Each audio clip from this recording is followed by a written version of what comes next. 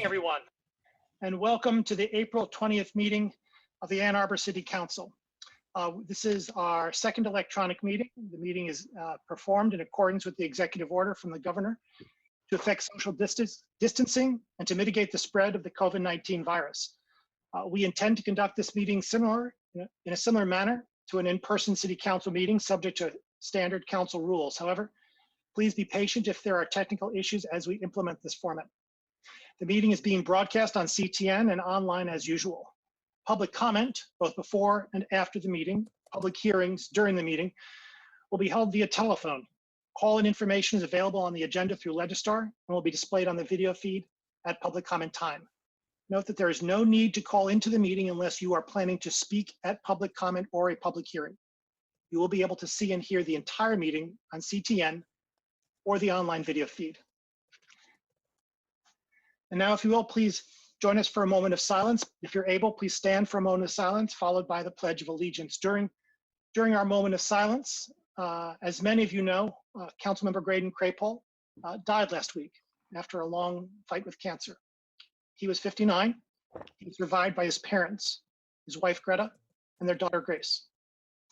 During our moment of silence, I'd ask that we reflect on Councilmember Crapol's service, life, and family. Councilmember Crapol was a friend, council member. He was Marine, husband, and his father. He was a kind man and a true man, profoundly decent and thoughtful, a person of great strength, diligence, and integrity. He loved and was 100% devoted to his family, his community, and his country. He'll be missed and remembered with deep admiration and affection by all who had the great fortune to know him. Councilmember Crapol was one of the good ones, and we are lesser for his passing. I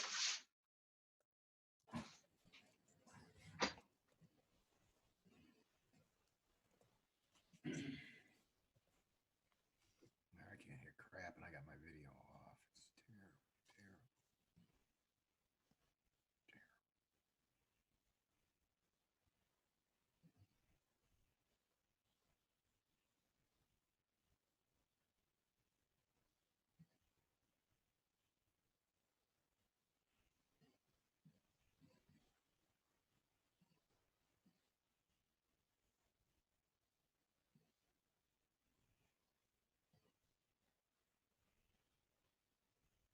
Thank you. And now please the Pledge of Allegiance. I pledge allegiance to the flag of the United States of America and to the republic for which it stands, One nation. one nation, indivisible, with liberty and justice for all.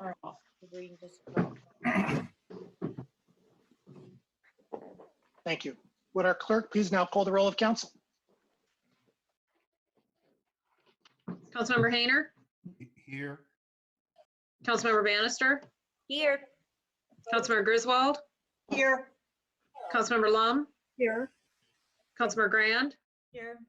Councilmember Ackerman, absent, Mayor Taylor, Here. Councilmember Eaton, Here. Councilmember Nelson, Here. Councilmember Smith, Present. Councilmember Remlawi. Here. We have a quorum. May I have a motion please to approve the agenda? Moved by Councilmember Smith, seconded by Councilmember Ramalawi. Discussion of the agenda. All in favor? Aye. Aye. All opposed? The agenda is approved. We have communications today from our city administrator. Yes, Mayor. I wanted to make sure everybody was aware that the city, in partnership with Summer Festival, was able to organize a virtual Earth Day celebration this coming Wednesday. It's going to be all day long. It's a family-friendly event from, I believe it's 9 a.m. to 8 p.m. So you can find the information about that on the city website by going to a2dove.org and searching on Earth. Also, I've had a number of questions about compost collection this year. And while we have been collecting the carts, starting tomorrow, staff has been able to respond to your request to have a drop-off location. So starting tomorrow from 8 to 4, Monday through Friday, residents can drop their compost off on the Platte Road location, just south of the dog park entrance. I want to also remind you that the road construction season is going to be starting soon. We anticipate those projects to start at the beginning of May, soon after the stay order is lifted. If you're interested in learning about which roads are going to be affected, because there's a lot of roads this year, you can go to the city's website again and search for road resurfacing. You'll come to a website with a full list. I also want to inform you, the city staff has been meeting along with the mayor in our emergency operation protocol for some time now. We're continuing to do that. As we do that, we're coordinating all the different operations of the city and have some interface into the other EOCs that are active. We're also starting to plan for what reopening looks like. Reopening will not be the same as we were before for a number of reasons you can imagine, but we are planning for that, and you'll learn more about that as we continue our plans. Lastly, I do want to remind all the residents who happen to be watching to continue to stay vigilant on this Stay Home, Stay Safe initiative. It is making a difference, and we're starting to see that in the number of hospitalizations and infections. That's all. Thank you. We now have an introduction, the city administrator's presentation to council of the proposed fiscal year 2021 city budget. Mr. Crawford.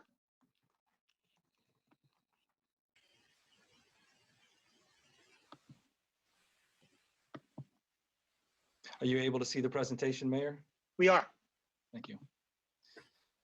Okay, so tonight I want to, the plan for tonight is to give you an overview of the fiscal 21 budget presentation.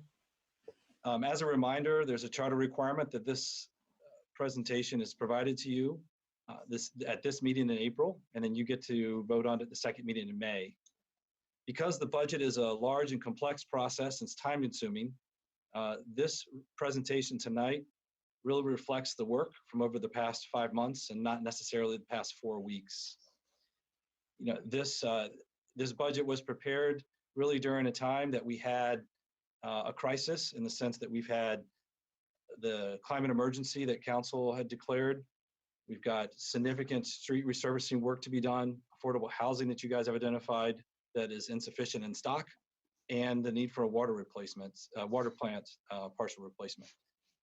In the midst of all that, we then have this disaster of the pandemic.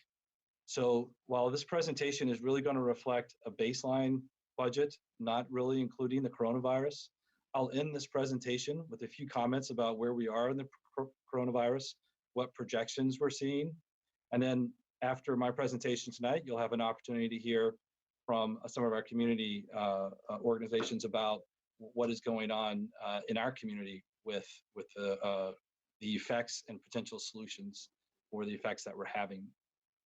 So moving on, in this presentation, I want to remind you, this is the second year of a 2-year plan. So that's developed by taking the existing activities we have and moving them forward a year, and then adjusting, making some adjustments because it was the second year in the plan. All of the documents, this document you're going to see, your draft budget book, which is now available to you both electronically on the web and a hard copy if you've requested that, are already available in your inboxes or online. As a brief overview of this budget, I want to talk about the general fund first. The general fund's recurring revenues are projected to increase 3.6% in fiscal 21. That is largely driven by the property tax receipts, which projected to increase 3.8%. 1.7% of that is from net new construction and investments in personal property. The rest is from the consumer price index, kind of the inflation increase. We've assumed that the state shared revenue, or what we call CBTRS, is assumed flat from a recurring basis. You may remember that as a existing practice, we're growing into having some non-recurring or one-time revenues available, and that totals $247,000 this year, as we've had that take effect in fiscal 21. So the total one-time revenues for fiscal 21 are about $1.26 million, and those one-time sources are coming from the fire protection grant monies that we received, the portion of state shared revenue I just mentioned, and some other smaller reimbursements.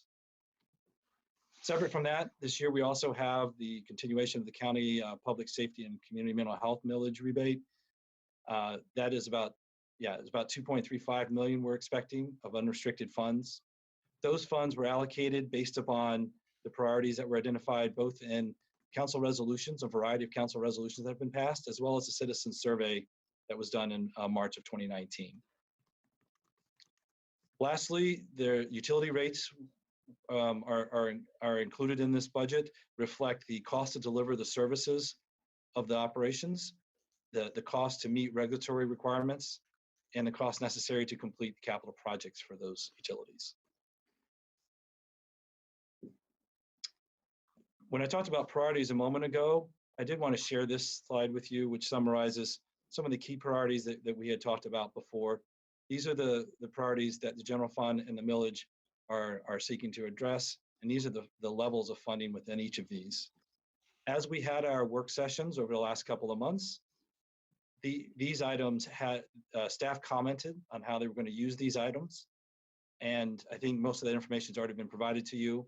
But I wanted to summarize what those impacts were. If you have additional questions on anything in this presentation, there'll be a time I'll discuss that at the end that you can ask those questions. Then stepping up out of the general fund and looking at the total city budget, this city budget is a total of $468 million. About 25% of that is in the general fund, 114 million. And the next biggest chunk is in our enterprise funds at 121 million. All of the funds meet their policy guidelines for fiscal 21. And if this budget were approved as recommended, the typical taxpayer would see an increase in property taxes of $6.99 a month, or about $84 a year. In addition to that, if it was approved, all the utility rates were approved, they would see an increase of about $5.36 per month, or about $64 a year to support the utilities. On the general fund, delving into that, I'm going to go into that a little bit more detail, since that is an area that gets a lot of discussion. This first section here at the top takes the existing operations from last year, or fiscal 20, and looks at them forward, adjusting for economics. And what you'll see is there's a $500,000 recurring surplus. This is a good position to be in, and it's not always what we've had. That is a good position going into this year.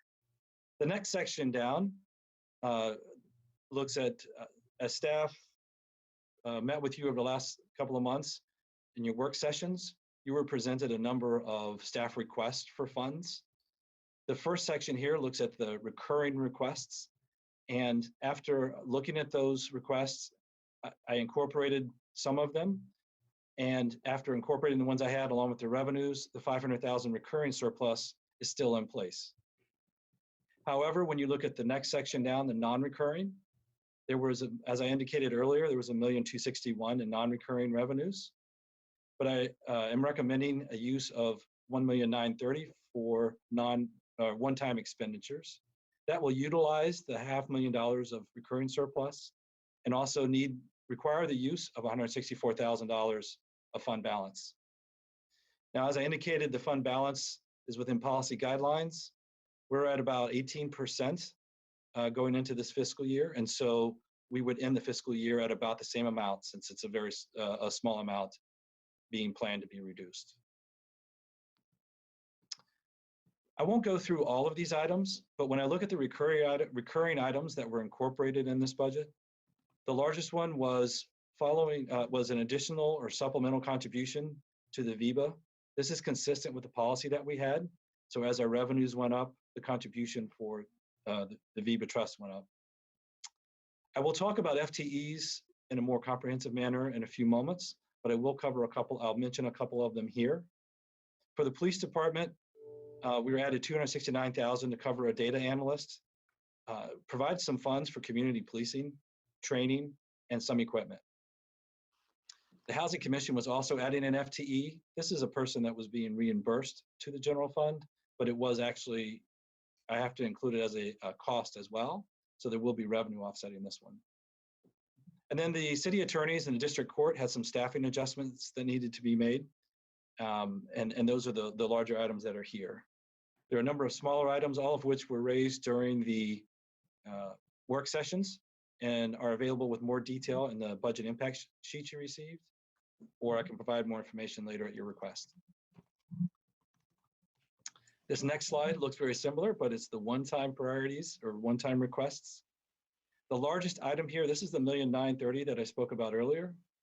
The largest requests are a couple of capital projects for to pave Hollywood Drive and for a path on Ann Arbor Saline Road. Both of these projects total $654,000. These are projects that would have a special assessment against them. So a majority of the funds would likely be reimbursed from the neighboring property owners, but they do need to be fronted from the general fund if we proceed with these projects. The next biggest item was really for the fire department. The fund, $365,000 represents sufficient funds to develop some architectural plans for a fire station, to do renovations at Station 1, and provide modernization of their software, and again, some equipment repairs. In our non-departmental area, you may recall that we've had a sinking fund now for several years, where we're trying to set aside the funds necessary to maintain the buildings that we have. That fund we have not been able to fund that at the full amount that we had wanted to on a recurring basis. I, again, did not do that here, but I have put in $92,000 as a one-time in order to get that up to the level that we wanted. So it will receive the funding this year, but we do not have, I did not program as recurring that amount. In addition to that, I have an overhire program request of $160,000 to help with the city's ongoing succession planning efforts.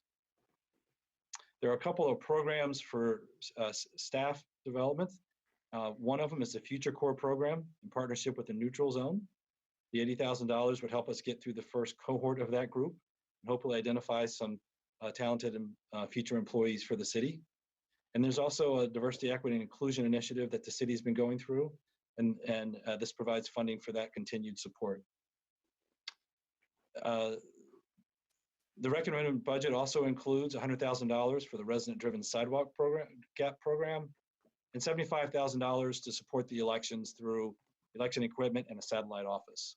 The rest of the items, again, are in the impact sheets. I won't review them individually, but happy to discuss them at a later time if you have questions. In regards to full-time equivalent employees, this chart seeks to illustrate how the employees change moving from fiscal 20 to fiscal 21. And when you look at fiscal 20, when it was originally adopted, during this fiscal year, there were 2 FTEs on the first line that were already approved in fiscal 20. Those are now being rolled through here so you can see what the impact is.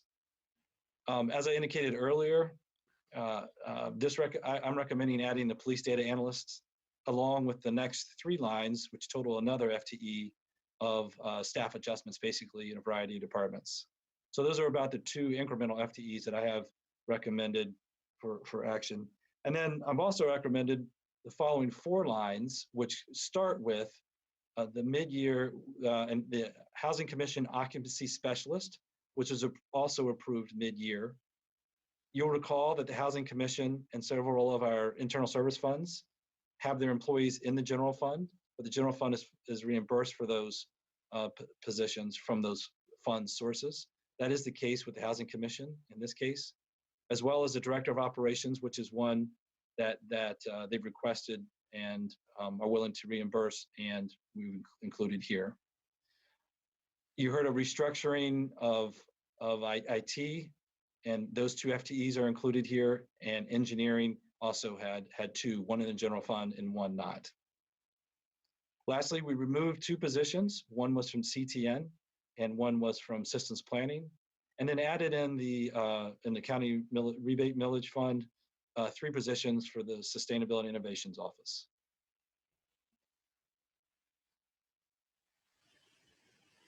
Moving on to utilities.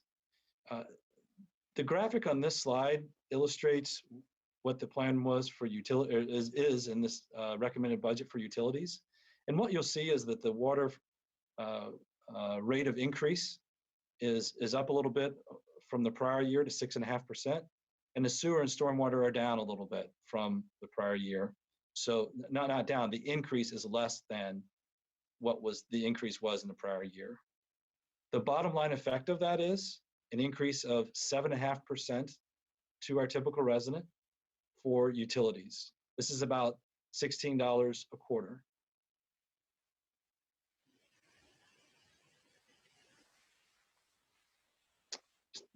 Again, stepping back and looking at the total city budget, these are all funds combined. Thought it was useful to illustrate where the largest part of your money is going. This budget recommends, I'm going to go down toward the bottom there, the utilities have a $60 million in total. That is your largest expenditure, given the amount of capital and other needs in that area, as well as operations. And then police, street repair, and paying down various debts make up some of the other highest allocations of resources in this budget.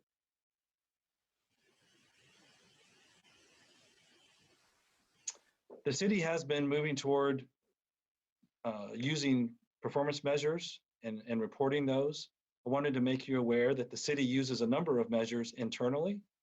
These are used in our quarterly performance reviews that we have internally. We've also been moving forward with what we call storyboard metrics, which provides some insights to the residents of the activities and the results that staff work toward and have been achieving. These metrics still need some updating on our website, but I wanted to draw your attention and give you a sample of these. We will continue efforts to improve our performance measures as we go forward. And as far as next steps in the budgeting process, there are a few key dates that are coming up. The May 4th council meeting is where the public hearings on the fees and the budget are scheduled, followed by May 8th, which is the deadline we'd like to have for all of your budget questions so that we can respond to them appropriately before you then consider the budget on May 18th. If you anticipate having budget amendments, we ask that you get draft those and help us get those to us so we can help you with them by May 13th. That would allow us the time to ensure they're in place and we have them prepared for publication on May 18th. And that is really what I wanted to cover on the fiscal 21 budget. I do now want to take a couple of minutes to talk about the effects of the coronavirus, since there's a lot of work going on in that area, and we'll be providing you more information as it becomes available. So when Ann Arbor looks at the coronavirus impacts, we kind of first start with the short and the long term. The short term, we're considering fiscal 20 and fiscal 21. And what we see immediately are higher needs and lower revenues. The longer term, for fiscal 22 and beyond, we see some level of those two factors, higher needs and lower revenues, likely occurring. But also, if the financial markets don't rebound, we would see significant increases in retirement benefit contributions. Unfortunately, in this case, Ann Arbor is positioned to have a worse financial impacts than most other communities. And we're not used to that in this community because we've had the stability of the university, and we've been able to buffer. We don't have a large concentration of employment in other areas like we did back in Pfizer. Well, in this particular case, in this type of incident we've had, the city has, particularly the general fund, has a significant reliance on several sources of revenue which are being impacted. The revenues that we've focused most closely on lately are the Parks and Rec fees, and those operations are not really operational right now.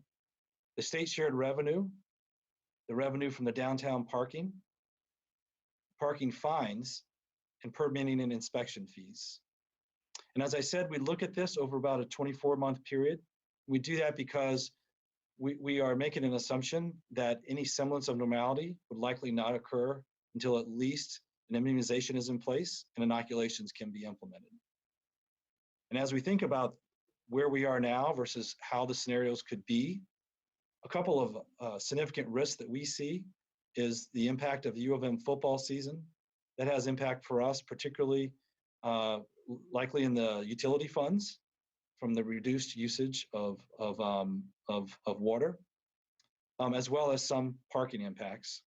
But also another U of M operation, if fall classes are moved to be online, that could also have a significant impact in the sense that the parking revenues and fines that the city have would also be impacted. That is really, those risks transpiring would really extend the amount of time that the city would have to deal with this rather severe downturn. It's important to point out that any recovery, or actually not any, but the recovery we will have from this, it will be a marathon and not a sprint.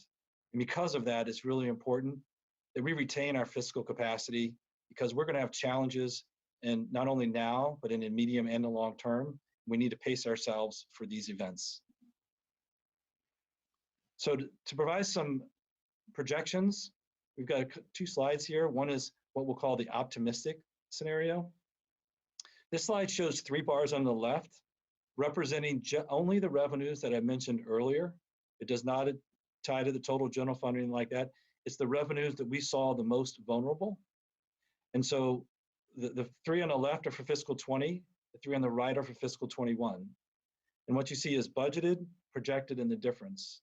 And so in our optimistic scenario, we see a potentially $4.5 million loss of revenues in these areas in 20, followed by about a $6 million loss of revenues in fiscal 21. These are very large impacts for a city our size. You may recall that our unassigned fund balance in the general fund going into this is about $16 million. If we look at our pessimistic scenario with the same format, the fiscal 20 impact is about $5 million, and the fiscal 21 would be $11 million. So staff is working on plans for this, and as I said, we'll share more information if we have it, as we have it. I do want to take that is all that I have for this presentation, but following this, we have arranged to have a few people speak to you about what the impacts of the virus has been, of this pandemic has been in our community. And that includes presentations by Neil Hajra, Pam Smith from the Community Foundation, Neil Hajra from the Community Foundation, Pam Smith from Washtenaw United Way, and Teresa Gelati from the county, followed by Paul Krutko from Spark. Mayor, that's all I have for this presentation. Thank you very much, Mr. Crawford. Let's move on to the next presentation as described.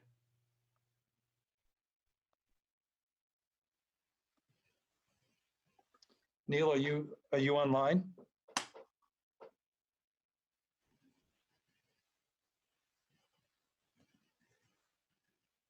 If you're on, Neil, can you please unmute your phone?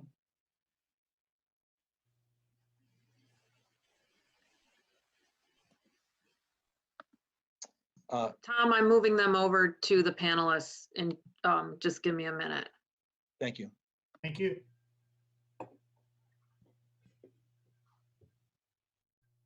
Hey, Tom, that wasn't the silent treatment. I wasn't elevated yet. Got it. You've been promoted.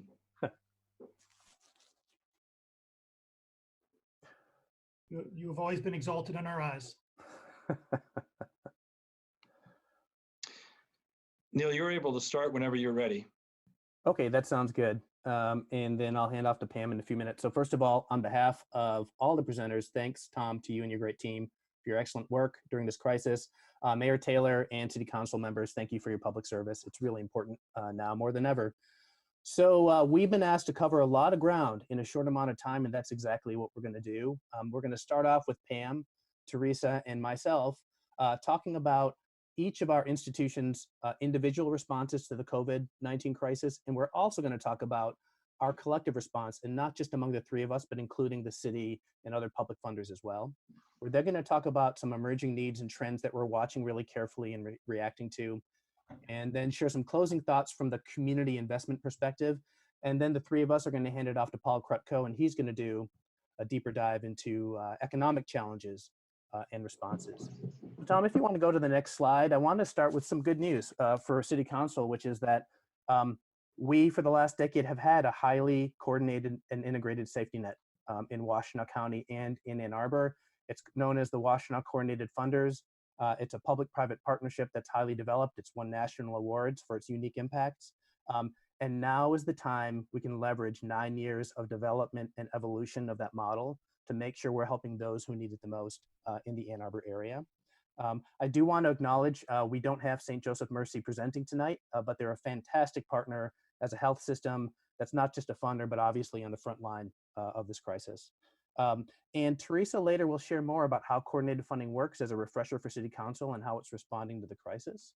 I wanted to hand it off to my colleague Pam Smith, President and CEO of the United Way of Washtenaw County, to talk about the United Way's specific response to the crisis so far.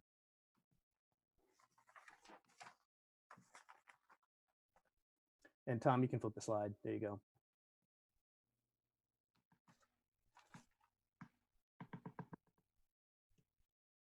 Hey, and if we're waiting for Pam, we can skip ahead one slide if you'd like, Tom, and I can start with my, why don't we start with the foundation?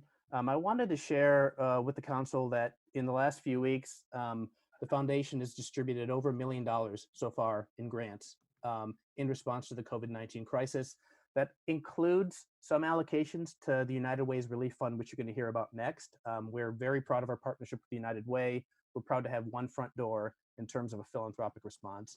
In parallel with our granting, we've launched a $500,000 loan program for nonprofits because we need to maintain the strength of the local nonprofit ecosystem in order to maintain the local social safety net.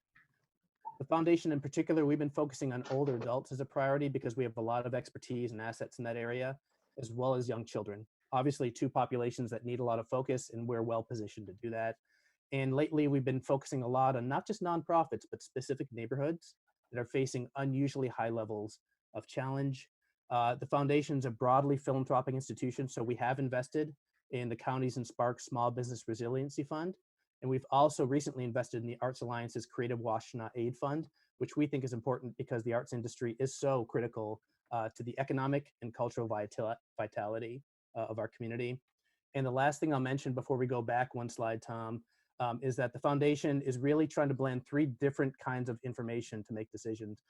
General data from a lot of sources, institutional feedback from just dozens and dozens of nonprofits, as well as our public partners, and also talking to folks in neighborhoods about what they're facing, putting all that information together and making ongoing, evolving strategic decisions on how our grant and loan dollars can best benefit the community. And with that, Tom, we'll go back one slide and I'll hand it off to Pam. Yeah, I believe she's been promoted and she should have audio and video. Yay. Can you hear me okay?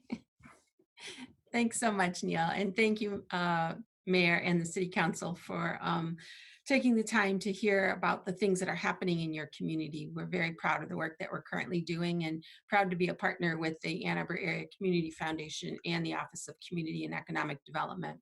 So many of you may know that when the pandemic first hit, we announced a goal of $250,000. And within just days, we knew that that was not going to be enough as the pandemic unfolded.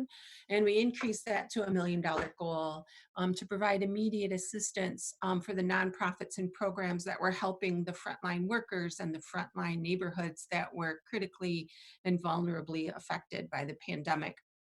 So the $1 million fund, I am happy to tell you, it will be officially announced on Wednesday that we have indeed met our $1 million goal. So we're very, very happy about that. But what we're most proud of is within 2 weeks of the grant portal being open, we had distributed almost $700,000 of that back out to the community, to the highest need areas, and to the programs that were doing frontline critical work in our community. Another thing that we wanted to make sure you knew about is volunteerwashtenaw.org is run by the United Way, and it brings together thousands of volunteers throughout the community in partnership with not only the University of Michigan, but EMU, the Eastern Michigan University students as well. So we mobilize not only the community, but we're mobilizing all of the students as well. The volunteerwashtenaw.org website has a COVID-19 relief fund, a COVID-19 relief resource so that people that want to volunteer can. And the other thing I wanted to mention is 211 is a 24/7 call system funded and supported by the United Way and the county as well. We've handled thousands of calls already. Priority calls we can delineate by zip code for you if you are interested. The calls that are coming in right now are mostly for food access, and housing.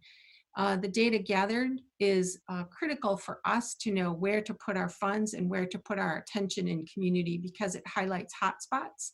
And so that is something that we'll continue doing. 211 call system is always available, but it is especially always needed during times of crisis. So I'm at my time, and I'm going to hand it off to Teresa Gelati from the Office of Community and Economic Development.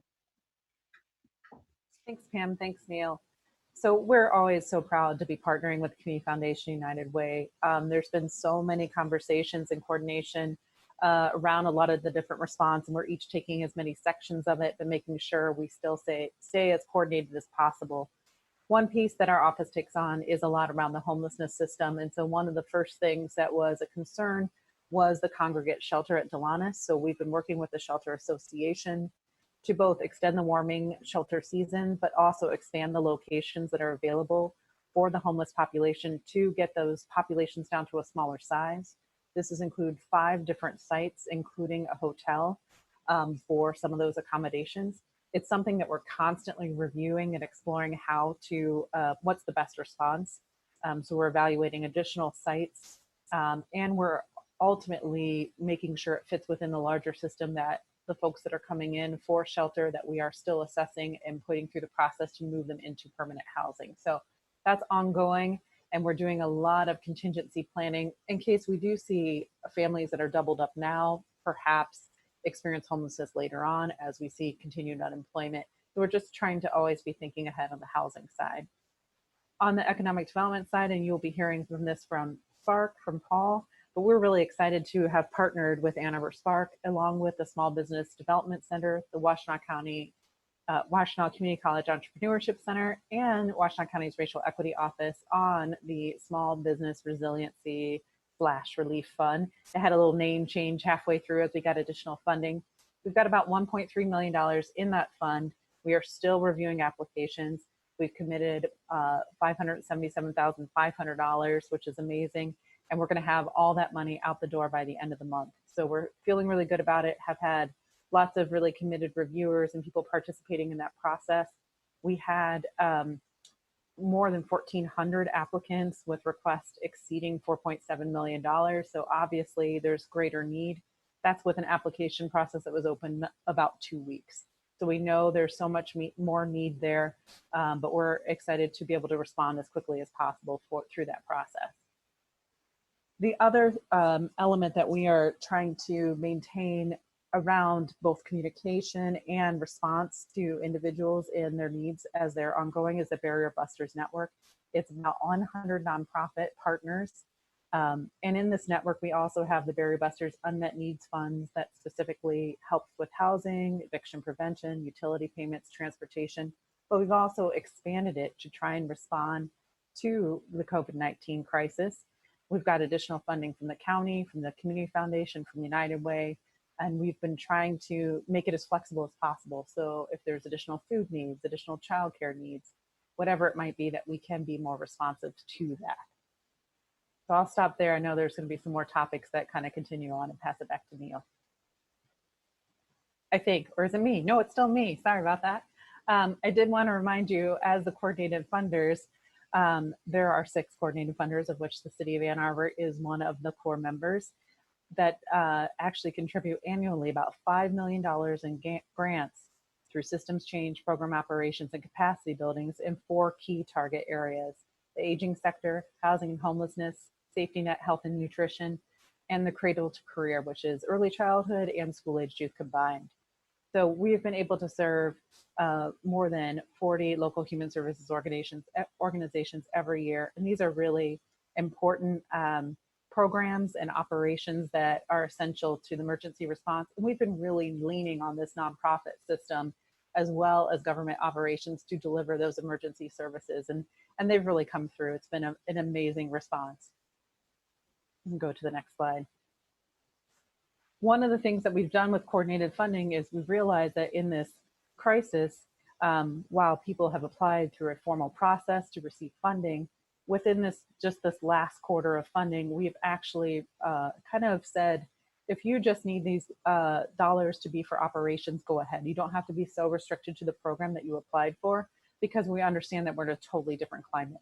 It's something we've done for this last quarter of funding, and we're also exploring whether or not we want to do it for the next year's funding, understanding that we'll be responding to the COVID situation for, 3 months, 6 months, a year at least into the future. So we want to have those agencies that are doing so much of the work and the response be able to have that flexibility so that they continue the work that they're doing. Now I'll hand it back to Neil. And I'll hand it right over to Pam.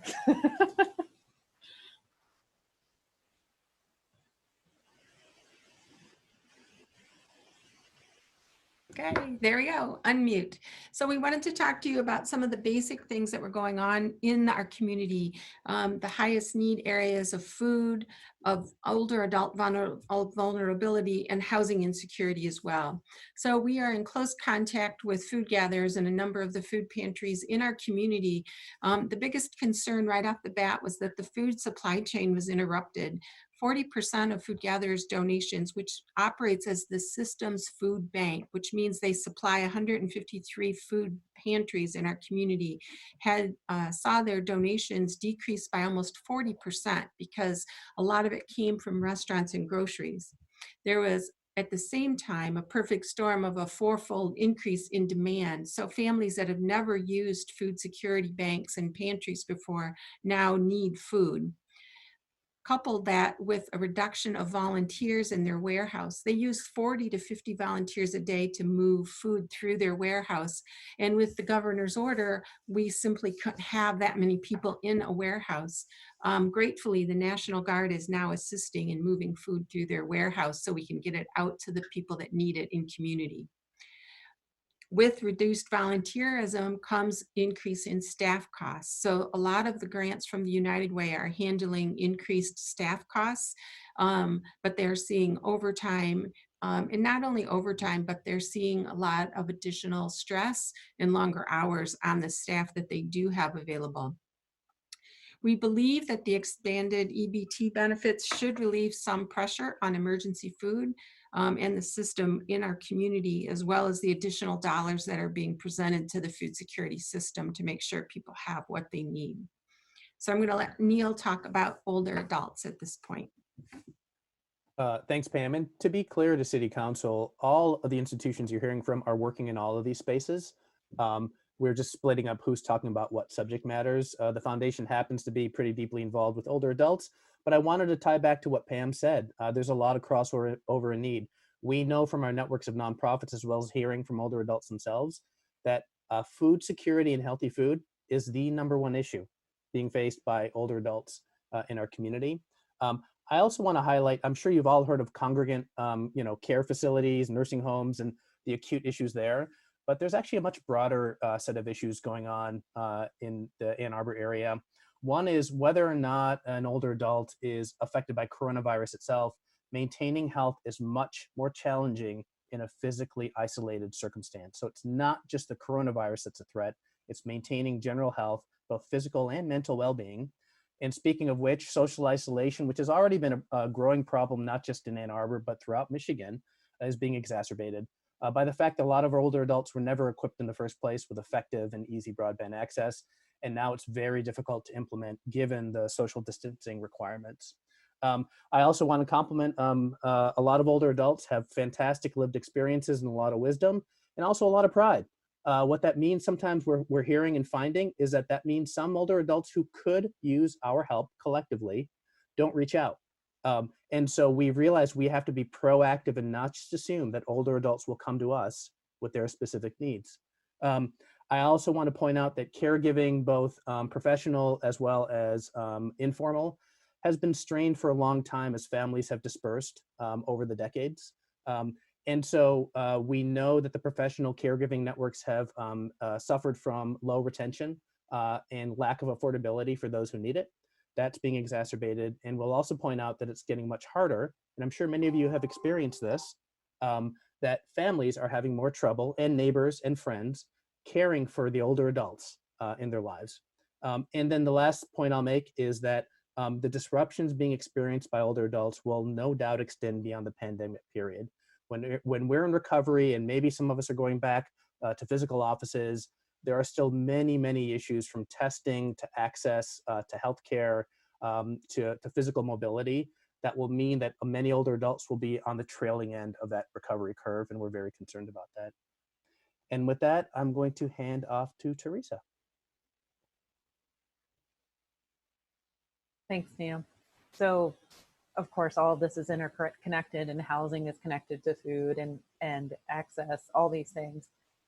One of the things that we've been tracking very closely, and I'm sure you all have too, is while we have this great state eviction moratorium that has now been extended through May 15th, and also a moratorium on federally backed mortgages, which extends through August.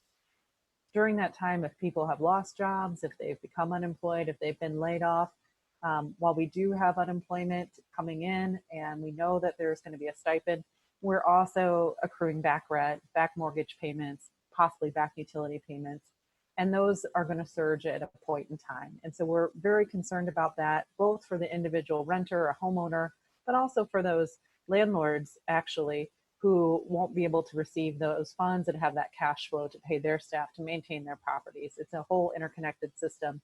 And it's one of the things that is an issue nationally. Legal Services of South Central Michigan is putting together an updated document that they'll be sharing out this week that specifically now has access to, they and we all do now, the database of all the federally backed mortgages, as well as a map of that. So we'll be able to share that more broadly for folks to understand if the property that they live in has that federally backed mortgage and has that protection through August.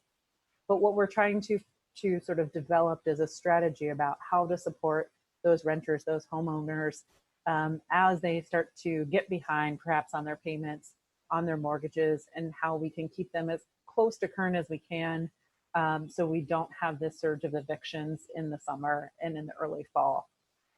It's one of the things that's probably one of the most challenging nuts to crack, because it is everywhere and it is throughout the country, and it's really going to need state and federal support, but we're going to do what we can locally to figure out the best approach.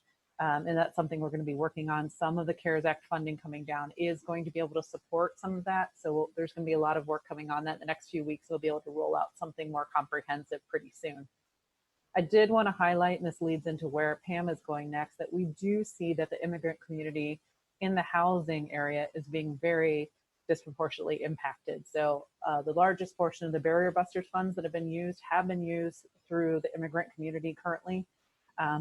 We are seeing that sometimes they don't have traditional leases, so they're not protected by the eviction moratorium because maybe they don't have a lease, maybe it's now month to month.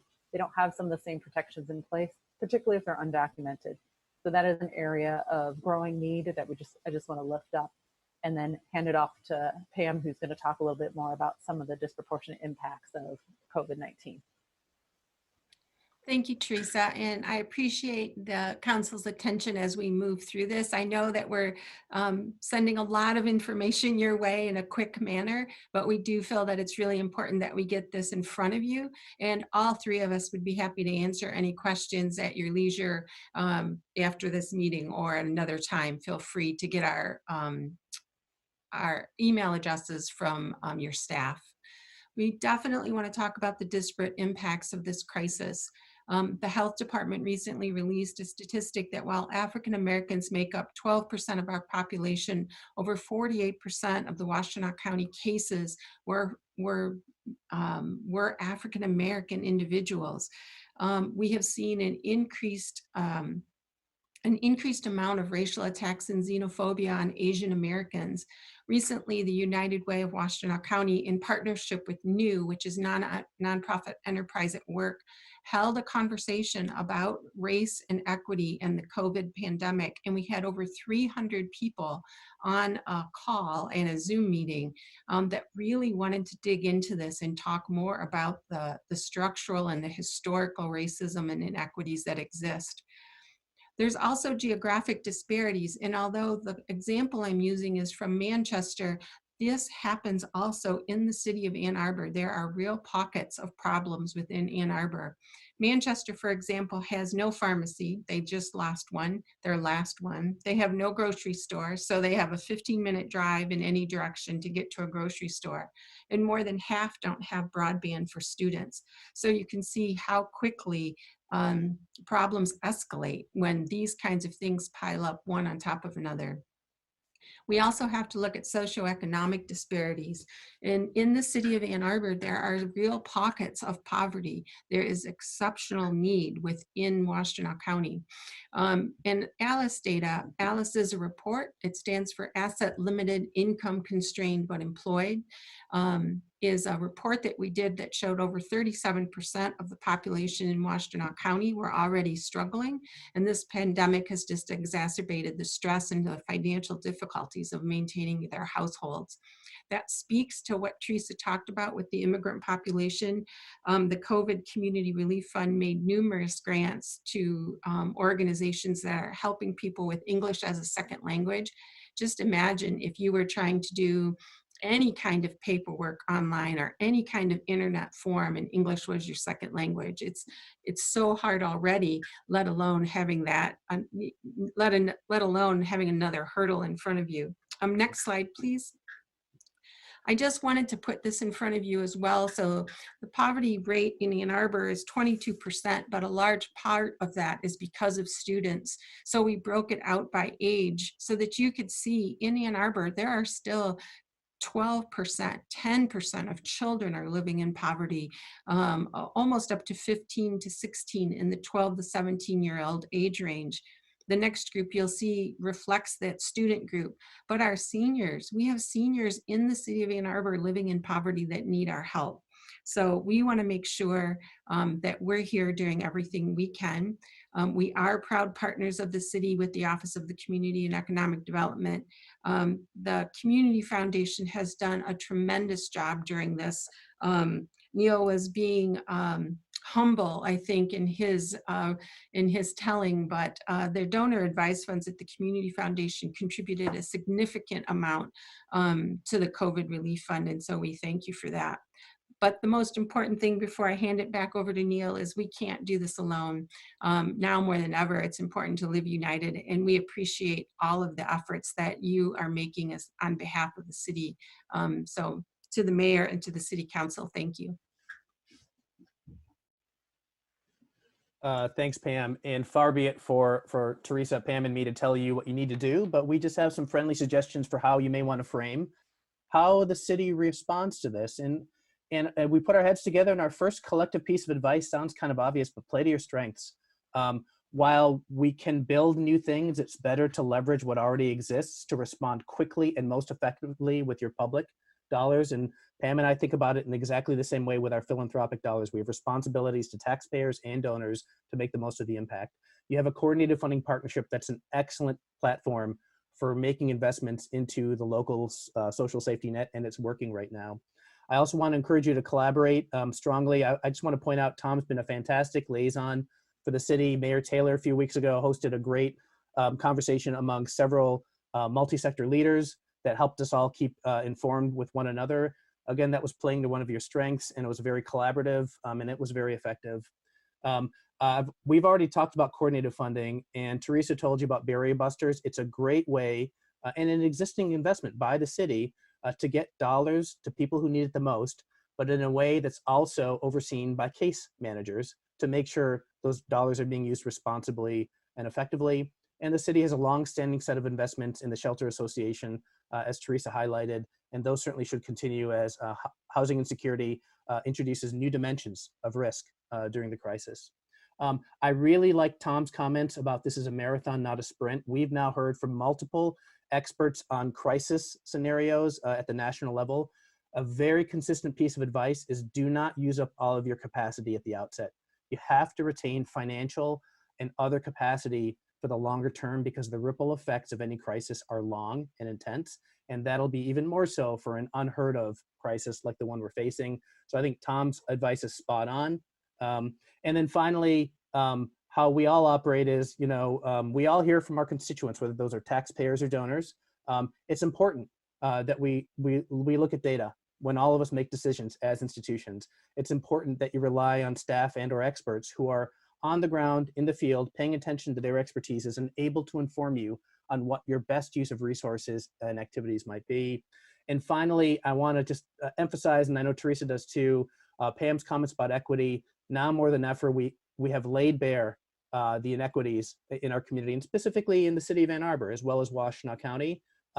And so as you make hard decisions, and all of our decisions are hard these days on how to allocate resources, we all encourage you to keep equity in mind, because the reality is the data shows that some are affected much more than others. And that's not to say that everyone isn't suffering. Everybody is, but there are inequities in how this crisis is affecting people's lives. And with that, actually, we wanted to shift gears a little bit, and I wanted to hand it back to Teresa to talk a little bit about the Office of Community and Economic Development's economic development work in addition to its community investment work.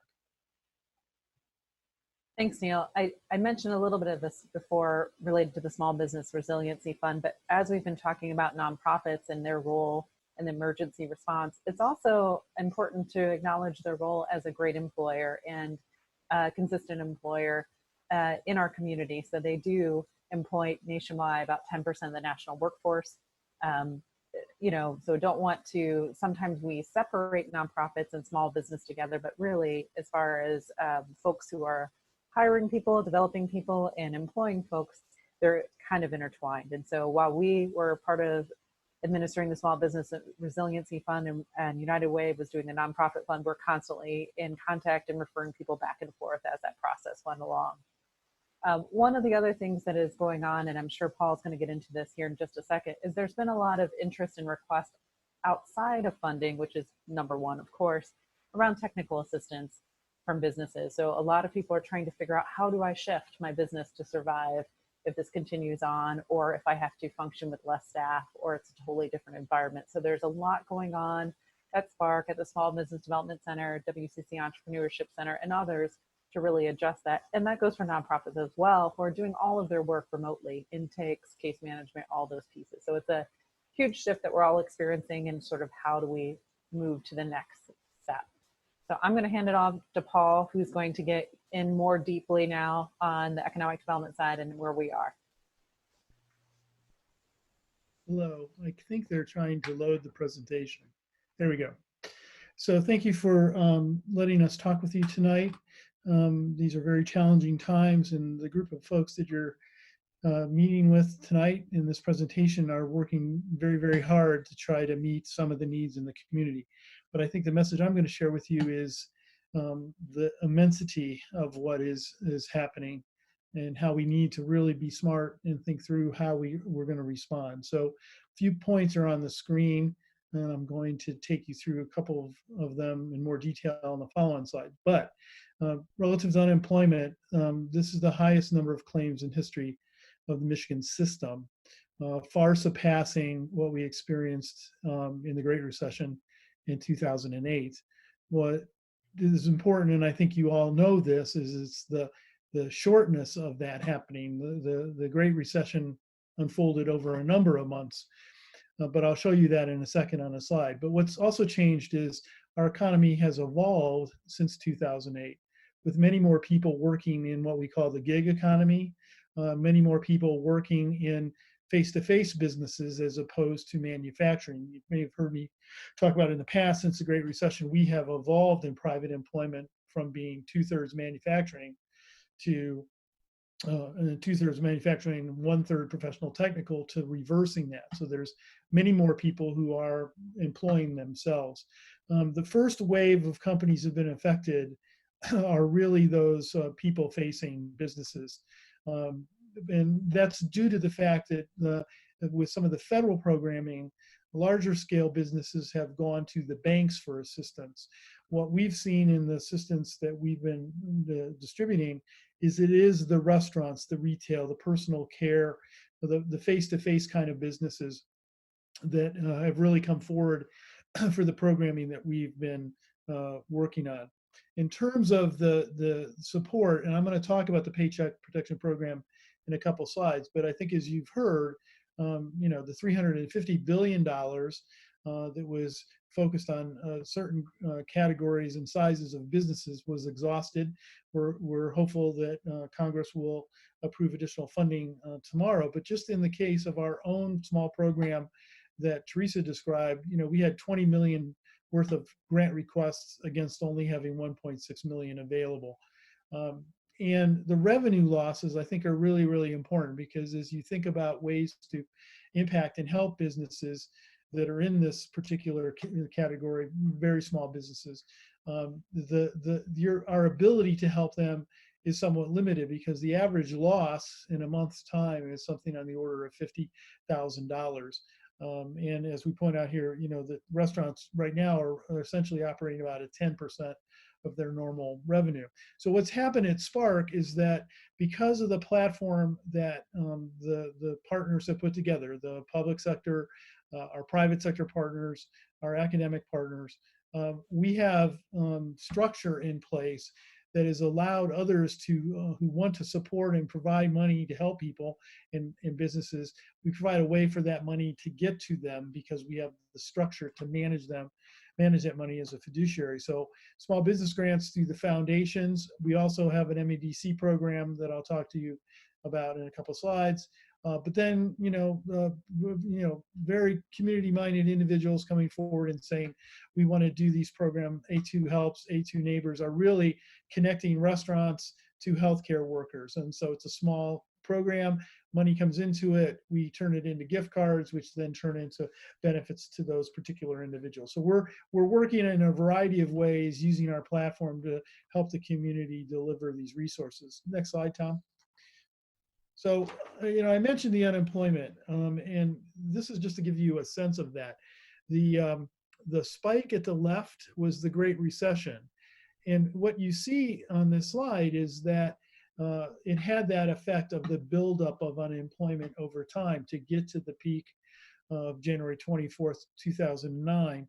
You go to the far right side, what you see is that it not only is our peak now higher in the state of Michigan than it was in 2009, but how the claims came in rapidly all at once is quite a different experience. So basically, the claims that we had in 2009 over a long period of time were surpassed in almost 1 week's time in terms of this recession. To scale it for us, we don't have a picture into Washtenaw County unemployment yet. We will get that soon.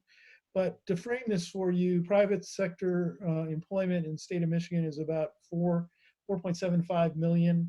Private sector employment, the university is not in that category. In Washtenaw County is about 195,000. So we're about 4%.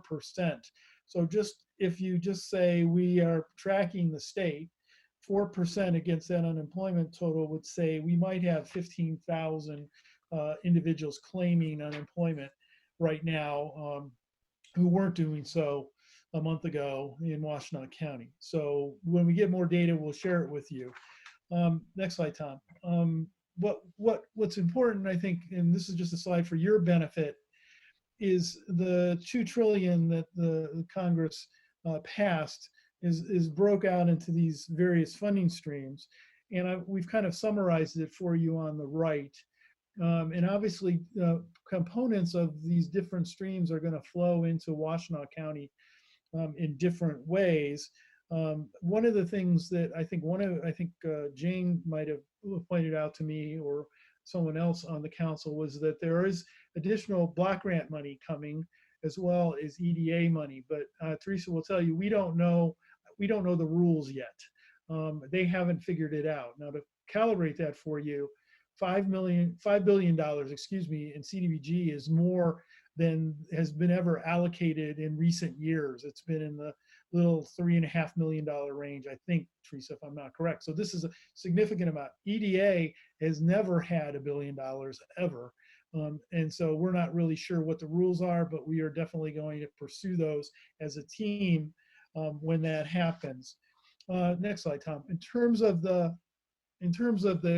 CARE cash, the money that's going to individuals, I don't know if you've seen this data, but I thought I would share it with you. There was an analysis put out county by county around the United States. For Washtenaw County, the checks that are coming and coming in waves, if you will be about $259 million. You can see on the screen that's about $1,800 per household, and we expect 140,000 households in Washtenaw County will be receiving funding from the CARE Act. In terms of the Small Business Administration, next slide, Tom. You've heard about the Paycheck Protection Program and these various SBA programs. What we're doing at Spark is we are working with companies and connecting them to these resources. I'm sure you're all following the media. There's some real concern about the rules around these programs, and is the money getting to the kinds of businesses that it needs to get to? And that's something that I think is being debated in Washington as we speak. But I wanted to give you a sense that if they refund these programs, we're expecting another $310 billion in the Paycheck Protection Program and $60 billion in the Economic Injury Disaster EDL program. What I want to share with you is I don't have a window into what all the banks are doing in Washtenaw County, but I do have a window into what the Bank of Ann Arbor has done. So under the Paycheck Protection Program, Bank of Ann Arbor has made loans to 583 clients and for a total of $195 million. And to put that in perspective, Bank of Ann Arbor in the past was not a Small Business Administration lender. When they structured this program, they gave that authority out to community banks for the first time.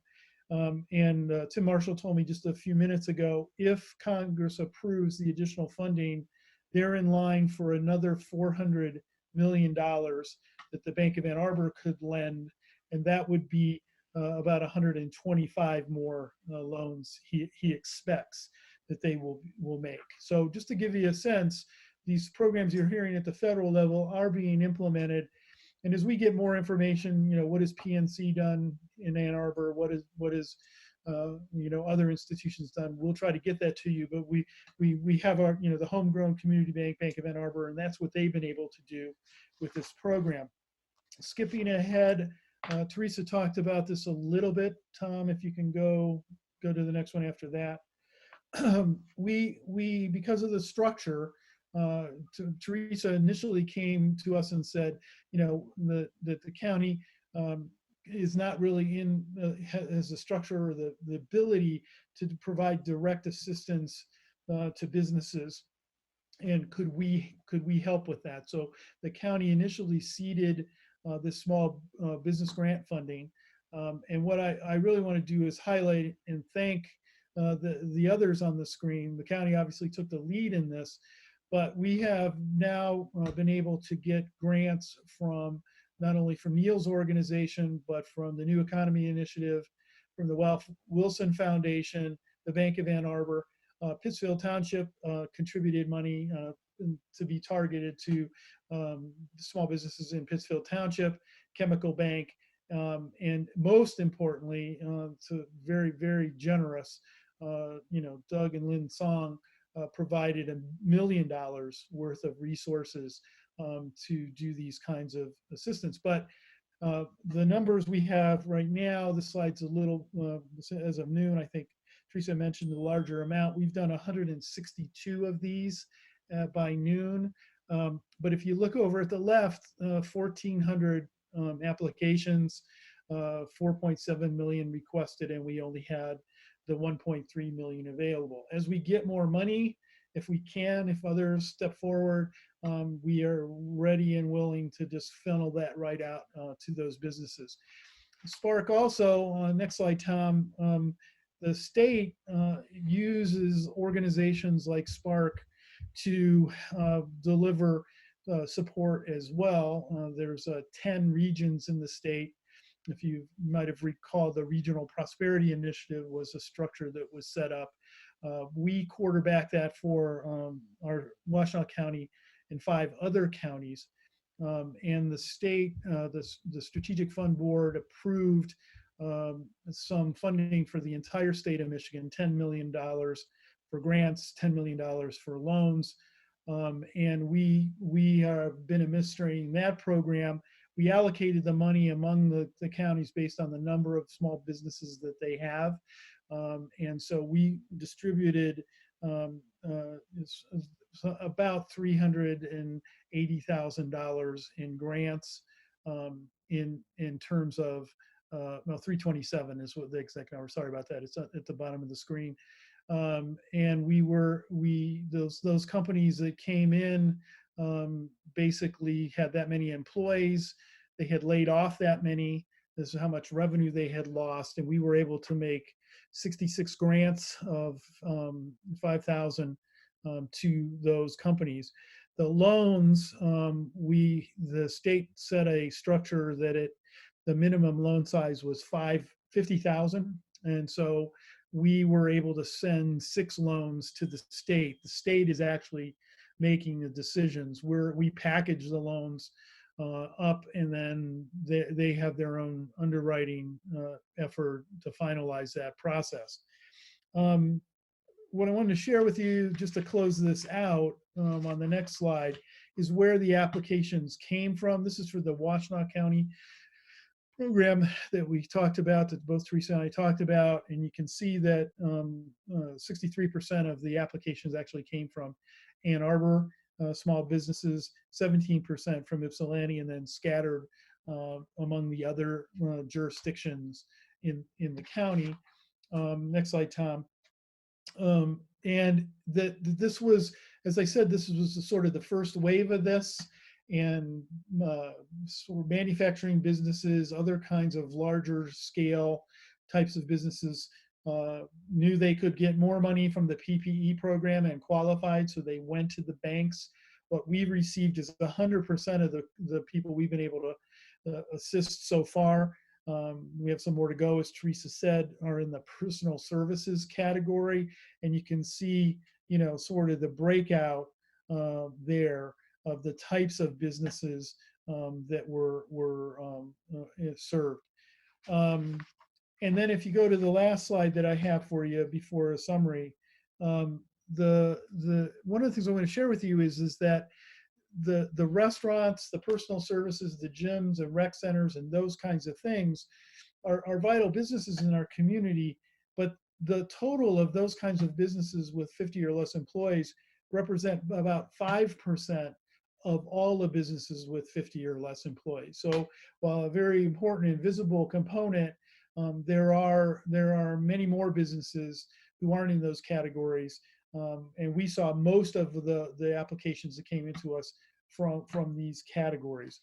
Finally, just on what we're doing, and I'll close myself out, and then I guess we're open for questions.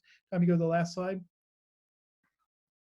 So, this is sort of what we're working on, and wanted to share it with you because our role is a bit in preservation. It's going to be restoring, and it's then going to be trying to help companies grow coming out of this. So we, as Teresa said, we have resident, there's a lot of places people can go to connect, to find out, what should I do about this? What program is available to me? We've got a pretty robust website on those kinds of things. We're continuing, when anybody asks us, can you be the fiduciary for some resources that we'd like to get in the community? We say absolutely. My fiscal team at Spark has been doing that. We're all working remotely, but we've been able to accomplish this and get those resources out as soon as they come in. And just to share with you, there's still hiring going on in the community. I know that sounds odd in the context of the unemployment we're describing, but our job board right now has over 600 jobs that people are looking to hire. So, we've got to keep going in terms of that activity. There are still projects in the pipeline that people who had capital, who were going to make investments, are still, some of them are still going forward with projects. One you may remember that we've been working on for quite some time is the Wacker Chemical Research Facility. And that project is still in play and moving forward. KLA is still building their building, and there are things like that.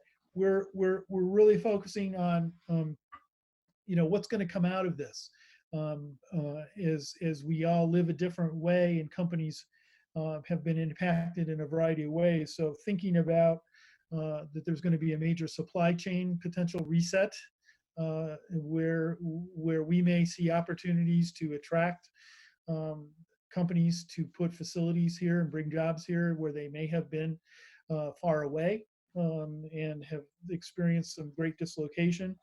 We think we need to get our handle around what the changes are going to happen in terms of the working a lot of us are doing at home, and what that may mean for the future, for real estate, for offices, for those kinds of things, and our communities that have high quality of life going to be competitive, very competitive in that world where more work is done at home and people have choices about where they can live.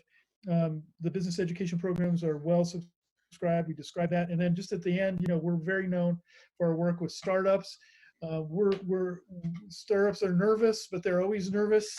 And we're working with them about how they can preserve their capital and extend their life and get through this to the other side and then continue in their growth pattern. So thanks for the opportunity to talk with you about this. As my colleague said, if you have questions, we've taken a lot of your time. If you have questions that you'd like to shoot our way, just please do so. And we'll be happy to respond. So thanks a lot for the opportunity. Excellent.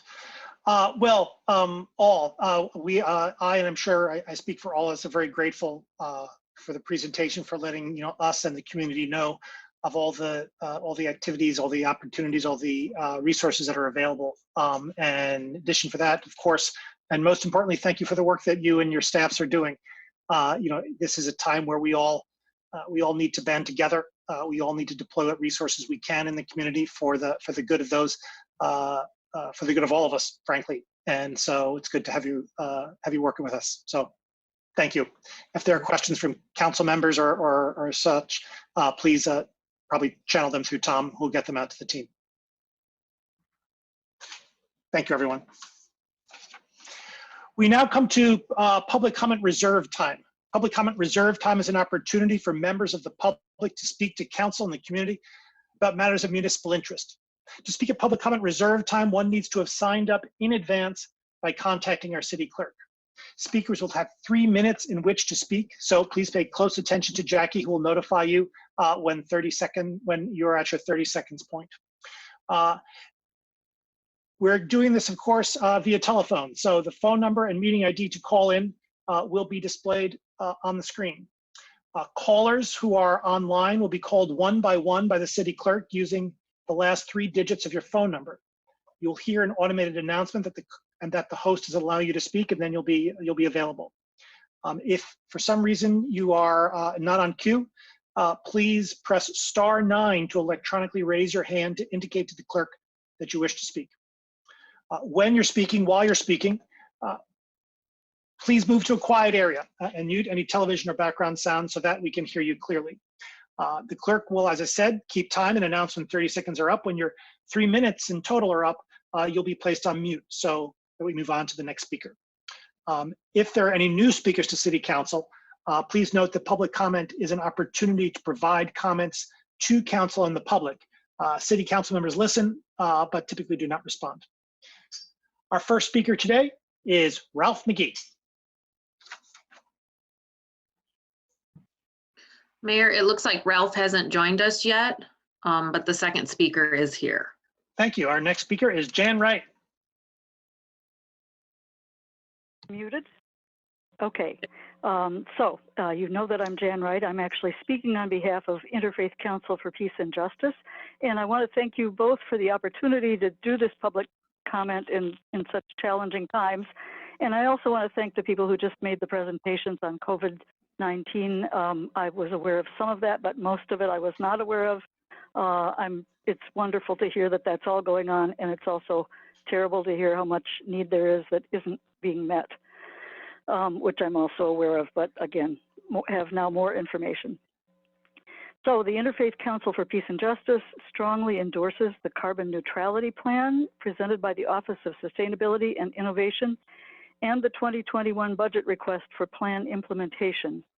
As an A20 partner, we've been involved in giving input from the beginning, and we very much appreciate the extent to which the process of developing the plan has included input from a large number of community members and experts, and the experts are also mostly community members.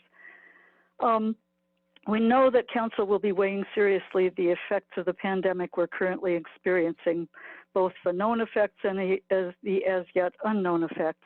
And this is absolutely essential to doing your job responsibly, and we appreciate it greatly. We urge you to treat the climate crisis with equal urgency, even while you are dealing with the pandemic. And we know that that's a very difficult and challenging ask. Even more than the pandemic, however, the climate crisis is creeping up on us slowly, but will eventually unleash problems far more severe and painful than those caused by the virus. Both the virus and the climate crisis call us to rethink our priorities. This will not always be comfortable, and it will ask you to take leadership far beyond what you probably thought you were signing up for. Each of these crises also give us the opportunity to focus on what is truly essential to a healthy, vibrant, and just community, a community that leaves no one behind.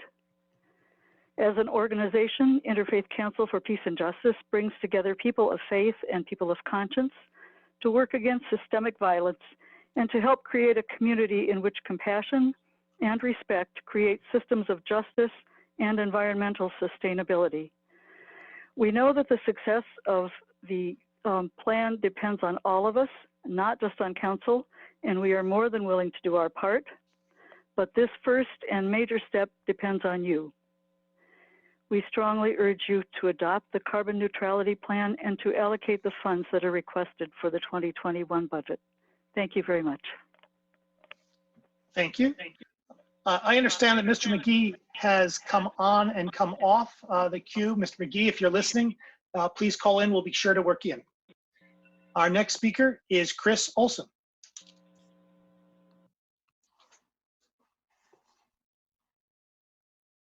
Hello? Hello, Yes, can please. you hear me? Absolutely, go ahead. Yes. Yes, thank you. I'm here representing the Climate Reality Project, which is an organization dedicated to catalyzing a global solution to the climate crisis by making urgent action a necessity across every level. And Washtenaw County Climate Reality is a local chapter with over 150 members. Washtenaw Climate Reality strongly endorses the carbon neutrality plan presented by the Office of Sustainability and Innovation and the 2021 budget requested for plan implementation. Climate Reality has been a partner with A20, and we've been involved in giving input from the beginning, and we very much appreciate the extent to which the process has included input from a large number of community members and experts. And we thank you for your work addressing the coronavirus pandemic as well. We urge you to treat the climate crisis with equal urgency. It's another hard to fathom threat that will eventually wreak even worse havoc than this one if we don't act now. Both the virus and the climate crisis call us to rethink our priorities. And this will be hard, as described at last meeting's presentations. But it will be necessary for local governments like Ann Arbor, in the absence of federal action, to take leadership.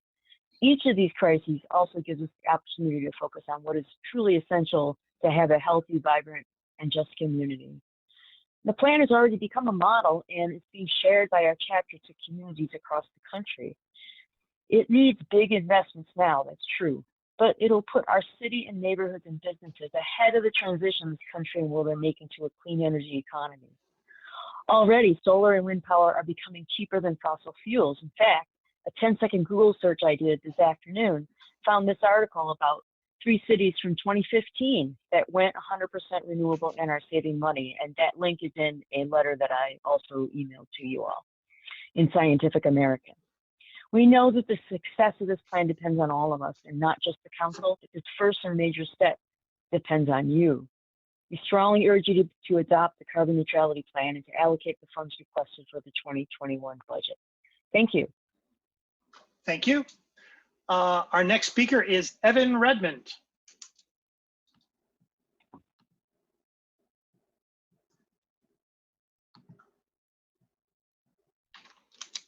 Hello, my name is Evan Redmond. I live on Whitewood Street in Ward 3, and tonight I urge you to pass CA 10.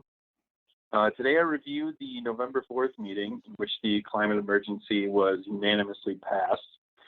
Co-sponsors of the resolution, were Ackerman, Grand, Rumlawi, Griswold, Nelson, and not only was Councilmember Eaton added as a co-sponsor, but also proposed the amendment that moved the deadline for carbon neutrality from 2035 to 2030. Councilmember Rumlawi said, quote, "If we are going to take this serious, there's no wiggle room and the stakes are high. Also, all you've got is your word in this life." Councilmember Lung called for, quote, "robust public engagement," end quote, and a need to invest in infrastructure. The A20 draft has received massive public engagement and calls for investment in infrastructure. Councilmember Hayner said, quote, "I hope this emergency declaration really means something, and I'm not one to shy away from radical notions." Councilmember Griswold said, quote, "Every decision we make has to consider the impacts to the environment." Councilmember Smith said, quote, "You, in reference to the public, have to push us to make hard decisions. We need to be held accountable," end quote. And that is what we plan to do this evening.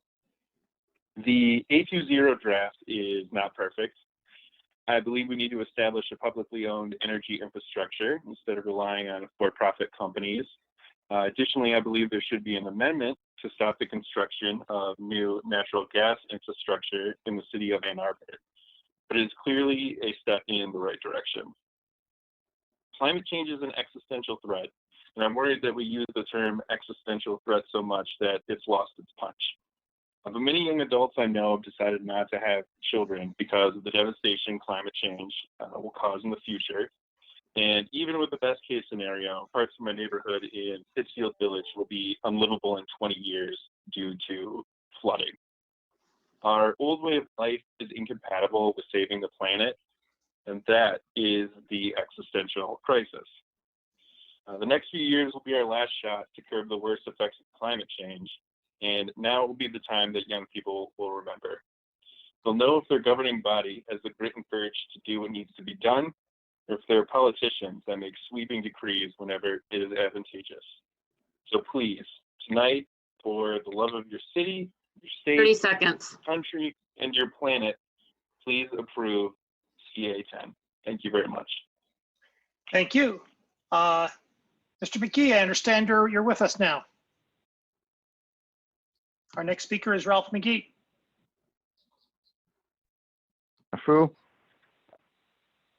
I would ask you my name is Ralph McKee, 1116 Red Oak. I would ask you to postpone or vote against the CA10, the A20 plan, and send it back to staff with specific direction to focus on cost-effective action that the city can actually do.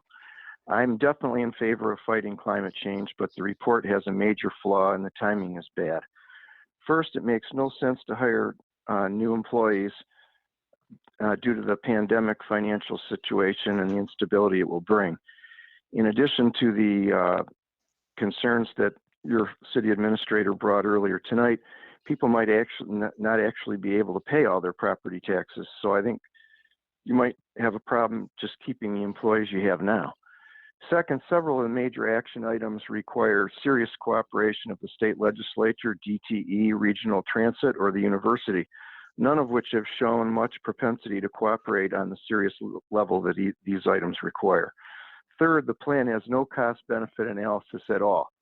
Take 4 items in the report: electric buses, electric city cars, park and ride lots, and commercial recycling. Total cost $272 million, which is more than 25% of the total cost contemplated. That would buy you a 2.3 reduction in our emissions. That's 118 million per percentage, 11.8 million for 0.1%, and 1.18 million for each 100th of a percent. Think about that. That's $1 million for 100th of a percent, 0.0001. From a cost benefit standpoint, that's awful. Think of how much affordable housing you could build for that, or how many solar panels you could put up for $272 million. I saw today on MLive a lot of discussion about how to obtain low interest loans to help low income residents to pay for energy efficiencies and so on. How about allocating some of that $272 million to pay for that? And finally, please don't characterize those who oppose the adoption of this report, whether on council or regular folks, as not caring about climate change. We do care a lot. But let's work on this in a way that makes fiscal sense. Thank you. Thank you. Our next speaker is Ken Garber.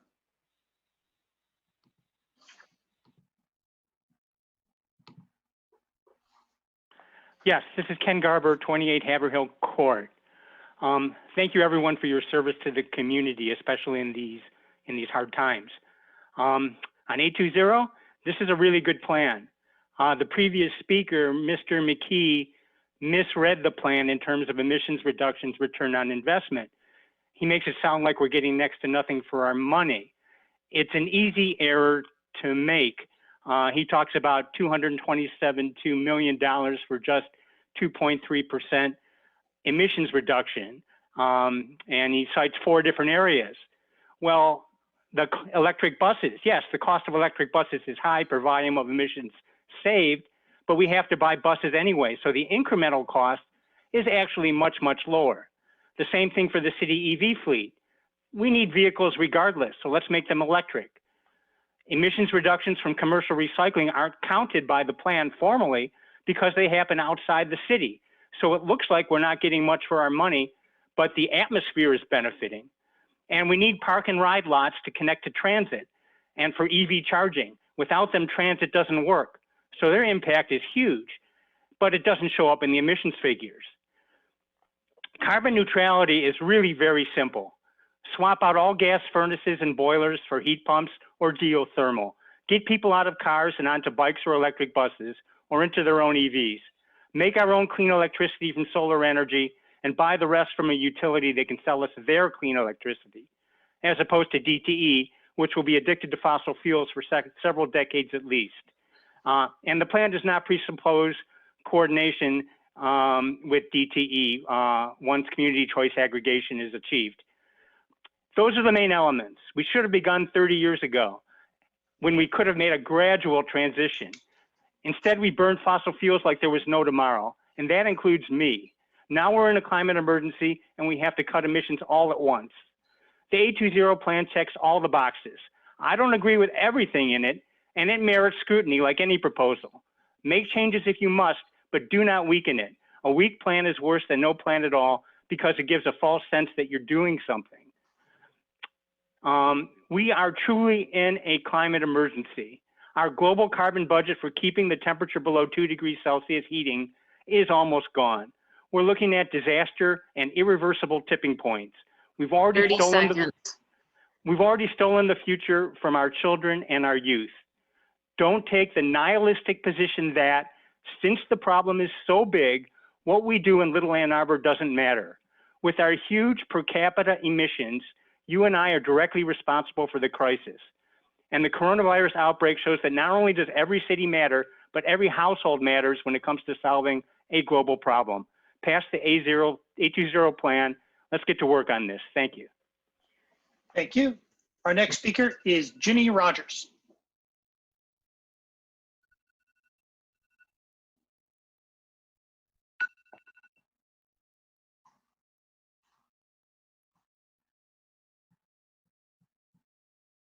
Ms. Rogers, you might be on mute. Sorry about that. Here she comes. That's all right. Thank you. Oh, okay. Hi, my name is Ginny Rogers. I'm a Ward 4 resident and a volunteer with Citizens Climate Lobby. Our organization, the Ann Arbor chapter, has also endorsed the A20 carbon neutrality plan, and we sent all of you a letter with that statement of support. Last November, you unanimously passed a bold resolution declaring a climate emergency and setting an extremely ambitious goal of carbon neutrality by the year 2030. In fact, you even amended the resolution to set an earlier target date. I commend you for that action. City staff, along with multiple expert advisors, worked extraordinarily hard over a short period of time to craft a comprehensive plan for how our community can achieve that goal. And tonight you will vote on whether to adopt the plan. I'm asking you to please keep your commitments and adopt this plan. Passing the resolution in November was relatively easy. But what is the point of making a bold promise if you are unwilling to do the difficult work that is required of your goal? Yes, it will be difficult and costly to transition our community off of fossil fuels. But we must compare that with the costs of failing to act. And the longer we delay, the more difficult and more expensive it will be to wean ourselves off of fossil fuels. I think there are many comparisons that can be drawn between climate change and the current coronavirus pandemic. They both demonstrate the importance of being guided by science, of the need to act before things get beyond our ability to intervene. And they both illustrate the inequalities in our society and disproportionate impacts to vulnerable populations. Coronavirus is obviously something we have to deal with right now, but unfortunately, climate change is not going away, and we don't have the luxury to ignore it.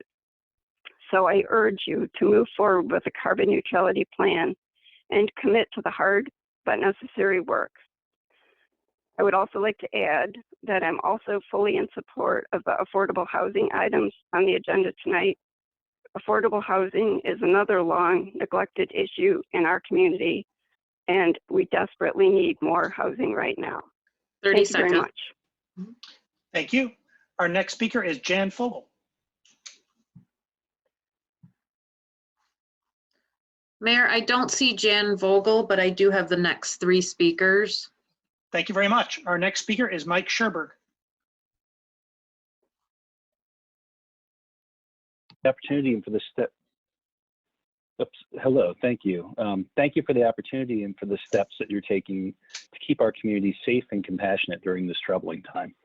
My name is Mike Schreiberg. I've been on the Energy Commission for approximately the last 10 years. I teach energy and climate at U of M, and I'm the Great Lakes Regional Executive Director for the National Wildlife Federation, which employs about 25 people downtown who work on climate resiliency here and around the region.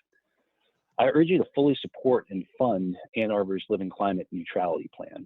We need to flatten the curve of climate change just as surely as we need to flatten the curve of COVID-19. In fact, they are related. This is not a business as usual moment. City Council has, over time, essentially asked the impossible of city staff and residents, beginning with the original Climate Action Plan, which was a great plan. I'm a bit biased since I was on the team that helped draft it, but it was never funded or focused on to any significant degree until recently.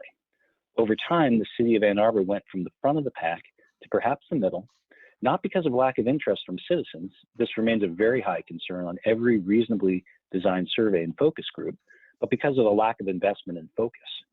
Fortunately, we now have very strong leadership at the staff level, and they have performed the impossible. You have before you an ambitious yet achievable plan for carbon neutrality, a plan done remarkably quickly, yet with unprecedented public engagement, even in the face of the current pandemic. Implementing this plan would literally change the physical and social infrastructure of Ann Arbor in very positive ways and link up the housing crisis, social justice, and climate action in a way that would restore Ann Arbor to its rightful place, leading the pack. Every one of us could pick out a few details of this plan and probably take issue with them, and we surely can't do every single piece of it as specifically as outlined. But you, some members of City Council, at least have set goalposts that seem to constantly move backwards as the climate crisis has worsened. Before this, no plan seemed good enough. But recently, declaring a climate emergency, Council asked for a response And this plan now sets clear goalposts which are within sight. It's got the vision, and the plan is ready for action. What it's going to take is some political courage, some leadership, and backing up the clearly expressed community value of carbon neutrality and climate justice with the social and financial capital to make it happen. The plan is ready. The emergency response is clear. 30 seconds. The question is if this council is ready to pull together and truly make its mark on the city's history by flattening the greenhouse gas curve. It's time to act. The National Wildlife Federation and me personally as a citizen and as a Energy Commission member strongly urge you to adopt the plan. Thank you for all you're doing for the city. Thank you. We have one unknown number, a 248 number. Ms. Fogel, if that's your number, please hit *9 and make yourself known. Mayor, that caller has their hand up, but I don't know for certain who it is. Do you want to try, or do you want to move on to the other reserved calls? Can you check that offline? I cannot. All right. Let's roll with that one. And if it's one of our alternates, we'll ask them to wait until the end. Okay. Hi, is this Jane Vogel? No, I'm just another person down the line. Sorry. Okay, you're not on the reserve time. Thank you. Yeah. Our next speaker is Nan Plummer. Mayor Taylor. Good evening, Mayor Taylor, City Council. I'm the new Executive Director of the Treeline Conservancy. Thank you so much for your service in this difficult time. I'm looking forward to meeting all of you I haven't yet met when it's safe to do that. I'm speaking on behalf of the Board of Directors of the Treeline Conservancy. We respectfully request that a particular item, CA 720-0500, about the development of 415 West Washington Street, be removed from tonight's agenda and tabled for additional opportunity for discussion among council, staff, the Conservancy, and other stakeholders. We want you to know right off the bat that we strongly support the development of affordable housing in downtown. Quality of life for all Ann Arbor residents is at the heart of our vision for the Treeline Trail, and a safe, healthy, pleasant, stable place for every citizen to live is essential for quality of life for all.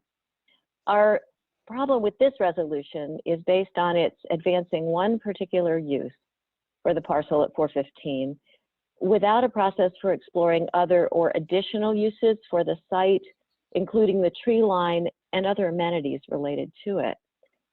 Now, we're glad to see that the resolution does incorporate allocation of an appropriate portion of the site to the future Treeline Trail use, while also supporting the development of affordable housing. However, our understanding is that under this resolution, the sale of this property is one way that support for the development of affordable housing could also be accomplished. So we're asking for more time and opportunity to continue the exploration of what is possible and best for this site in accordance with the collaboration agreement between the Conservancy and the City Council. There were informative but narrowly focused community workshops conducted by Smith Group. They were a very important first step. But we're concerned that without a more inclusive assessment of this site, the full potential of the tree line and other desirable uses of this parcel could be automatically precluded. So we respectfully request that this item be removed from this evening's consent agenda, that determination of the potential use of 415 West Washington be delayed until there's been ample opportunity to consider all of the alternatives, including affordable housing that could be shared with the proposed Treeline Trail, and that council and staff provide for this kind of collaborative review for the use of the site, including the Conservancy, neighborhood residents, and other stakeholders. Norman Herbert and Joe O'Neill joined me in drafting this message to you. We're grateful for your time and attention. Thank you. Our next speaker is Tom Stolberg. Hello, can you hear me? Yes. Hello, this is Tom Stolberg. I live at 1202 Travers Street. It has been determined that the 415 West Washington site is not well suited for affordable housing. City Council directed the review of about 10 city-owned sites for possible use for affordable housing.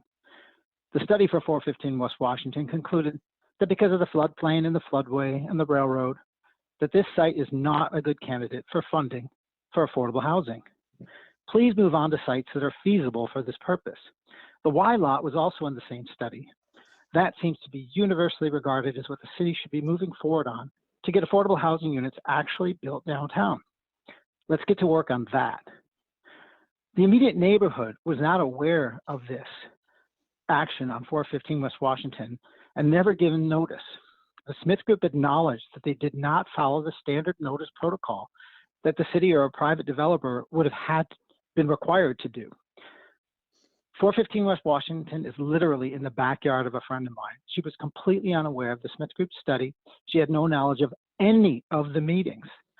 She attended the final meeting at the DDA offices on February 25th only because she learned about it from me the day before.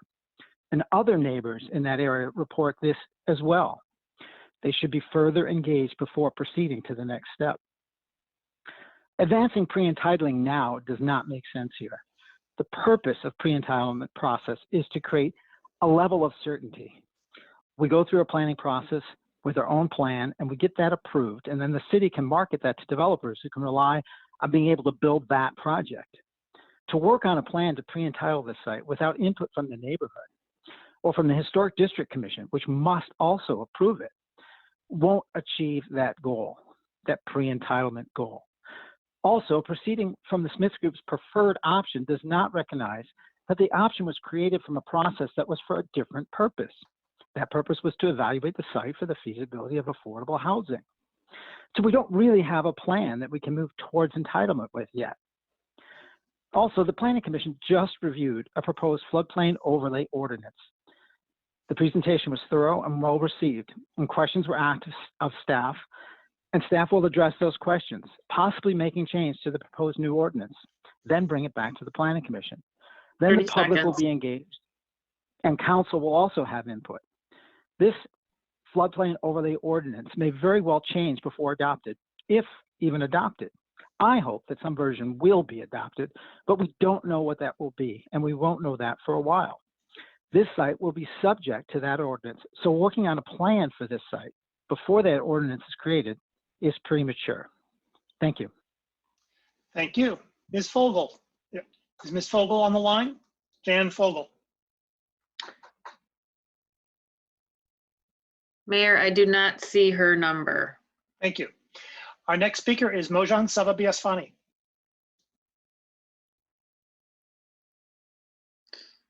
Mayor, I have one unidentified 734 phone number, but it doesn't appear to be Ms. Savabiasfani or Ms. Vogel. Do you want me to try it? Is it perhaps Mr. Coleman? I don't believe so. Well, I guess the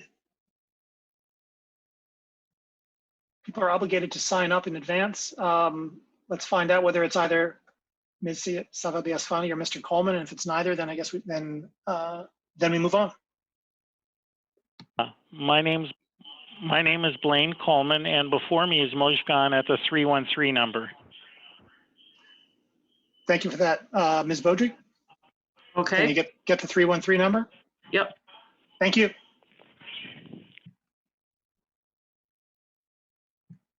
Hi, is this Mojgan? Yes, it's me. Thank you very much. You're on you're on for public comment, please.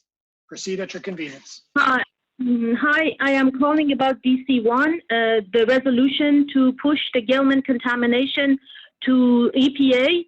I want to remind everybody on the council about January 16, 2020, when Ms. Joan Tanaka told you if you do qualify for national priorities list, which you are not still on it, if you do actually qualify for it, it will take a very, very long time to get to cleanup. She also told you we are really, really slow. That is EPA telling you. It could take up to 30 years to clean it up. If you continue, as a City of Ann Arbor representative, City Council of Ann Arbor, continue to push and continue to talk and continue to act as though EPA is an option, you are betraying the public.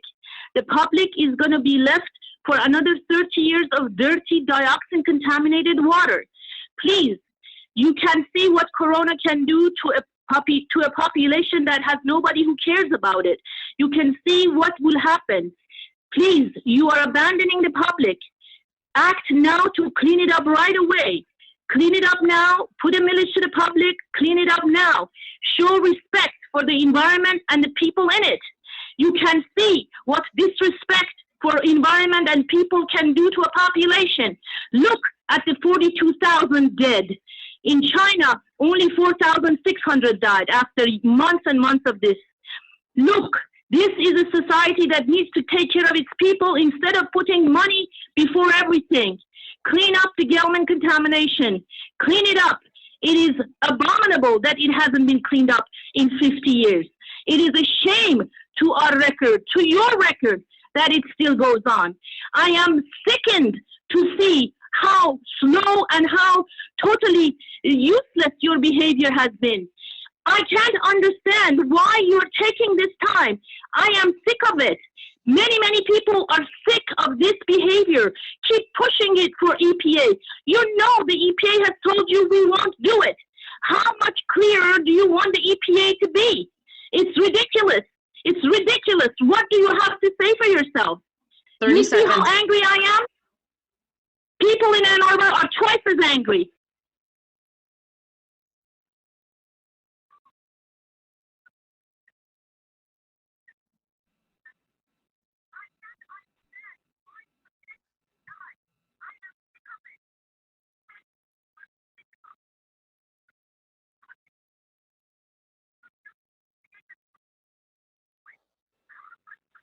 Have we had a loss of signal, or do we That's believe the- it to have stopped?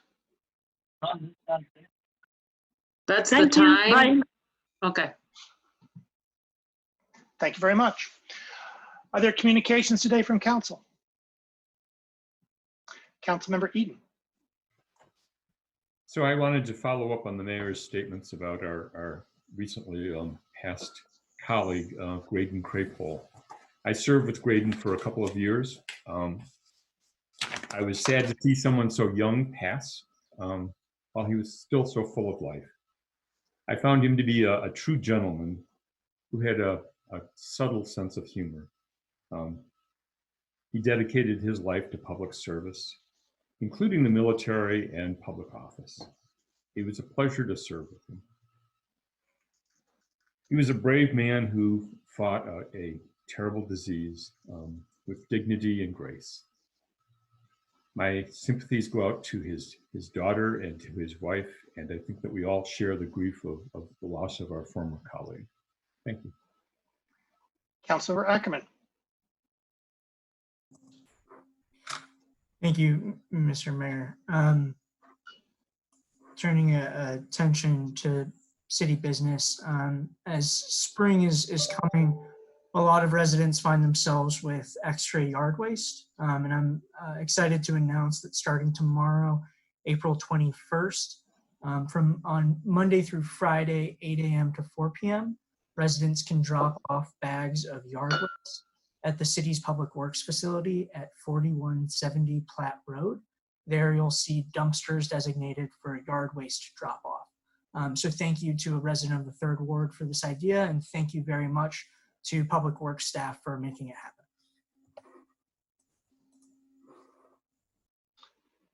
Councilmember Bannister.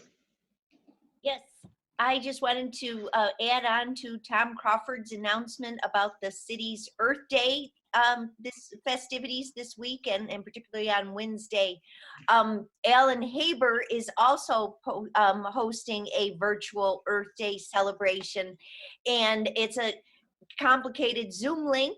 So if anyone is interested in joining at noon on Wednesday, the Alan Haber's Center of the City Earth Day and a related music and guest speakers, feel free to email me and I will forward the link directly to the Zoom link. Thank you. Councilmember Grant. Thank you. First, just some quick city-related business. In your packet this evening, under F3, there's an annual report which is required from the Student Advisory Council, which I'm liaison to. The highlights align really well with our agenda this evening, focusing on affordable housing, climate action. They also plan, especially with the addition of a number of high school members this year, to really push to have more youth voices on our boards and commissions. So look forward to supporting those efforts. I did want to share some thoughts along with some others about the loss of for some of us, our friend Graydon Crapel. I had the pleasure of serving with him both on the Park Advisory Commission and on council. So when we joined together at orientation, you know, we were already pretty familiar with one another, but I really treasure our time on council together because it enabled me to get to know him better more. And there's so many things that you could say about his love for his family, service to our country, the care that he took for his neighbors, so much so that one of his neighbors told me that there wasn't a message that went out to the neighborhood association initially about his death because he was the one who did that for his neighbors. The attention that he brought to veterans even after his time on council. But I do want to speak specifically to a few things about his time on council and things that I take away from his service and our work together. Graydon's desire to serve on council was really born out of some lived experiences that were very different from mine. And you know, you wouldn't really know it, except occasionally he'd say things like, we were talking about our kids in sports and he said, yeah, my daughter hurt her foot. But then I was reminded of the time that I like trekked through snow for 6 weeks with a broken foot, and you realize like his lived experiences were different. But he wouldn't speak that at the council table, right? There was just no ego there. And so many of his contributions were things that were completed behind the scenes. And if no one else bothered to actually recognize them on council, you wouldn't know that he was working from a really deep understanding of organizations and leadership and tried to make sure that that benefited us all. He always came to meetings having done his homework, being prepared, but didn't necessarily speak. He only spoke if he had something to add. And I think that really made those of us who served with him listen more carefully because we knew that we were probably missing something when he spoke. So, you know, he really believed, for example, in the sacrifices that he and others made for our rights to vote and made us think carefully about issues like that. And finally, I just, you know, and the last thing that I took from him was that he was always very forward looking in his vision for the city. He was thinking about how to not only serve people who lived here today, but also, you know, what the decisions we make having implications 10, 20, 30 more years down the road. So I certainly continue during these times to take those lessons from him. There's been a lot of outpouring of support from the community and a desire to memorialize him. We will certainly be working towards that eventually in ways to more publicly honor his memory once the time is right, and obviously with a lot of input from his family. In the meantime, I just do want to point out that his family, I'm sure with his input, requested that any memorial contributions right now be made in his name to Fisher House, which is an organization that he felt a deep connection to because of their service for veterans and their families. So if you're looking for a way to donate now in his name,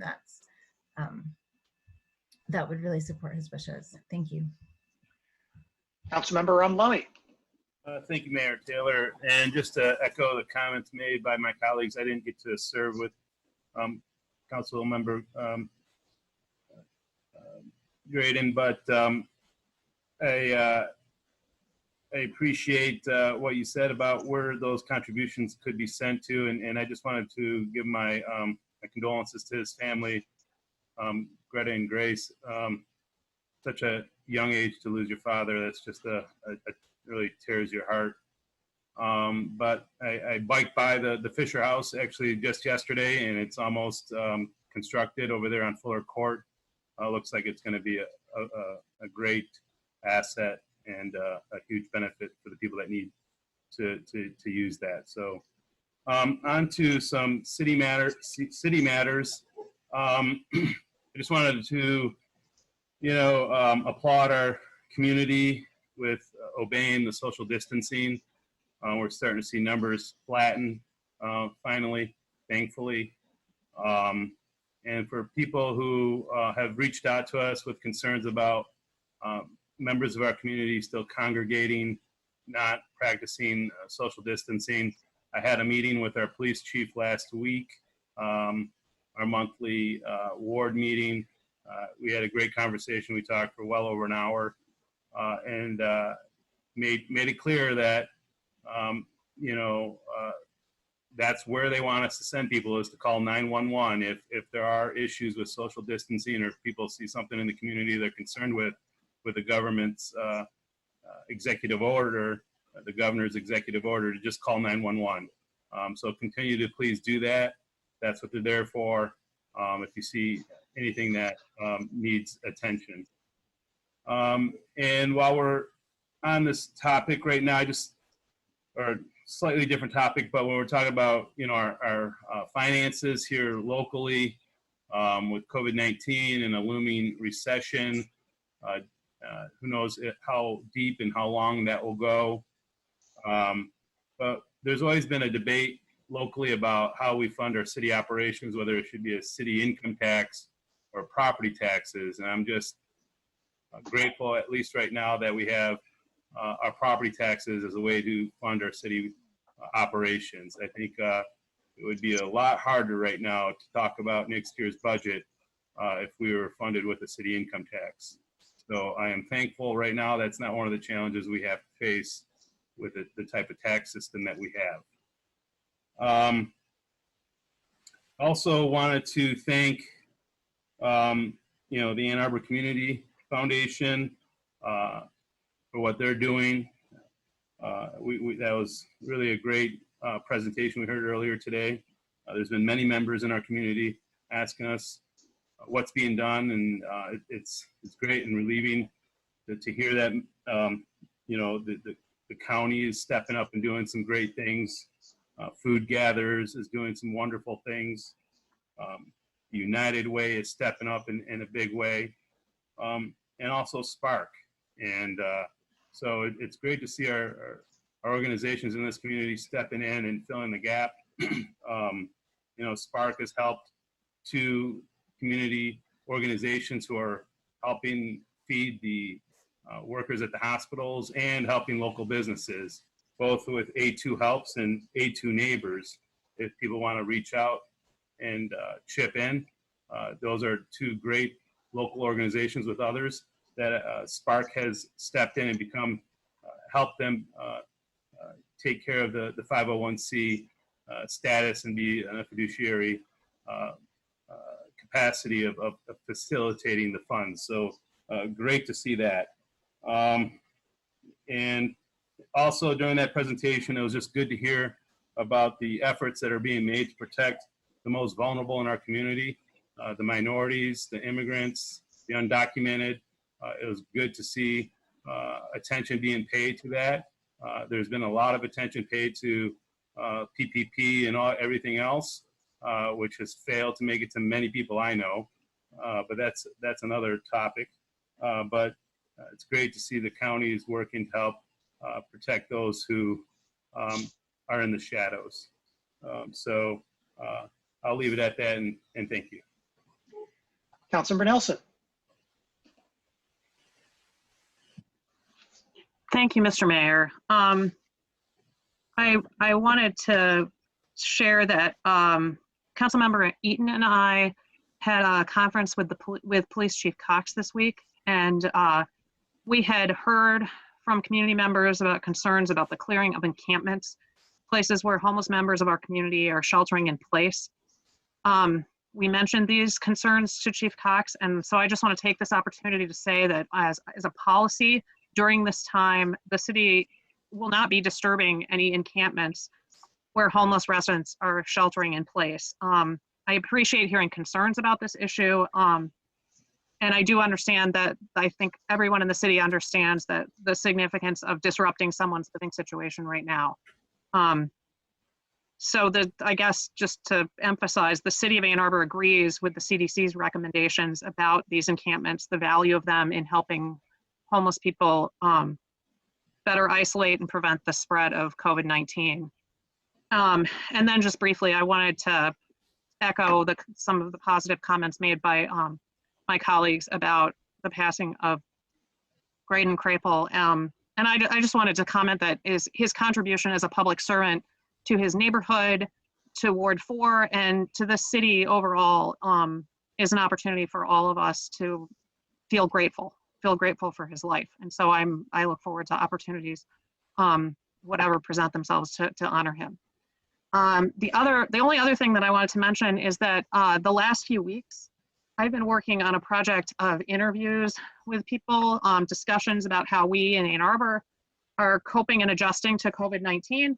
And today I published an interview that is of special public interest, I think. I interviewed our city attorney, Stephen Postema. I think he shared quite a lot about how our city government is functioning and is coping under the current circumstances. And I wanted to share that. I just think it's of special interest. You can find a transcript of the interview at my website, a2lnl.com, and you can find the video at a2covid19.com. Thanks. Councilmember Lund.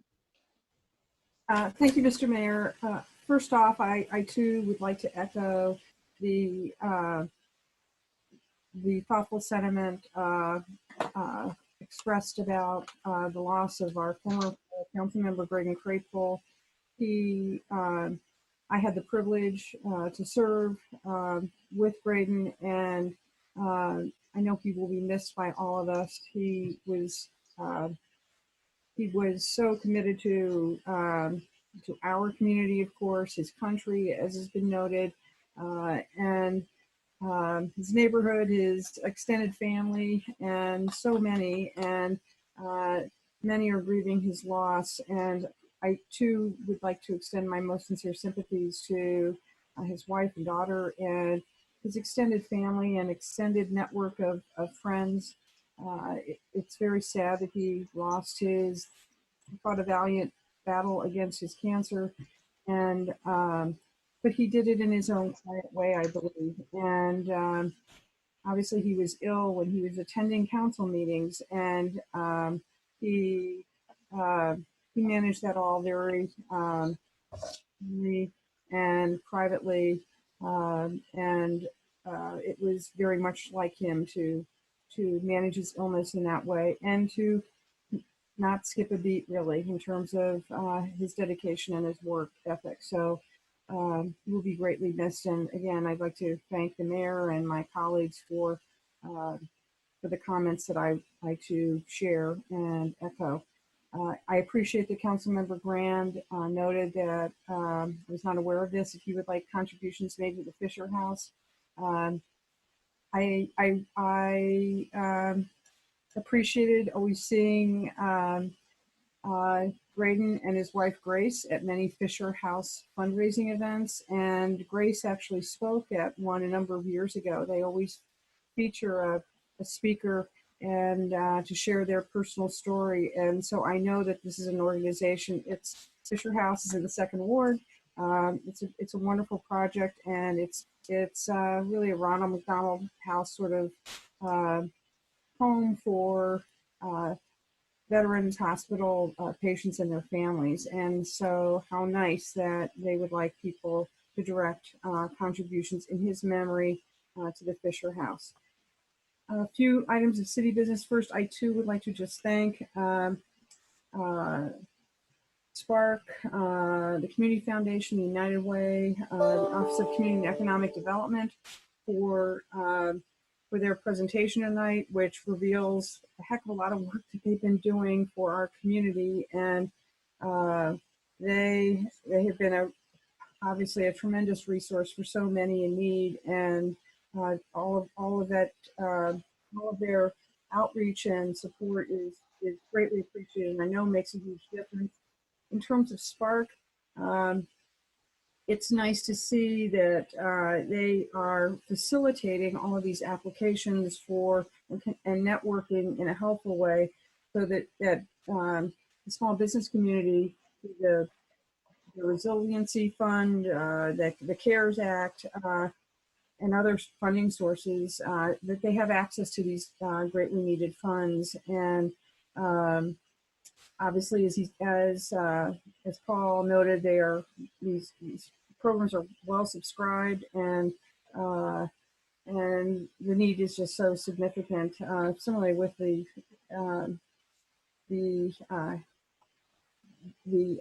community foundation, United Way again, and the county community housing and homelessness efforts that are being have been activated to support, again, so many in need. Mr. Crawford, I'd like to thank you for the presentation, the budget presentation, including the update on the range of the potential coronavirus impacts. I'll have a lot of specific questions later, but I think one thing that we all will need to know, I mean, what you have to say is very sobering, is I think we need to understand the process and where we go from here. Obviously, with the general fund, all the projection numbers exclude the COVID impact. You gave us the optimistic and pessimistic scenarios. No one has a crystal ball, certainly. But if the general fund revenue reductions for fiscal year 21 are in the $5 to $10 million range you're projecting, you obviously can't approve a budget with expenditures anywhere near what's presented here, unless we were willing to deplete our reserves, and I, for one, don't think that's at all wise, considering that our reserves going into fiscal year 21 will already be much less than what we thought they'd be if the roughly $5 million hit that you're projecting this current year comes to pass. So knowing what you're thinking in terms of the plan B and the process to get there, I think would be very helpful for all of us. And then I guess just lastly on the yard waste, I really want to thank staff for coming up with this way, opening the drop-off facility for folks to unload all this yard waste. And I've been nagging staff about, coming up with other options, alternatives. I called them Plan B alternatives. This was one of them, and thank you. I'm sure we've all been hearing from a lot of people. I sure have, and this will provide a service that our residents really need and heavily rely upon this time of year. And so thank you very much for making this happen. Councilmember Griswold. Thank you. These are very difficult and challenging times for us. I just want to acknowledge that this meeting tonight has been an opportunity for us to be thankful for so many organizations and people who are working to try to improve the community.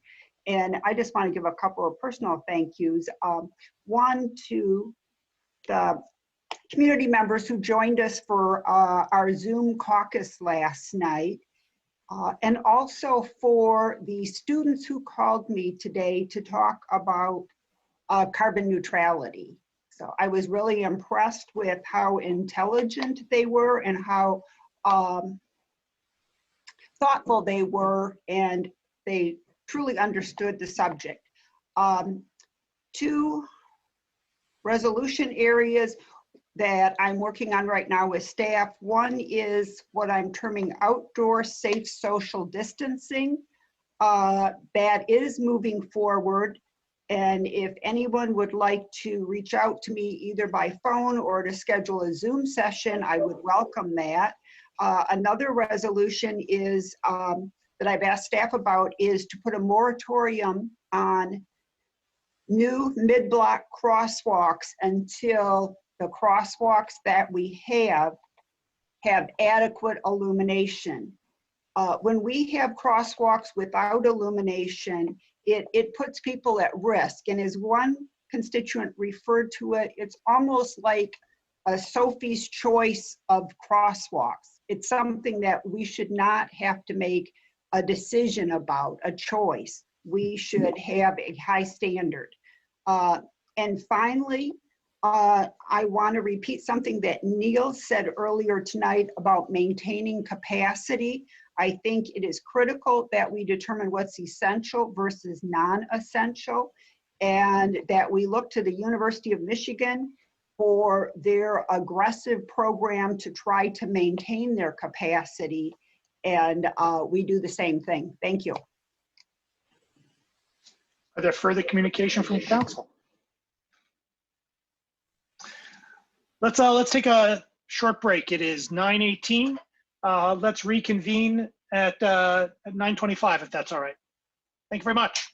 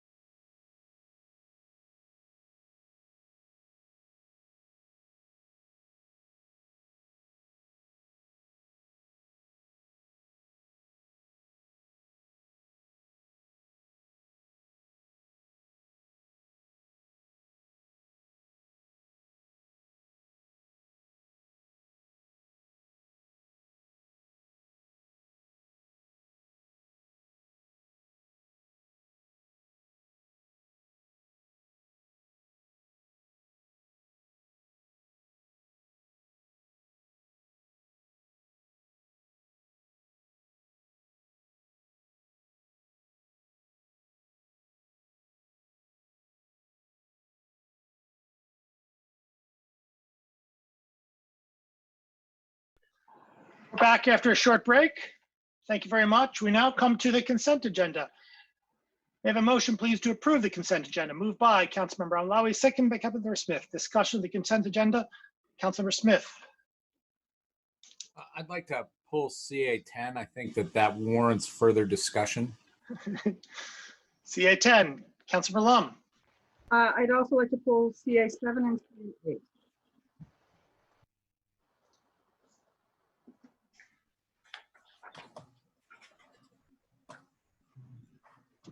Further discussion of the consent agenda.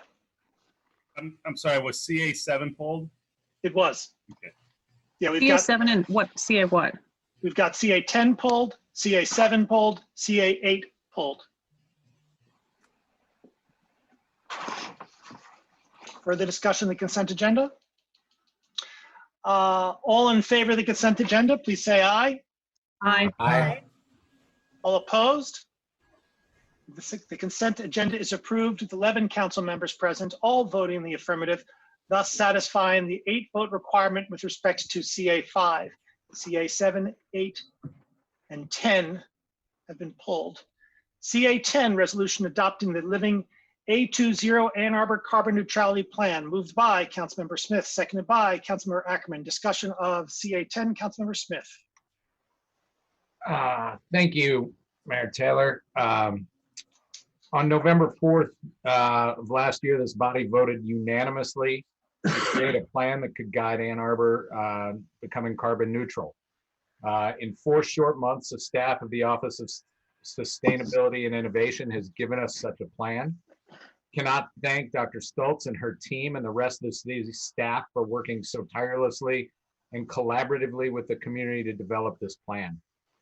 Of course, our world has changed significantly in these same 4 months. COVID-19 has changed our world in ways both large and minuscule.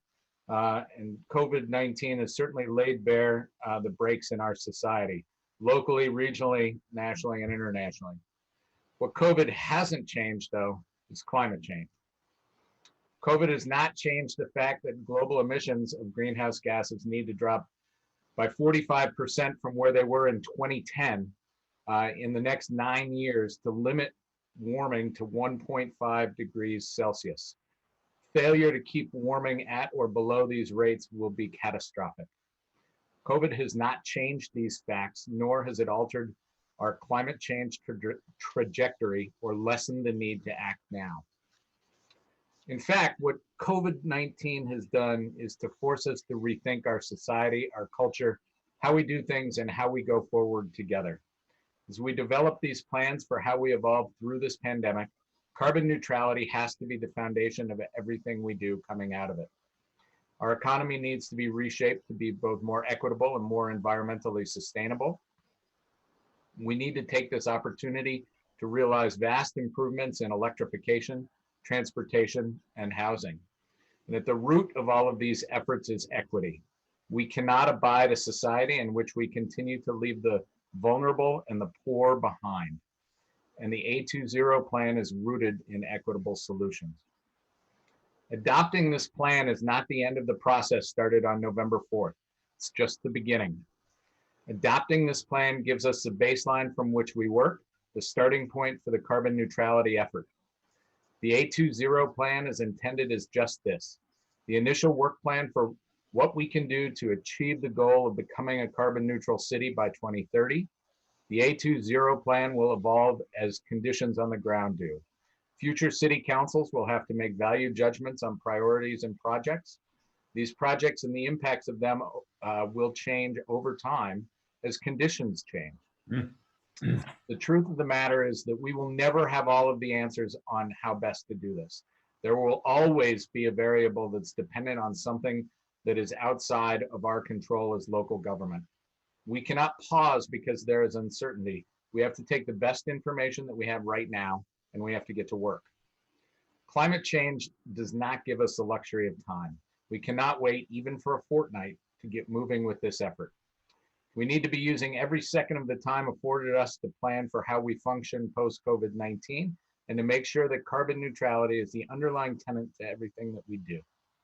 Again, if we're going to meet the goals that this council set for the city back on November 4th, then this is the starting point and not the finish line. I hope my colleagues will join me tonight in voting to adopt the A20 plan so we can get to work. Thank you. Councilmember Long.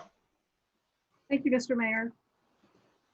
As I mentioned in my email this afternoon, my understanding is that there may be consideration of postponing this item tonight, but if it's not postponed, I will be proposing an amendment.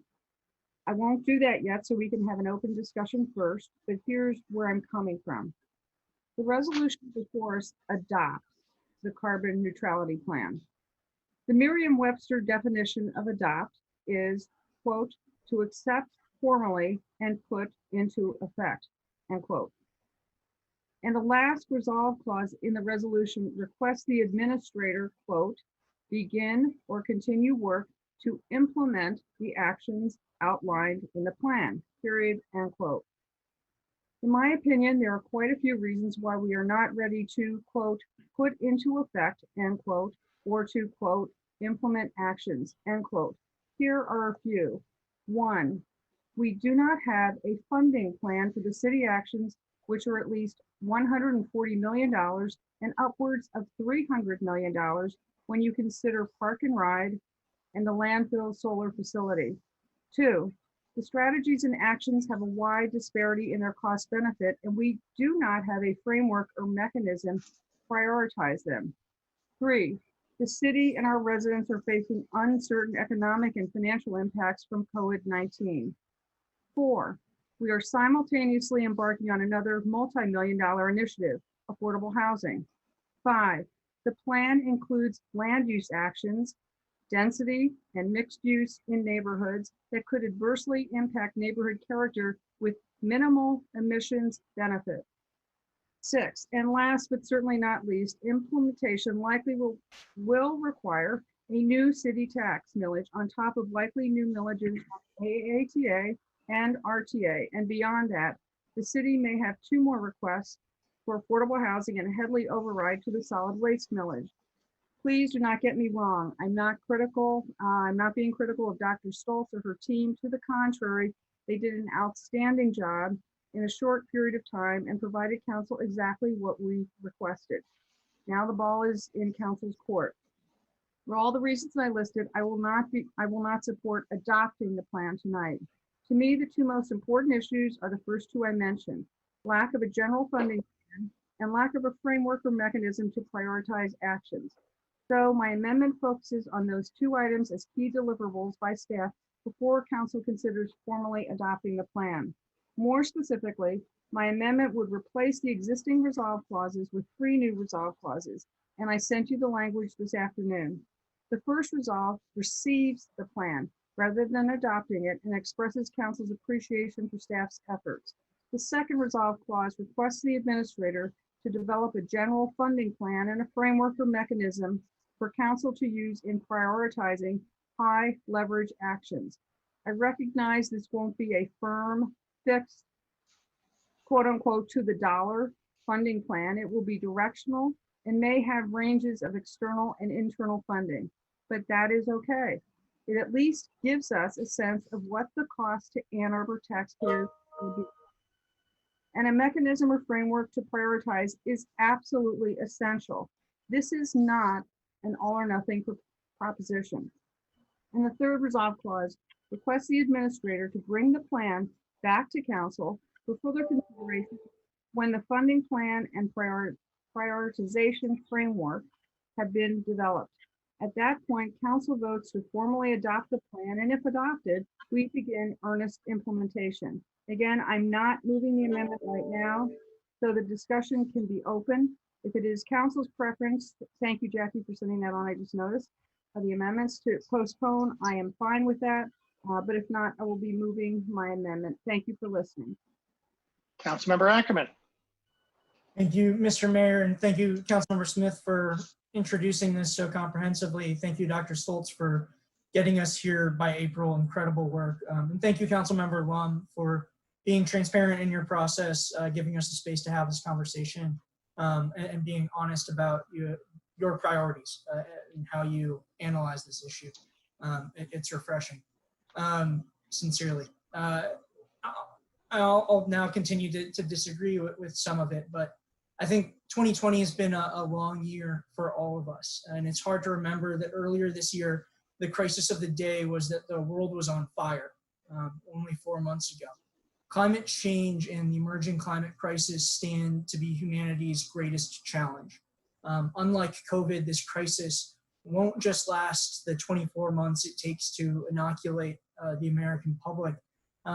The fight to halt the climate crisis will last 3-4 generations.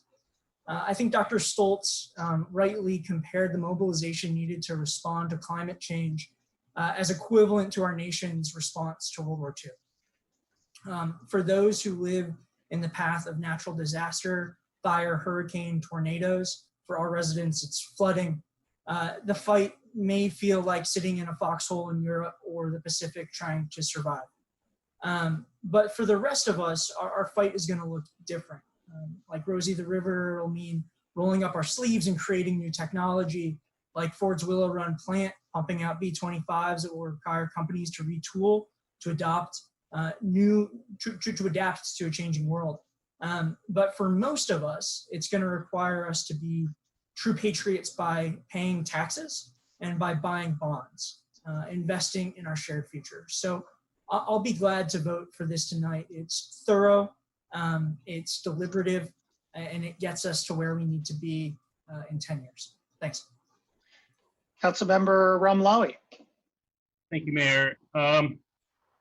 And I'll probably need to speak twice on this since I have so much to say, and I don't have it necessarily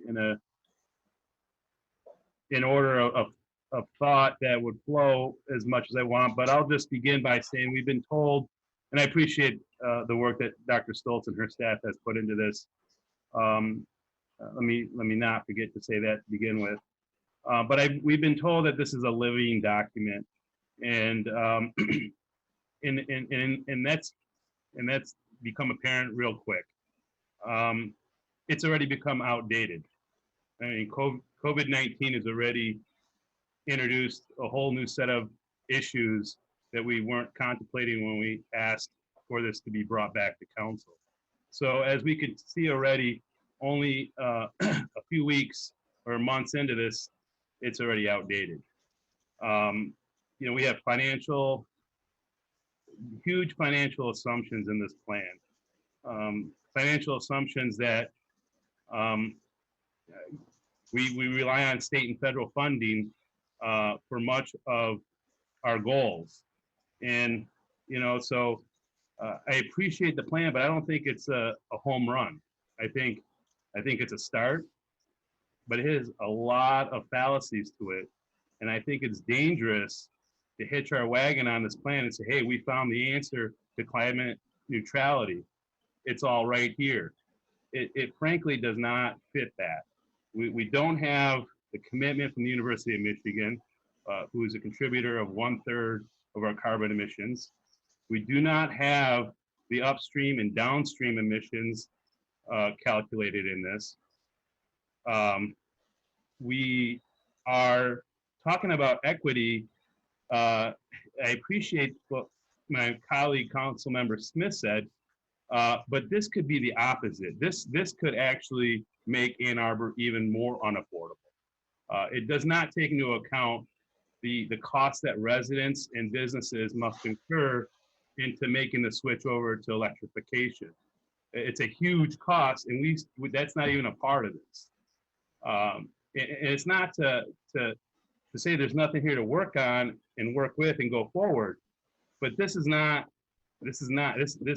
to be modified as we go forward. So I will be also introducing an amendment to the last resolve clause in this, and I sent it to Ms. Beaudry already, and maybe the second time I speak, I'll ask for it to be brought out. But we have a plan here. It's not a perfect plan, but I also feel like we don't have time to wait for the perfect plan to get here to start acting. And so I will say that, and I'll stick with that. I think we don't ask enough from our residents in terms of how they live. and how they travel and what they eat. I mean, we are just ignoring some major greenhouse gas contributors by these simple measures, basic but important. We need to eat less meat. We need to get on planes less. I mean, this is just a fact of life, folks, the inconvenient truth. You know, when we talk about COVID-19, fortunately, there's been a couple benefits to COVID-19, only two that I have counted so far, and that is a reduction in crime, at least short term, and a reduction in pollution. I mean, we've seen the satellite images already from China, from the Great Lakes region, from the East Coast, how much less gas house emissions there have been in the last month. So when we look at that, we have to look at this again as a living document and constantly making changes.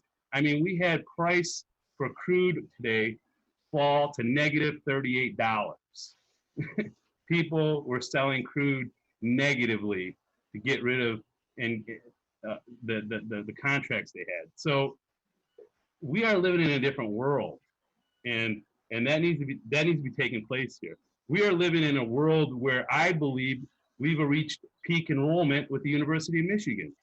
I don't think we're going to have the numbers on campus at the University of Michigan for the foreseeable future. I mean, they've already come out today saying they're cutting anywhere from $400 million to $1 billion in their 3 campuses. So a lot of our emissions may be cut in other ways. So I will save a little bit of time and let my other colleagues speak and hear what they have to say. Councilman Grant.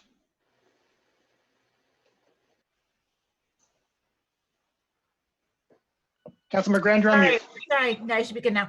Thank you. Last week I had the pleasure of meeting with the city schools committee that I sit on, and Dr. Stoltz met with us and got to talk about ways that with our plan going forward, how we could collaborate with the schools and the bond that they have and try to reach efficiencies. I think that demonstrates that there are a lot of potential partners, existing partners in the community that are looking to us, who are excited about what they see coming forward, and they're waiting for us to take this action to help encourage their action. So I think it would be,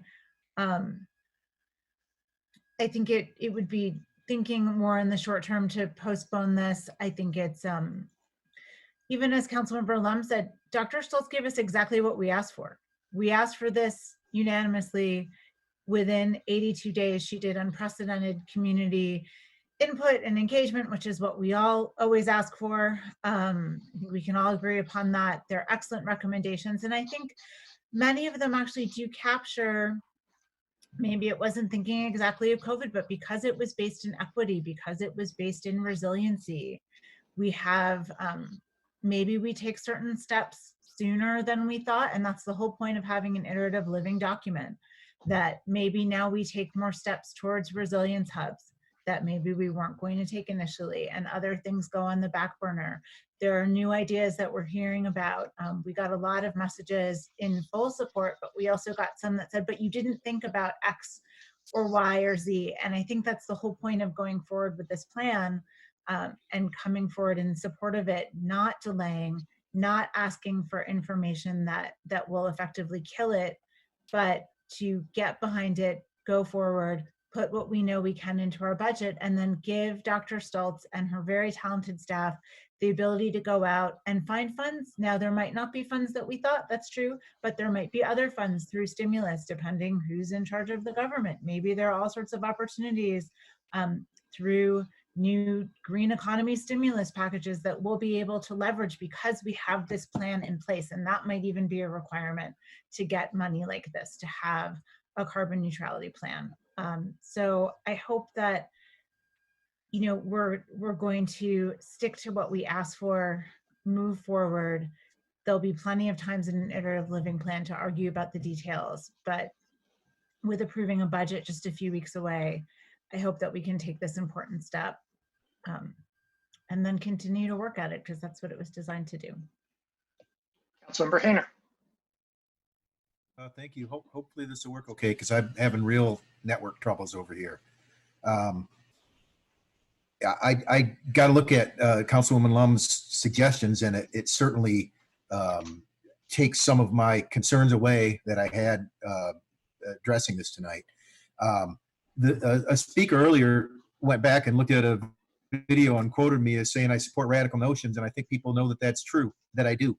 And I have for quite some time. And when we first proposed climate action back in 2012, I was before council supporting radical notions like preserving farmland, preserving green space, and requiring that new construction be electric and so on. And we have had much to my delight, Ken Garber, who spoke earlier in favor of this plan, brought forward a well-crafted resolution to do just that, to require just that.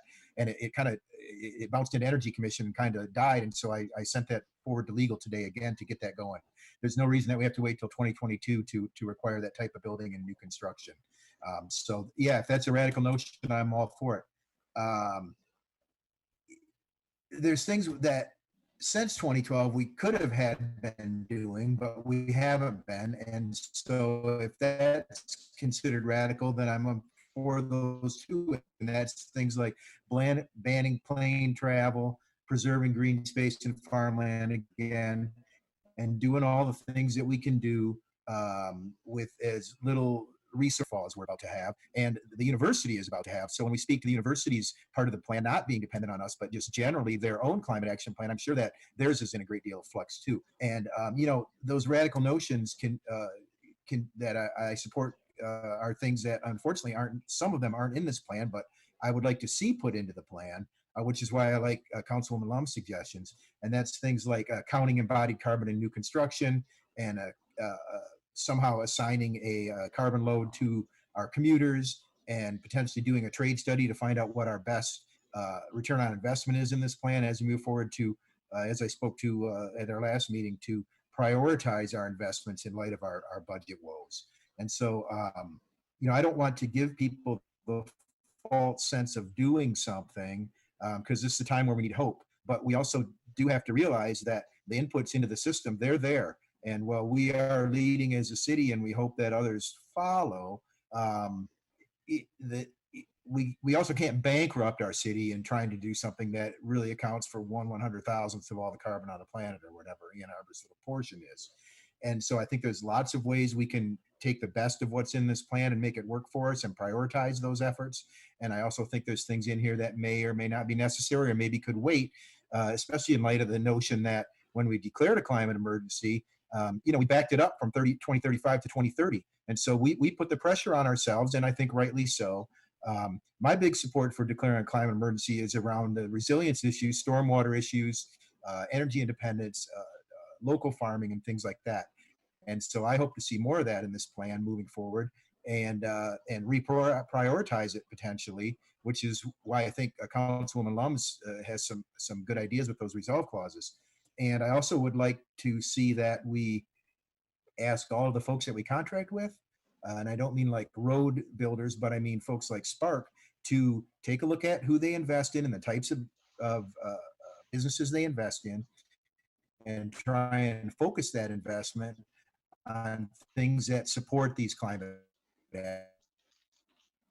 action goals. And that would be, however we want to define that for them. But I think moving forward, as we come out of this budget crisis, work extra hard to support these climate action goals, and thereby maybe they can take some of the pressure off the parts of the plan that we can't control. So I'll reserve the rest of my time. And thank you for. Councilmember Eaton. Thank you. In November, we declared a climate emergency, and we asked staff for an ambitious, aggressive plan to address our carbon in our community. Staff has put a lot of work into developing elaborate planning and brought it to us.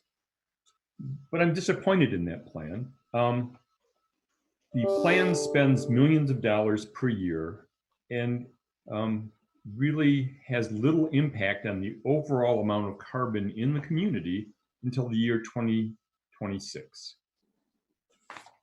Recall this graph. There's a drop off between 2026 and 2027, but only if the state changes state law that allows community choice aggregation, and only if AATA accomplishes the transit goals that we've set for them. And I think that waiting for 6 years to see if what we want to happen happens, it isn't really a plan. I would much rather see our plan be front-loaded, that we accomplish more in the first 5 years. If we get to 2026 and have not accomplished the change in laws and change in mass transit that we seek, we're left with 3 years before the end of our goal period, and we're going to have to do ever so much more. So I was going to propose sending this back to staff and asking for changes in this plan to be more aggressive at the front end of it. But instead of that, I have looked at Councilmember Lum's amendments, and I'm willing to support those rather than postpone this plan, because I think that we should receive this and we should continue to talk about it, and we should look at the finances and the prioritization and the details inside the plan as we move forward. It should be a living plan, but adopting it really has a different connotation than what the concept of a living plan denotes. So I'm willing to support Councilmember Lum's amendments. I hope that she'll bring them forward at this time. Thank you. Councilmember Griswold.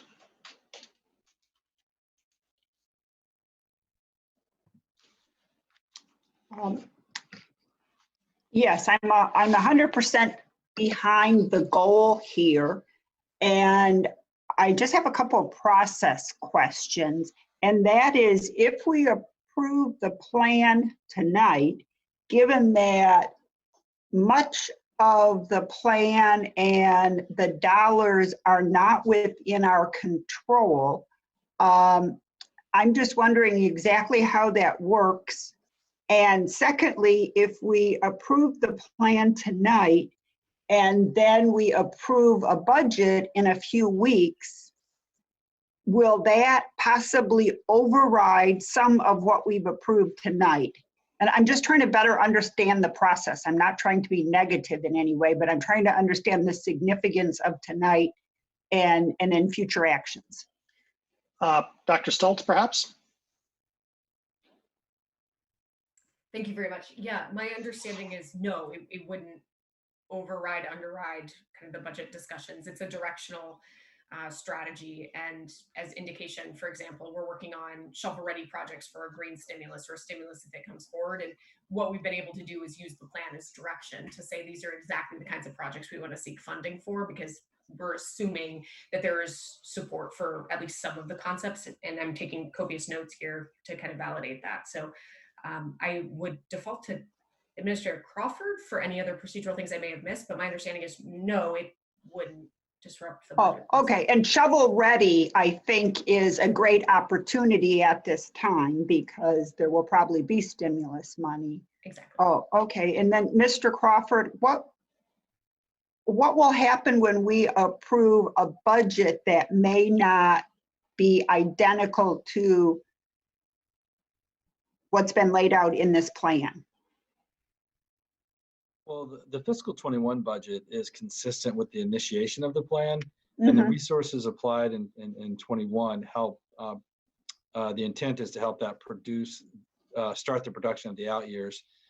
We will morph to whatever council approves. So if council through a budget adjustment changes the allocations and we're not able to adjust internally to replace those, then that will have an impact on the plan and how we would step forward. It might delay things and rearrange things. Well, it would depend. Okay, thank you.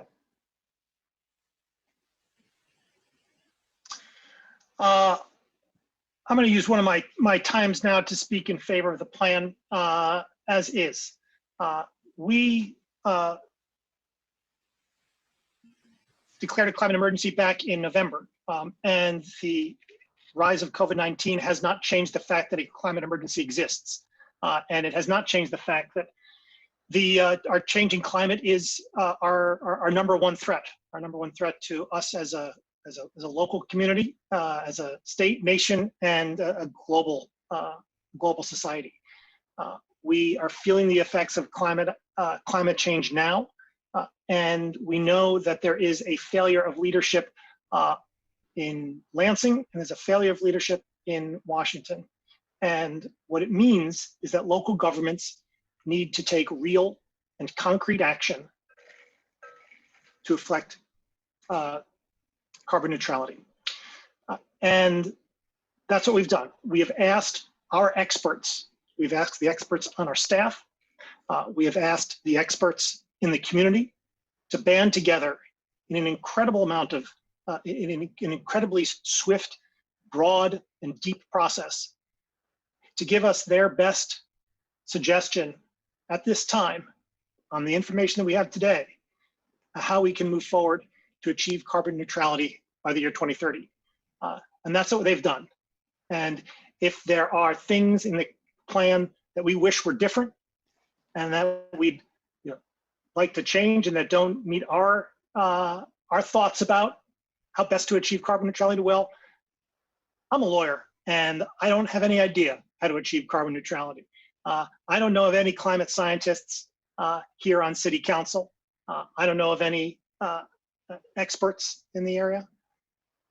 We've asked our experts what to do, how we should do it, how we should move forward. And they've given us the path, they've given us the timeline.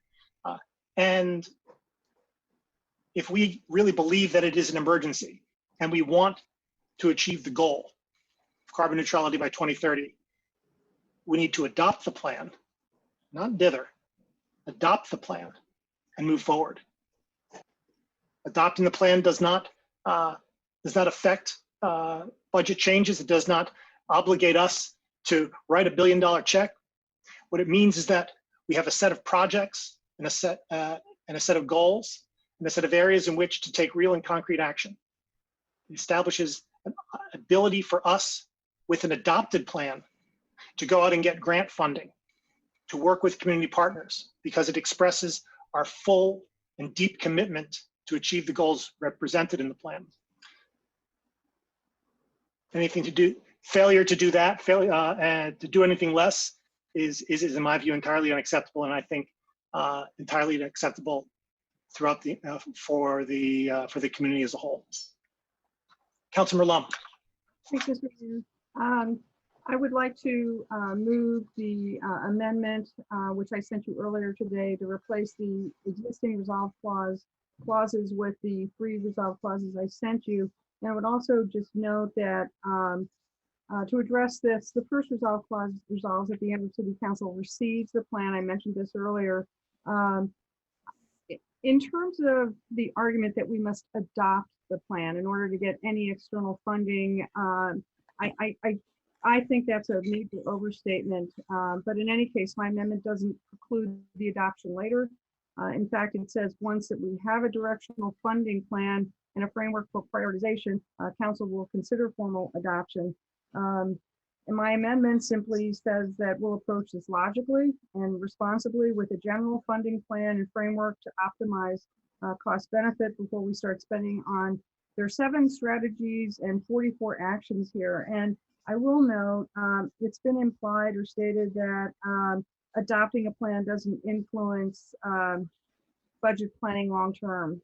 I completely, violently, wholeheartedly disagree with that. That is to say that, I don't even know how to put it kindly or gently. That's really misleading, to be quite honest.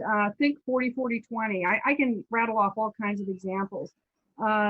This plan has again, 44 actions. Most involve the city as the administrator, the facilitator of the programs. And the the total plan cost is a little over $1 billion, and each strategy has a cost. There's a wide disparity in cost benefit of strategies, which is why I think you need to prioritize. But basically, roughly, it's $50 million a year. One of the slides in Dr. Stoltz's presentation, you look at the cost by year slide, that was slide 24 for whatever it's worth, indicated that. So there are adopting, you are saying, yes, you are giving the green light to providing this direction to staff for a long-term funding plan. It has also been suggested that it would be difficult to develop a funding plan if we don't have this in place. And, you know, I recognize we can't do a definitive to the dollar kind of funding plan, but we can certainly do a directional funding plan with ranges. And tonight, as an example, Mr. Crawford presented optimistic and pessimistic scenarios for COVID-19 financial impacts. And we could do the exact same thing for external funding of the carbon neutrality plan. And with that, we'd have some sense of what was on the Ann Arbor taxpayers' dime, which we don't have now. That would be very informative. And it's certainly necessary. And I, for one, am not going to think it's responsible to begin implementing a collection of 7 strategies, 44 actions, costing the city upwards of $300 million. Those are the numbers that we've been given, without having some sense of how we're going to pay for it. I just think that's fiscally irresponsible.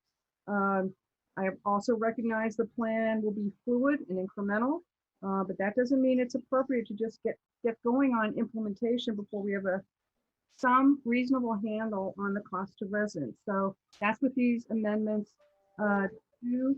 The second resolve says that City Council requests the city administrator develop a funding plan by source and year, and develop a framework or mechanism for council to utilize in evaluating and prioritizing high leverage actions. And finally, resolve that City Council requests the city administrator present the 820 carbon neutrality plan to City Council for adoption when the funding plan and prioritization framework have been developed. So I move, again, this amendment to replace the existing resolve clauses with these 3 resolve clauses. Is there a second?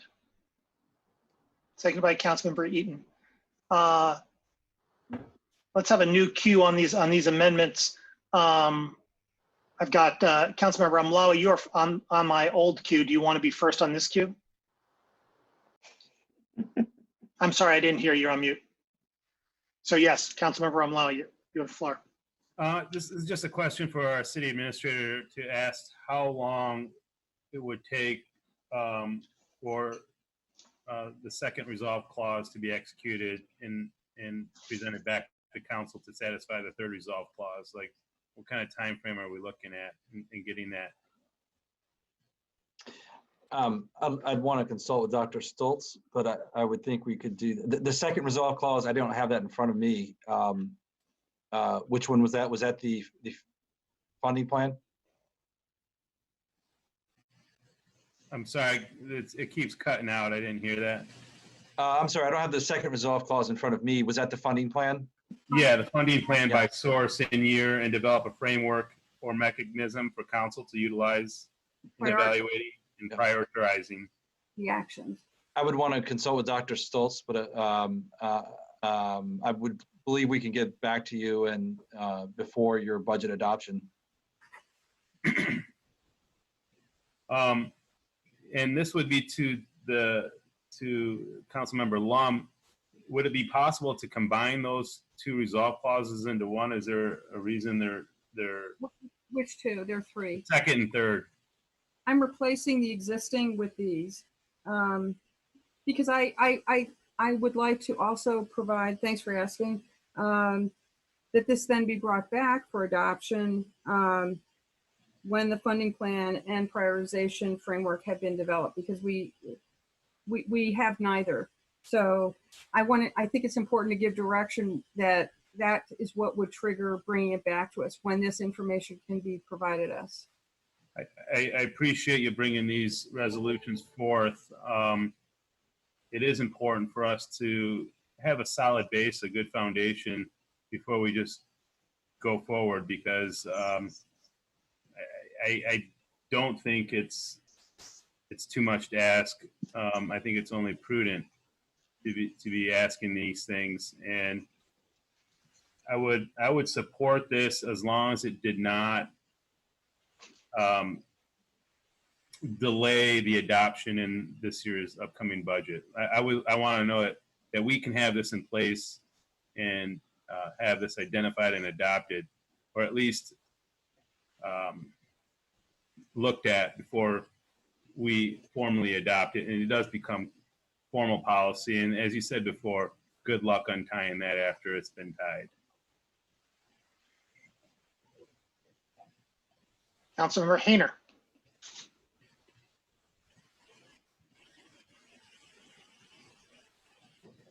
Okay, I don't know if you can hear me. I'm gonna speak without the, yeah, I don't know if you can hear me. I'm speaking without the video because my connection's very poor.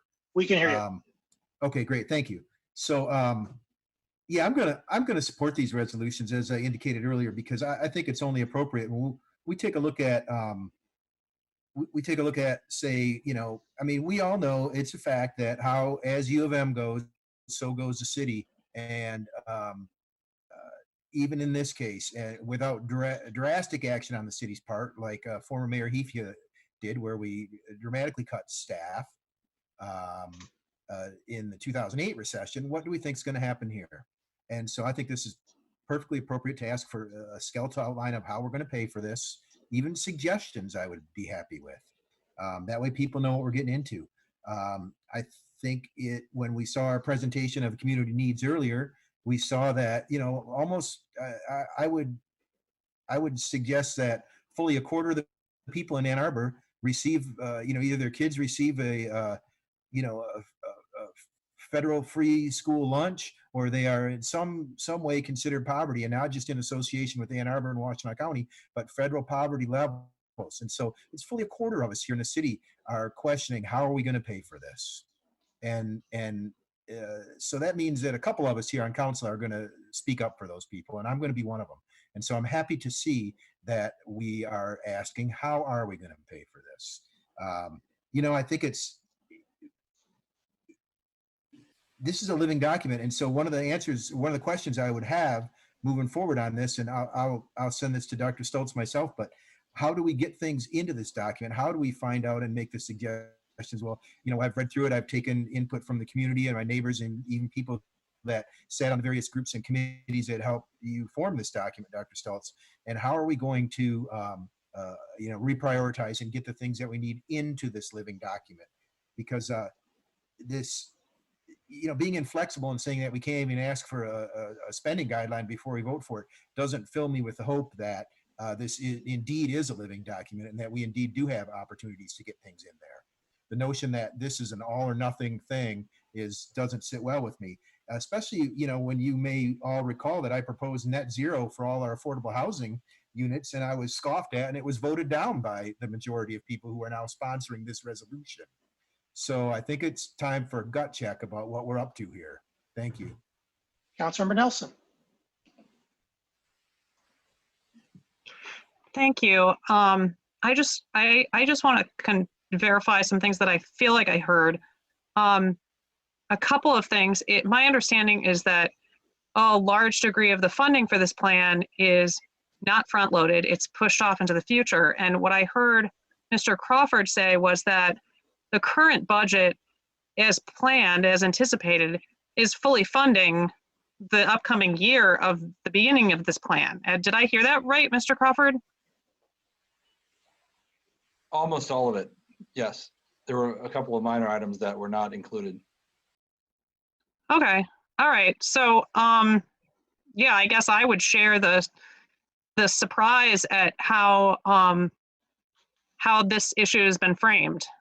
Because if the beginning of this project, the start of this plan, is clearly funded in the current budget, it doesn't strike me that it is a calamity to ask for some explanation around future funding that's upcoming. So yeah, I guess that's my only contribution to the discussion. I thank you for the clarification, Mr. Crawford. Councilmember Grant. Thank you. I'd like to hear from Dr. Stultz because we heard from Mr. Crawford about realistically how long you think it would take you and your staff to get this together. And I personally find the language a little unclear in terms of what some of these things mean, because I do think you gave us some cost projections and, you know, trade-offs and prioritization in the plan, but I'd like to hear what you think it means and how long it would take you to get there. It's a great question, and one that I am not prepared to answer on the spot. I mean, I have to step back and really understand more about what we're looking for in a budget presentation and in the prioritization framework. I have ideas in my head of what we're looking for, but I'm not, I need to talk to the team. I need to do some research. I need to be able to really understand the robustness of what's being asked so we can produce it in a way that feels comprehensive. So I apologize, but I'm not prepared to answer that question. Then I'll just, if it's okay with the mayor, if I can turn that question to Councilmember Lum, if you could give me some examples of what you mean with this, because I honestly find the language pretty vague and it seems honestly like it's just throwing a wrench in the process. And I'm trying to understand what's different from the presentation where we got budget numbers and priorities, because we know that there's prioritization for what's going forward for this year. So I'm really trying to grapple with what this is actually asking us. It's asking for a funding plan because we did not receive a funding plan. We did get lots of numbers. And I'll refer to my slides in the presentation. You asked for examples, here you go. Strategy 1 has a $4.1 million cost, no funding plan. Strategy 2, we're being asked to adopt all these strategies. $140 million cost, no funding plan. Strategy 3, $14 million, no funding plan. Strategy 4, $834 million, no funding plan. Strategies 5 and 6, $3 million cost, no funding plan. Strategy 7, $11 million cost. The total plan for the greenhouse gas reduction of 2.19 million metric tons. It's, you know, again, over $1 billion. And there was another slide that showed it's roughly 50 million a year. And again, it lacks a funding plan and funding sources. That's why I'm asking for, it's kind of basic stuff that we identify when we make budget amendments. You have to identify a funding source. Whenever we approve anything, we need a funding source. We don't have funding sources for these recommendations, and that's why the budget amendment, I'll read it again.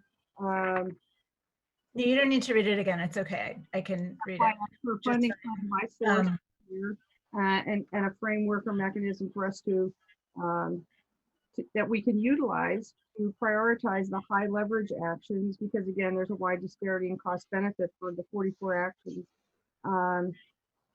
And I think, again, you've heard the reasons why I think this is essential. And there were references in the plan to various villages, solid waste, as you know, with the solid waste plan, and that was touched upon in the A20 report.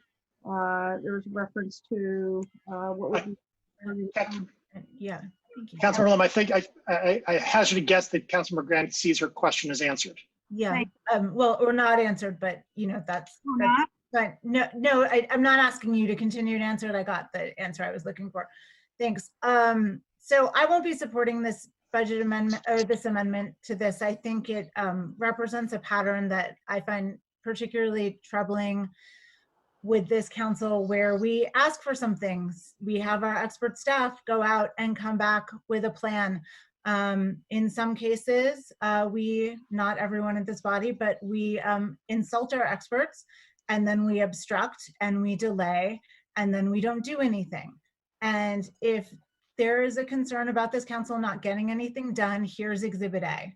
Again, we ask, we state our values, we want to support it, but we also don't want to support it. So this is a way of supporting it, but not really supporting it. So instead, why don't we support it and solve the problems down the road? So I understand, I can see from some of your faces, because I can see all your faces now, that you disagree. I'm not asking you to agree or argue with me about it. I know which way this is going to go. I can read the room, but I'm nevertheless disappointed. And for that reason, because I think there is a big difference between adopting and receiving. If it passes, I won't be supporting this evening till we're ready to put on our big, till we're ready to actually put our money where our mouth is and move forward, because we're not going to get anything for free. Councilmember Lum, you have the floor. Oh, my hand is still up, sorry. You want, no? No. Thank you. Councilmember Ackerman. Thank you, Mr. Mayor. I won't be supporting this amendment. I think we have a lot of plans in our community that we either identify a funding source on the front end and figure out a plan to implement it later, or we design a plan and then find the funding source as we can. I think in the midst of a crisis, it makes sense to have a plan of attack and then find the funding source as we can. If we truly believe this is a crisis, the first step has to be, what is our response? The second step is, how do we implement that? I think, prime examples of this are our capital improvements plan, in which we identify all of the infrastructure and capital that we want to build as a city. And then over time, we've structured it into a matrix and a plan with funding sources that develop along the way to help expedite that implementation. And I don't see this as any different. I see it as a vital piece of infrastructure, one that responds to a different kind of community need. I think also, as a city, we're very dependent on property taxes, and this means that our finances are equally dependent on the economy. And between now and 2030, there will be many changes in our economic situation. And to continue the World War II metaphor, Eisenhower had a great quote about how plans are useless, but planning is everything. And if we, tonight,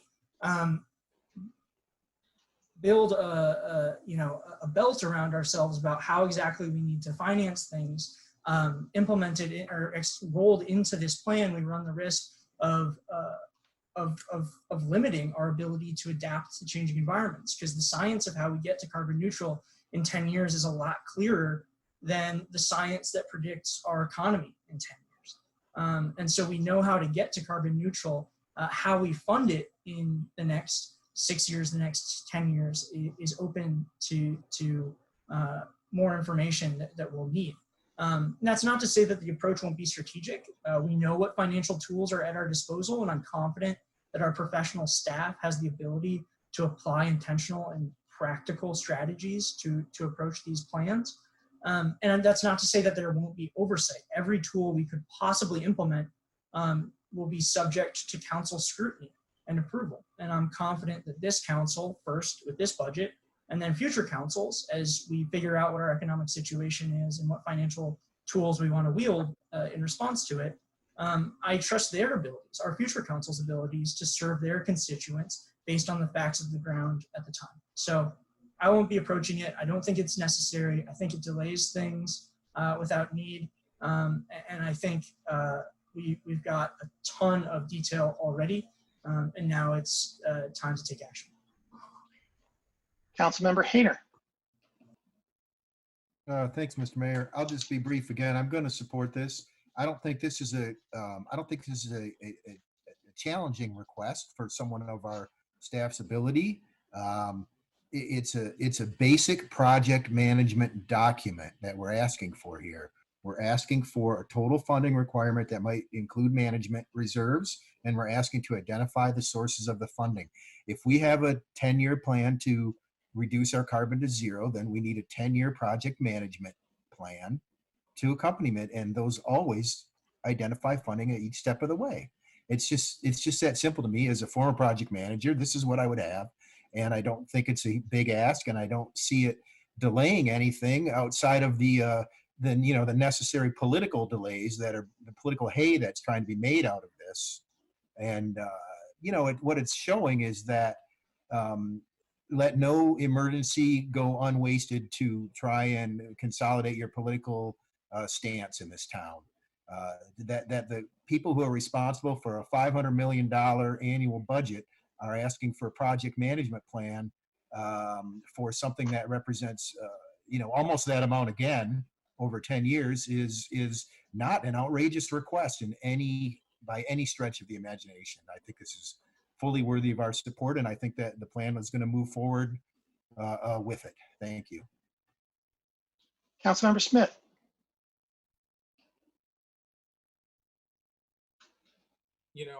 I'm not going to be supporting this amendment.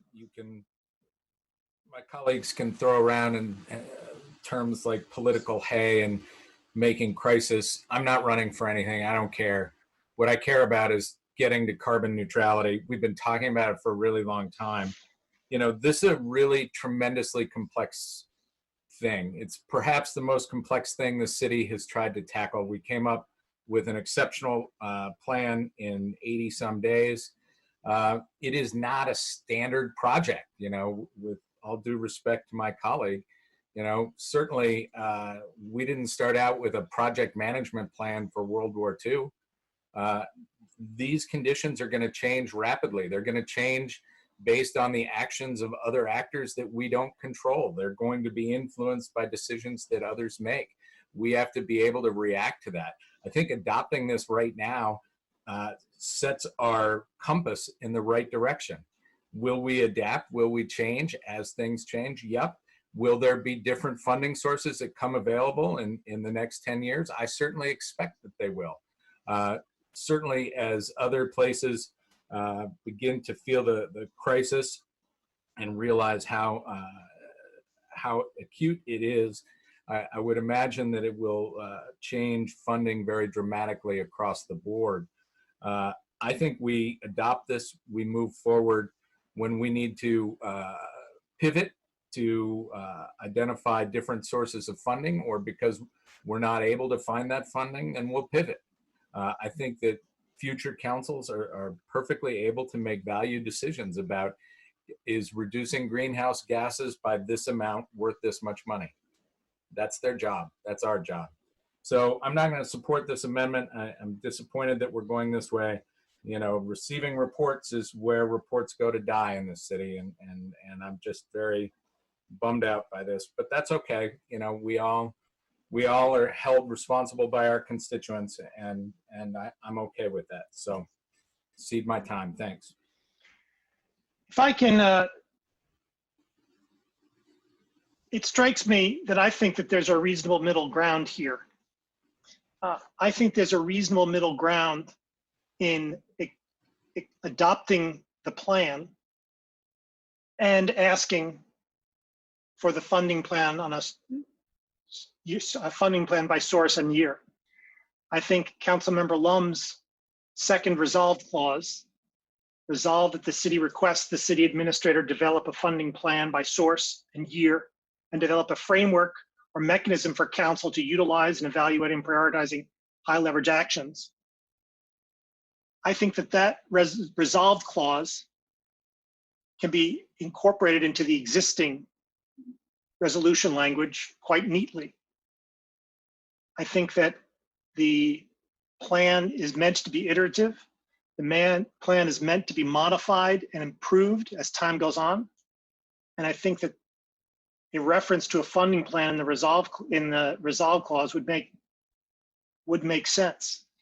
The problem with the amendment as it is offered is, just as Councilmember Smith indicates, that it shifts us from adopting the plan to receiving the plan. And we perhaps not we as this group, but councils before have received plans. I think this group has received plans, perhaps, if I recollect correctly. And that's not a recipe for progress. That's a recipe for status quo and stasis. Adoption of a plan is different than receipt of a plan. I guess, as you know, I think we perhaps look to staff to talk to us a little bit about the distinction. The extent to which having an adopted plan improves our scoring in grant applications, readies us to move forward with shovel-ready projects in the event of a stimulus. Having a plan in place is good and it has a benefit in and of itself. I don't think there's an objection to the development of this funding plan. I don't think there's an objection to the development of a prioritization table of some kind. But for my part, the failure to adopt the plan is the key sticking point. Councilmember Ramlawi. Thank you.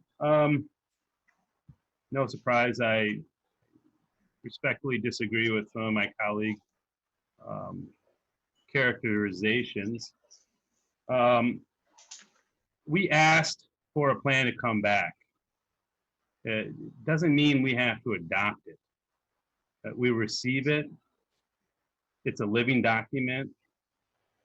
The problem that I have is that we adopt a plan that we already, most of us admit, has some fallacies in it. We are wasting precious time and precious resources going down the wrong path. And I think that should be cause for concern and cause for pause.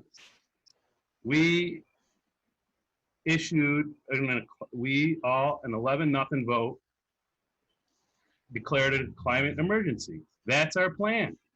We're not backing away from that. But to tell us that we have to adopt something that's been hastily put together, I'm sorry, this kind of plan takes more time than staff was given to do. They're brilliant, they're committed, they're geniuses in what they do. But we have a fiduciary responsibility as political leaders. And this isn't the only thing we're going to be tackling. And I'm not going to bankrupt my city adopting a plan that hasn't been fully thought out. That's my #1 priority, is it keeps the city of Ann Arbor out of bankruptcy. So I'm sorry. World War II was a nation's response, not the city of Ann Arbor's response to Hitler. It was a nation's response. So unfortunately, we don't have a full nation responding in the way that they responded to Pearl Harbor. But to use that analogy, I think is a fallacy.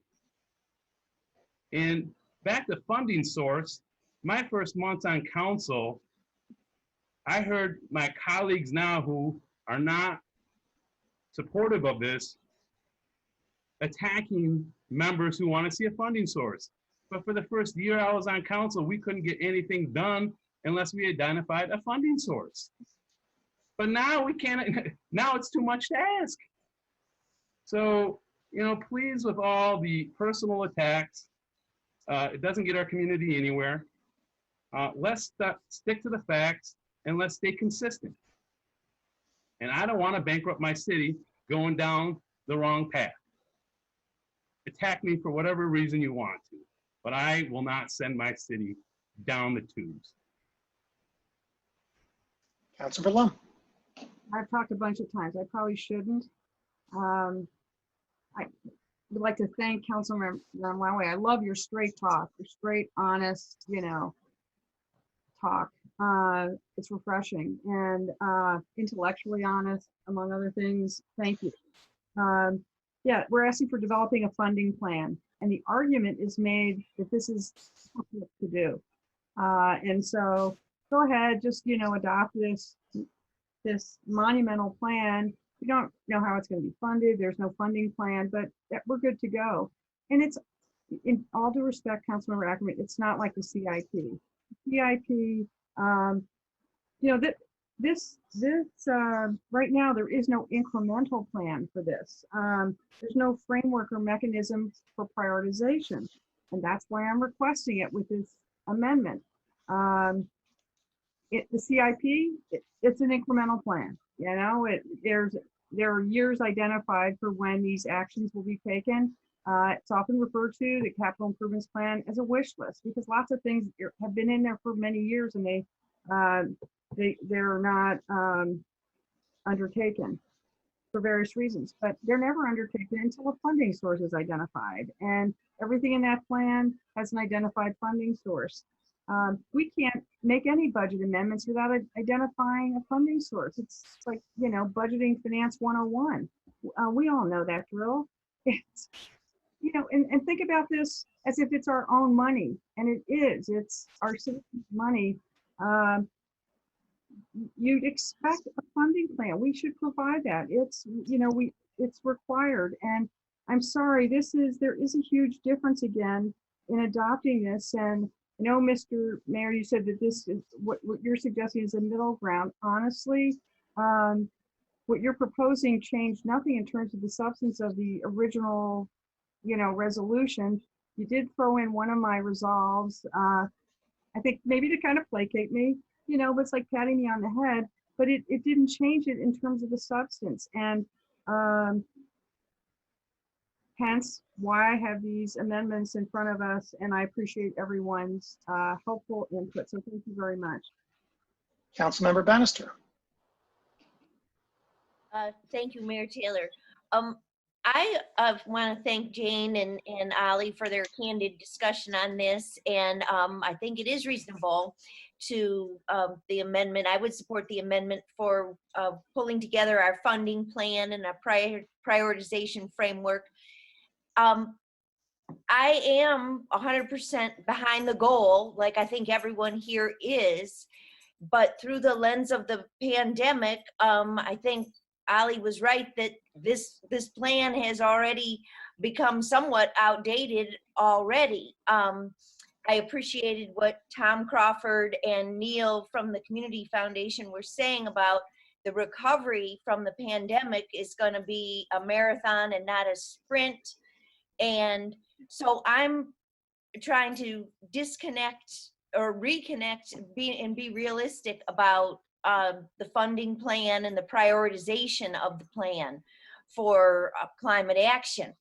So like when I have been out talking to neighbors just in the last couple weeks, they are worried about affordability in this new environment. They're worried, they're talking a lot about their summer taxes, and if the city could cut those in half. They're worried about their personal finances and their budget for water rates and sidewalks. We're worried about local business even staying in business. They're worried about sewer overflows, leaky basements, and the stormwater crisis, and you know, especially in July when we'll get heavy downpours. The plume, of course, how much money we're going to need for the dioxin plume.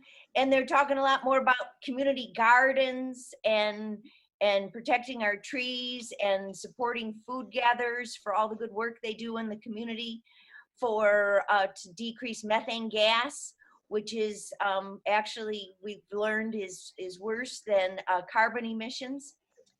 So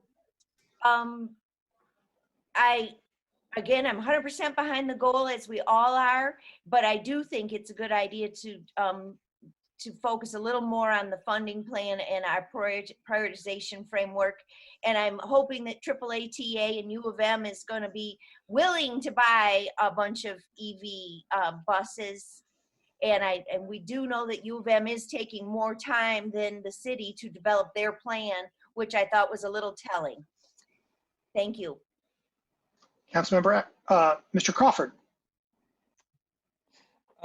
Mayor, let me just give my perspective on this, if I could, at the risk of maybe making this go one way or the other. But from my view, it's the perfect plan is something that you'll never get, and so I would encourage council to be careful about waiting for the plan that you all agree to. That just comes from experience with working with council over some time.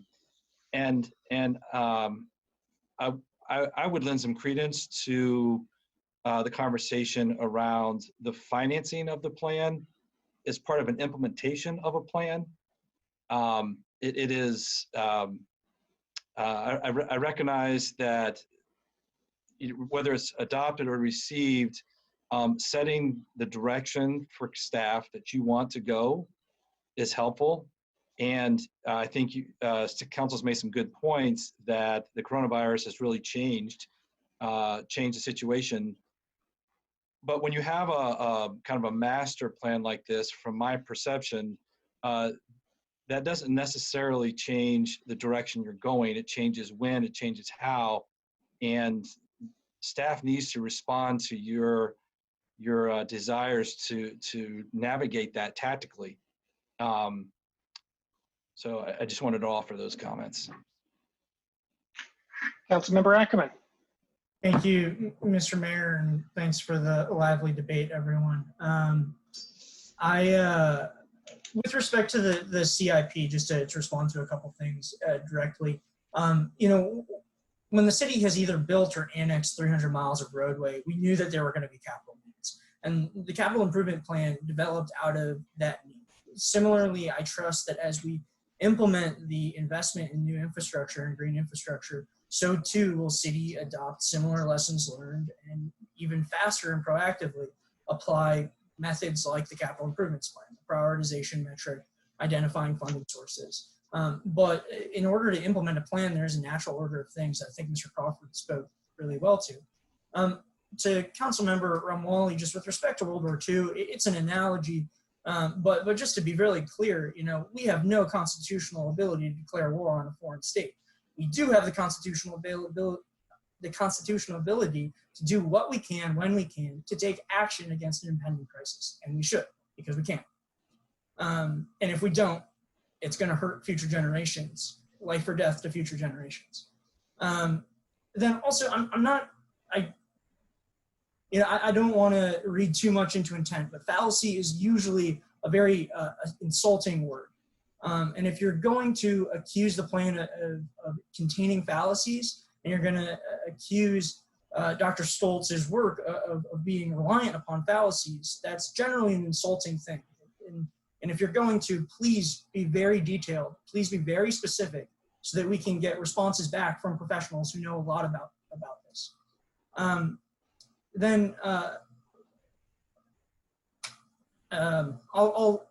sorry. There was also a comment about bankruptcy, about 3 to 5 times the word bankruptcy was used.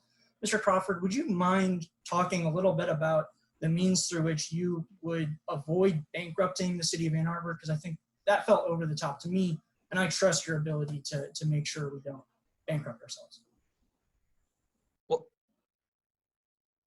Well, what I can say is, you know, staff comes back to you with a fiscally responsible plan for the budget.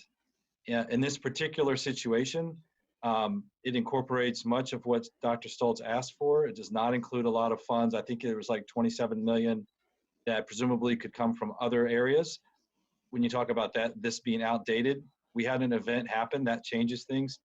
That can happen. That can change again before the year is out, or even next year. The management of the finances is something that we do take seriously, and you know, we will not bring you a recommendation that jeopardizes the financial stability of the city. Thank you very much. Councilmember Grant. Thank you. You know, I guess it's not going to, but I wanted to say that I do support what the mayor was trying to do. I don't think it was trying to placate. I think it was trying to compromise, which is something that many of us say we strive for. So I think it gives us the chance to get behind a plan. And also, if we want more numbers, then we can ask for those. And I don't love it. Like I could definitely support that, because I think that's fair. You know, I think we also can look to both the federal, local, state response to COVID-19 as an example of where something came up that we didn't have a budget for, and we're figuring it out as we go. There's a crisis, so we give out some money. We had a great presentation at the beginning of our meeting about what local not-for-profits, state government, federal government, city government is doing together, county government, to be responsive to a need in the community. So I think we can have a plan that's a vision and figure out some of the funding as we go. And if we want more specifics, we can ask for that. And it's fine to do that tonight even. But I think we saw a great example for an hour and a half's worth of presentations at the beginning of our meeting about exactly how our community is being nimble in response to this crisis, and how we see every day from the federal government, there are new funding packages coming out every few days, and from the state. And so I think it's, but to question also that some of us don't take our fiduciary duty to the city, as a key responsibility, or that we're somehow intellectually dishonest. I think we can talk about core democratic values at this table, since we're all Democrats now, and climate change is one of them. So, I think it's, I'm going to stop name calling, because I really do believe in this work, and I believe in all the people in the community that have asked us to come out in support of this. And it's disappointing that it looks like we might not. Councilmember Bannister. Councilmember Bannister. Yes, sorry. Thank you. I just wanted to ask Tom Crawford to elaborate a little bit more on what you were saying about the funding plan and how that fits in with all of the other things that some of the residents consider climate action, like sewer overflows and infrastructure and clean water and the plume and all that. And what was your comment was short, and I wasn't sure you got everything said that would fully explain the point you were making. Well, I mean, I share the observation. This is a very complex, very large plan. And it's not like what you typically deal with the city budget, because we get sources of revenues in with different purposes for those funds. This is one that is as much or more outward facing as it is inward facing. We have a role, and Dr. Stoltz described in her last presentation at the work session to you how we're a regulator in some place, an influencer, and then a decider. And it's really, that is more prevalent here than I've seen in a lot of other plans or goals that you have. And so I think, I think developing a plan we can do, it will change as quickly as the financial environment changes, which is all the time. But is it responsible to have a plan? Absolutely. We would be doing that anyway as we move forward. I don't know if I'm addressing what you were getting at, but I do think this is a very large plan, and it lends itself to taking chunks of it and solving that problem. I personally feel this plan can get executed in an opportunistic way. In other words, you plan, you prepare, and then when you have a partner that's ready, or an economic environment that's ready, or unexpected funding that arrives, you know where you want to go and you can execute fast. I think that's more likely to see, more likely to see how a plan like this can be implemented. Councilor Bannister, you still have the floor. Yeah, no, that was a good explanation.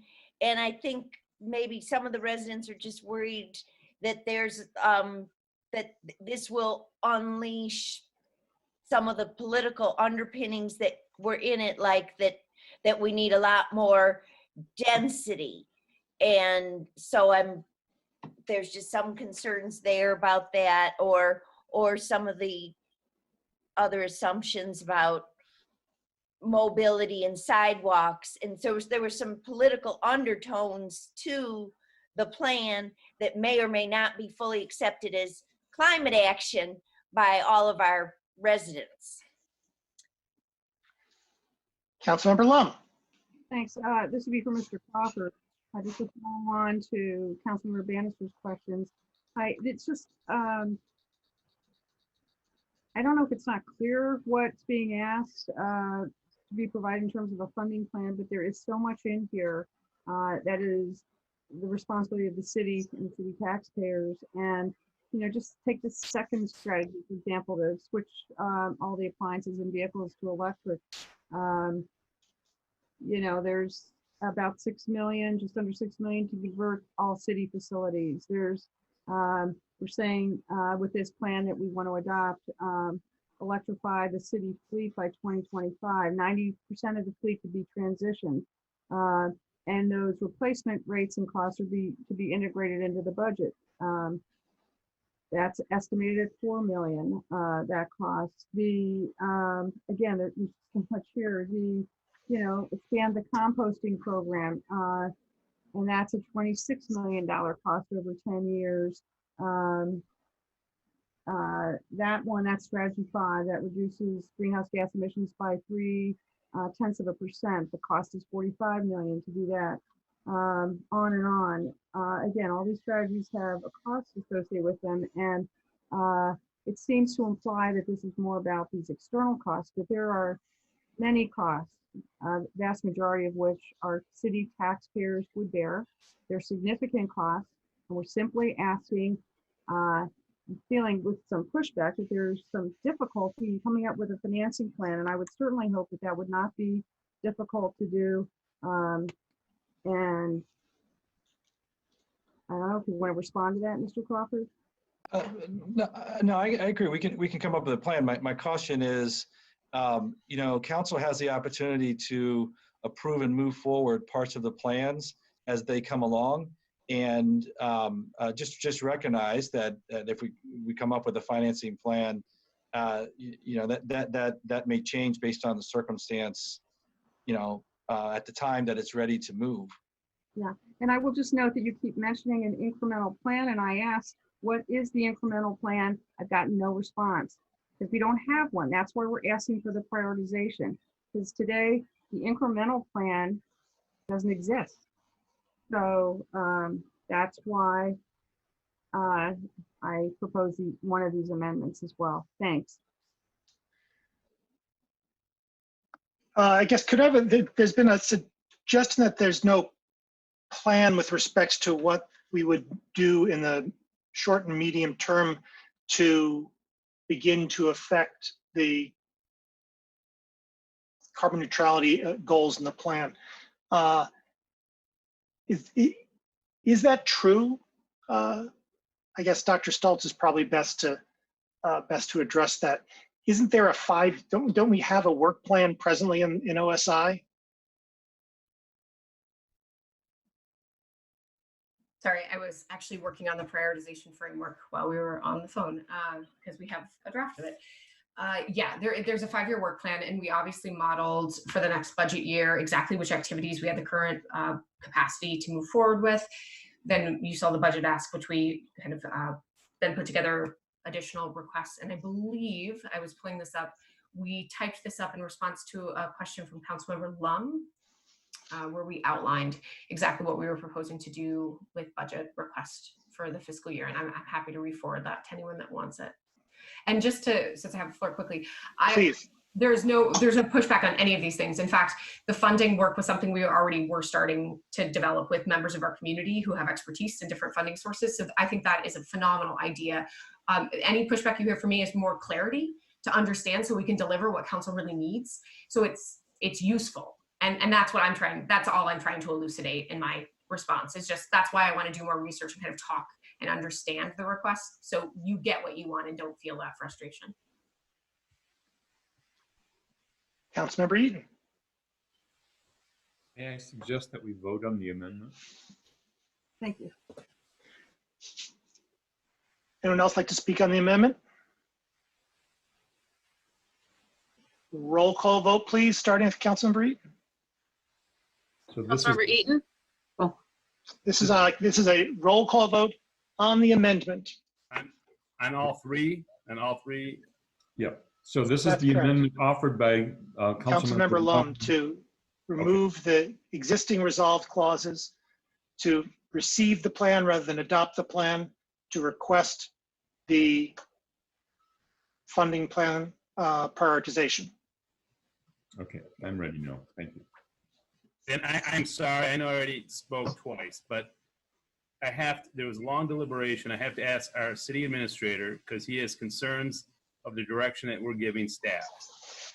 I want to know what the time frame is to get in this plan so we can continue momentum forward.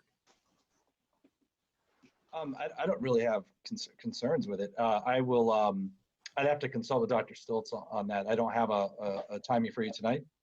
But it does not impede our progress as we go forward. This is not, we're not shifting directions here.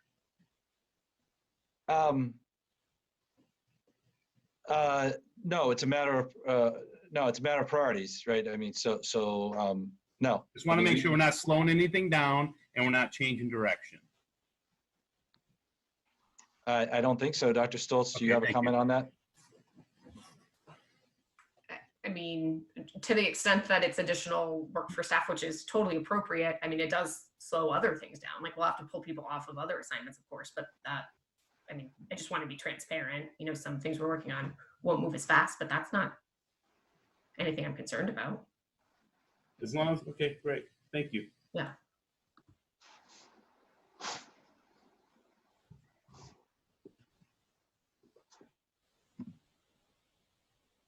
Mayor, are you ready for the roll call? I am. Thank you. My apologies. Roll call vote, please, starting with Councilmember Eaton. Councilmember Eaton, Yes. Councilmember Nelson, Yes. Councilmember Smith, Yes. Councilmember Ramlawi, Yes. Councilmember Hayner, Yes. Councilmember Bannister, Yes. Councilmember Griswold, Yes. Councilmember Lum, Yes. Councilmember Grand, No. Councilmember Ackerman, No. Mayor Taylor, No. motion carries. Further discussion, the motion of the main motion as amended. Councilmember Ramlawi. I would like to also introduce an amendment replacing the last whereas, the last resolve clause. I sent an email to Ms. Beaudry earlier, and that is asking for, instead of at least an annual update to City Council on progress, I'm asking for a quarterly update to City Council on progress. Is there a second? I would second that. Second by Councilmember Eaton. Councilmember Ramlawi, you have the floor. As we said a few times already, it's a fluid situation. Our finances are fluid. The assumptions that we have with this current plan will shift and move. And I think it's important to get more frequent reports to City Council so we can make adjustments in interims that are not as long as 1 year. It's just, we only have 10 years to get to the carbon neutrality. If we're going to get to our goal, that's only 10 reports or 90 updates or something. I don't think it's sufficient enough. So if it doesn't overdo, or it's not an overbearing, doesn't create too much work for staff, I would like to have a quarterly progress report to council on our achievements. I also would like to use this time to push back a little bit. I did have the time to look up fallacy. It's a mistaken belief, especially one based on unsound argument. I'm not calling anybody anything else. I'll stand by the notion that there are some fallacies in this plan. One that I'm sure will get worked out with time. Councilmember Lum. Thank you, and thank you, Councilmember Ramlawi. I'm wondering if you would consider just amending the third resolve clause, because I think I support what you're asking for. It's a little different from the way that, because I think you just asked to replace that third resolve clause, if I'm understanding. Was it the last, I thought? I got it. The last resolve clause, instead of annual updates, or at least annually? Oh, okay, I'm sorry. It's not, it's a different resolve clause. I'm sorry. That's okay. Mayor, Yes. If I may, I actually had the same question. I thought the last amendment replaced all Right. 4 resolved with just 3. So I don't think that resolve clause that we're proposing to amend is in the resolution anymore. It's not. Well, That is because I replaced the existing with these 3 that we just voted on, and then so yeah, Councilmember Lowy, it's a different one. Sorry, it's a new one, I guess. So added back in. I would like to add it back in if it's possible.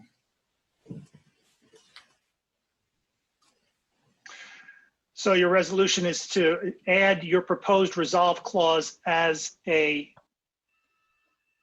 4th resolve clause. Yeah, there was initially, I'm sorry, there was initially 4. All right, well, it has been moved, Councilmember Eaton. I assume you continue to wish to second it. Is that correct? Yes. Thank you. Someone read it? Councilmember, Sorry. Councilmember Lum, I guess you have the floor still. If someone could read the resolve clause that we're being asked to vote on.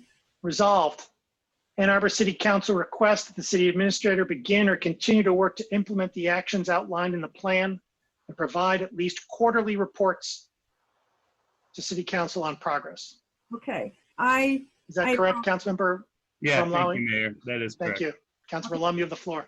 I apologize. I understand the intent, but I will not be supporting this one because the first resolve clause that I replaced it with says we received the report. This says implement it. So this runs counter to the intent of my replacement amendment. Because I am not comfortable directing the city administrator to adopt or implement the plan and all the actions outlined in the plan without a funding plan and a framework or mechanism for prioritizing actions in the plan. Well, I think at this point, based on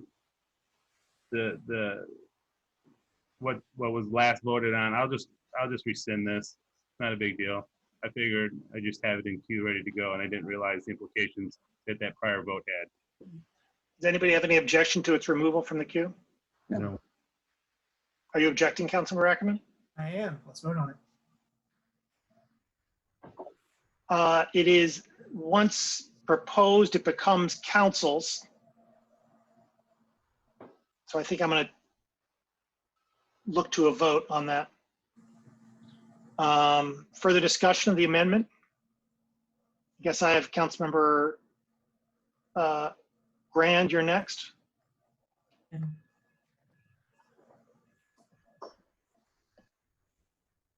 Councilmember Grand, you're muted. I'm fine voting. No, I'm good. Councilmember Ackerman, you have the floor. Yeah, let's implement this plan. It's a good plan and it makes incremental progress on the most existential crisis humanity will face. Councilmember Hayner. Well, the copy I have before me isn't making a complete sentence out of all this, and so I'm not sure what we're actually voting on. Are we voting on adding this as a 4th resolve clause? In which case, we need to correct the grammar of the. I think we are voting on it as a 4th resolve clause. I believe that in my recitation of it, I corrected some of the a typo or two. Yeah, there was a typo. Councilmember Ramlawi affirmed it. So it reads, so the amendment as proposed, and everybody please correct me if I miss it, resolved. Ann Arbor City Council requests that the city administrator begin or continue work to implement the actions outlined in the plan and provide at least quarterly updates to city council on progress. Well, my question would go to Councilwoman Lum, that the implementation of this plan is not going to happen until, I don't know. It just does seem like that your resolutions kind of change the dynamic of this one a little bit. I think it's appropriate to ask for quarterly updates. So we ask for quarterly updates for water quality, for instance. But again, I'm not certain that I support the notion that the constant updating is necessary. I'd like to think that we were all going to be invited to meetings about this and changes that are going to be made that are critical to effort moving forward, or things that we need to do to support this moving forward, are going to be asked of us by OSI. And so, I'm not sure it's completely necessary at this point. So I appreciate your effort to withdraw it. I would just hope that what's going to happen if we do adopt this plan and vote on the plan as a whole, which I expect to shortly and hope to shortly, is that the recognition will be that the people who support this, and if the body supports it as a whole, that we need to be closer to this project. We need to know what's going on. And I understand that's where you're coming from with this, Councilman. But I see how it is a little bit out of sync right now. So, it's fine. We can vote on it if you want. I'm not sure I support it because it's a little out of sync. I'm not sure it's helpful at this point, but either way is fine with me. Thank you. Councilmember Lum. Good. Councilmember Amlawi. I appreciate Councilmember Ackerman's insistence on taking a vote on this. As I'm here thinking and looking and rereading, I actually think I still support it. I don't think it's anything that should be withdrawn. It asks to begin or continue work to implement the actions outlined. It's not talking about adoption of any kind of plan. I think it's asking for a progress report on what's being done, as far as I can tell. And I think that's a good thing. I don't think our prior vote negated the virtue of this amendment. I think it actually supports our progress. Councilmember Ackerman. I just want to be crystal clear that this amendment and voting for it is a vote to implement this plan. A vote against this amendment is a vote not to implement this plan. Further discussion? Councilmember Lum. Thanks, and I would just note again that the prior amendment, thank you for those of you who supported that, does not preclude adoption. It only says that we're going to adopt it, bring it back, and we have a funding plan, and we have a prioritization plan. This, on the other hand, says go forth and implement it. It's Councilmember Ackerman's right. This says vote for this, you're adopting the plan. So it's a very, actually, I think add this in, that's why the 3 resolve clauses I brought forward replace existing resolve clauses. This would now be giving 2 quite different directions to staff. And the important thing is the other resolve clauses do not preclude adoption. It's only saying we want a funding plan and then bring it back. And as you heard from Mr. Crawford, he can provide that funding plan for the plan. We know what's proposed for this year's budget. Although we also know we're going to get a plan B for this year's budget. Because everything is, there are a lot of unknowns now in terms of our revenue stream. So, so maybe even the first year for the carbon zero plan will be changed. We need to see that plan B, I guess. Councilmember Hayner. Is Mr. Postma on with us? No? Yes, I am. Mr. Postma, Sorry. I would ask for your interpretation of this conflicting resolution as our I think that I think you could shed some light on this. Are we introducing a conflicting resolution here, in your opinion, as parliamentarian? Well, ultimately, a resolution is what the council believes it to be. And so in the end, you have a reception of a report. You also have implementation, but in some ways it's limited by the prior resolution. So are they conflicting terms? You all need to decide that. I think in the end, the resolution is going to stand. You're going to appropriate a budget to do things. And so other than that guidance, I don't know that it's contradictory in that sense. But I asked because it speaks to the question earlier of what Mr. Crawford was suggesting, that guidance is necessary for staff and so on. And so I appreciate that, to craft legislation that doesn't cloud the waters about what our expectations are moving forward.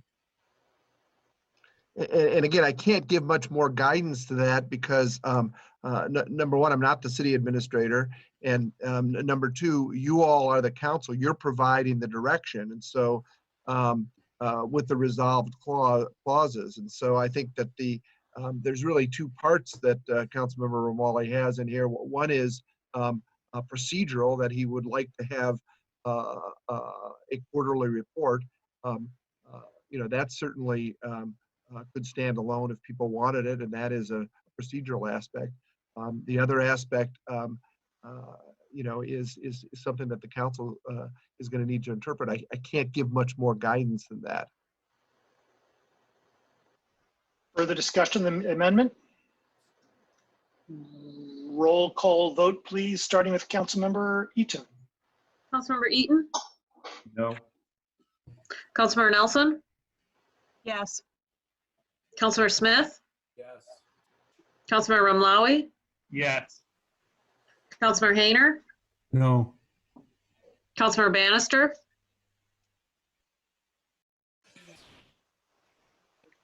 Councilor Bannister, your vote was not recorded. Yes. Councilmember Griswold, No.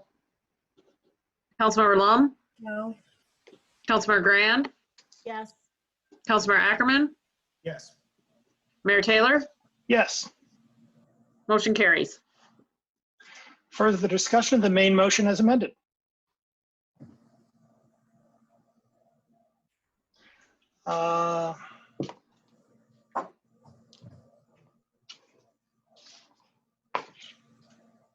Councilmember Lum. I have a question for Mr. Postma. Yes. I'm going to read you the resolution now, Mr. Yeah, I have it up. Clarity. So here's how the resolve clauses read. First resolve that the Ann Arbor City Council receives the Ann Arbor Zero Carbon Neutrality Plan and expresses its appreciation to city staff for their efforts in providing a comprehensive, timely response to Council's November 4, 2019 resolution. Doesn't adopt, it receives. The last resolve clause. Ann Arbor City Council requests that the city administrator begin or continue work to implement the actions outlined in the plan and provide at least an annual update to council on city progress. So what are we doing here? Are we receiving it or are we adopting it? Well, you're receiving it because that's what the resolved clause says. I guess the exact language, and that's why, as I spoke earlier, it says that the city administrator begin or continue work. Certainly the beginning of this, beginning to implement the actions, that's very preliminary. And so again, my guidance is the same. I know it's not, it's not satisfying to some, but again, I think that there's the language is crafted by Councilmember Ramali. It's the intention that he has, and I think that begin to implement is not specific. So that's all I can say, Councilmember Lum. Okay, a question for Mr. Crawford then. The plan includes land use actions. Would you then see this as direction to implement the land use actions that are recommended in the plan, including increased density and mixed uses in single family neighborhoods, AKA, do away with single family residential zoning? That is one of the recommendations. A lot of aspects, if not all of them, require further council action before any substantive thing happens. It involves a community engagement on a number of it. So, I don't know what to say. Staff is going to work Right now it'll be on the financing plan, and that shouldn't take too long, and then we would proceed from there. Elements of the plan everybody won't agree with, but and I would think that would work its way out as each kind of action came forward for further discussion. Yeah, that's exactly right. You might need to bring something to begin would to develop a proposal and bring it forward to the council to adopt or not adopt. And so Or we could be presented with this the way we often are presented recommendations. For example, whenever, we've halted work on retaining a master planning consultant and that work. I don't know why it's been halted, but it has.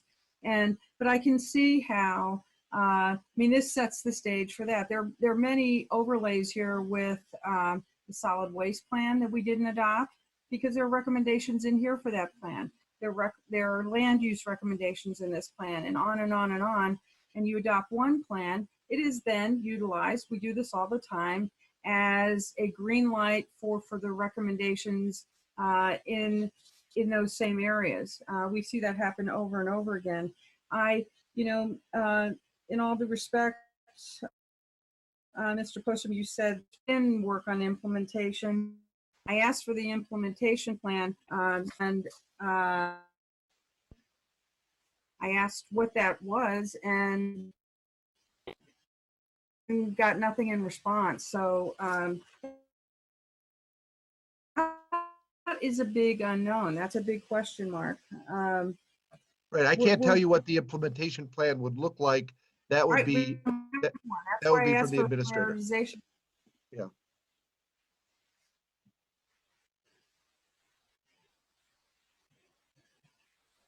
Good. Councilmember Ackerman.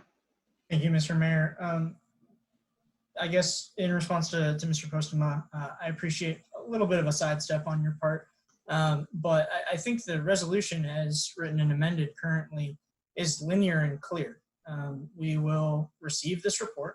We will get a prioritization matrix of sorts and a funding plan, but that's not going to halt beginning to implement it.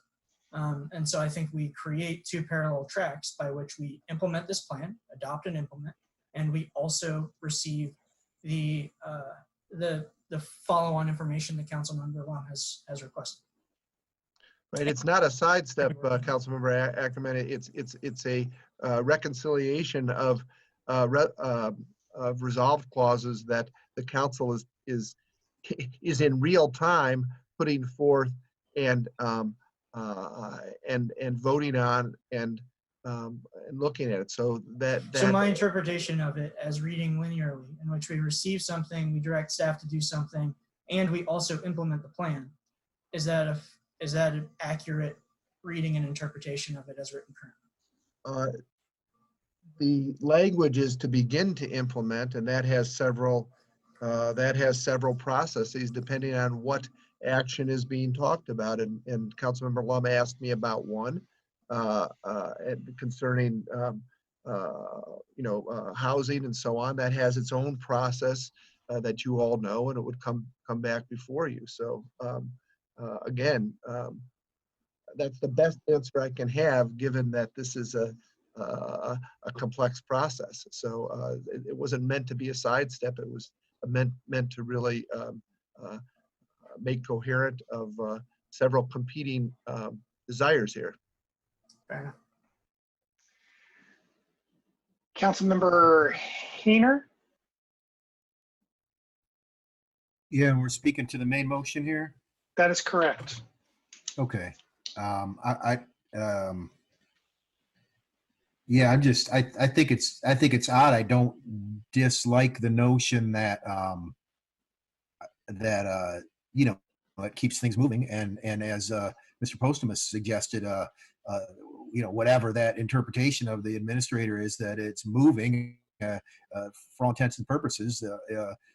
If we do adopt this in its whole now as amended, we're saying, hey, keep moving forward with getting that budget to us or whatever, right? I mean, it's completely up to the interpretation of staff's actions at this point. And that's fine. I hate to, I guess the notion that there's a lot of things in here that aren't our responsibility bums me out, because I'm looking for ways that we can, take the ball and run with it as a city and show leadership. And if that leadership's being shown by saying, okay, community partners, transit and the university and so on, work with us.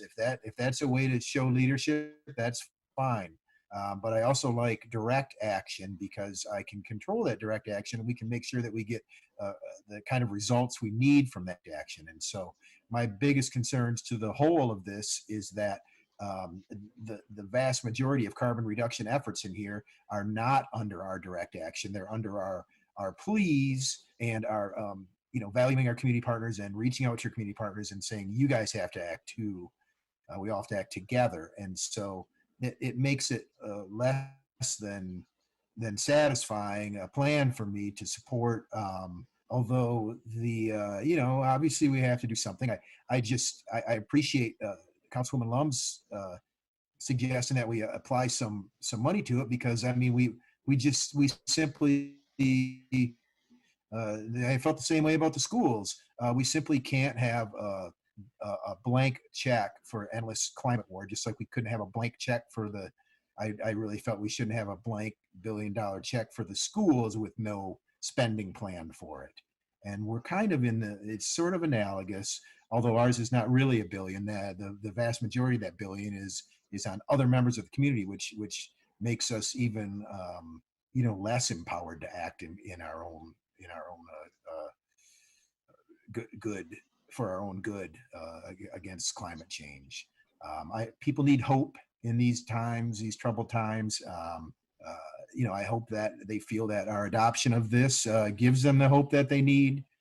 I suggest that the inputs are already in the system, and that I think this is going to be sadly too little too late. As some pointed out, we've had since 2012 to officially declare an act on this, and that hasn't happened, so we're acting now. But I will express my legitimate concerns that this isn't going to make the global difference that we think it is. But as long as it doesn't accelerate the gentrification in our community, because we don't have a way to pay for it without only inviting the wealthy to live here, I'll support it. I'm skeptical about some of the equity aspects of this plan, but on the whole, I support the notion that we need to act. And so I will likely hesitantly support this. It's a terrible time to be bringing forward $300 million in spending when we're looking at a 10 million, and moving forward deficit. I will say that. And I feel many aspects of this are fiscally irresponsible. Thank you. We've got Lum, Bannister, Nelson on the queue. Is there any staff engaged? Does staff feel like they understand where we are at this point? I just have one clarifying question. Councilmember Lum, this one's for you. I've heard you say two different things, and I want to make sure that I've got them. I've heard you say a prioritization framework, and then I heard you say an implementation plan. And I think of them as different, and so I just want to understand. I have a prioritization framework ready to go. An implementation plan does already exist for staff. We've done it for current with budget and then outside budget. And I just want to understand, when you say implementation plan, could you provide more clarity what you mean, just so I can make sure to present a package that is responsive? Thanks. Yeah, no, we can talk later. The framework or a mechanism, as the word I used, so that we can evaluate and prioritize the actions. There's 44 actions, all these strategies, on and on. And I'm looking, and again, there's disparity between cost benefit. And so looking for prioritization and implementation plan that reflects the prioritization of high level actions. And again, happy to talk later. I do have and I want to thank you for your very thoughtful, thorough, helpful responses to all the questions I sent your way. So thank you. I appreciate that. Quick question for Mr. Crawford. will you be implementing any aspect of this plan before you come forward with the funding plan for the plan? I don't mean the funding plan for this fiscal year, the plan for the plan. And Well, the organization plan for the plan. Well, I hope we have a funding plan back sooner than that question becomes relevant. But the funding plan, I don't know, let me temper your expectations some perhaps.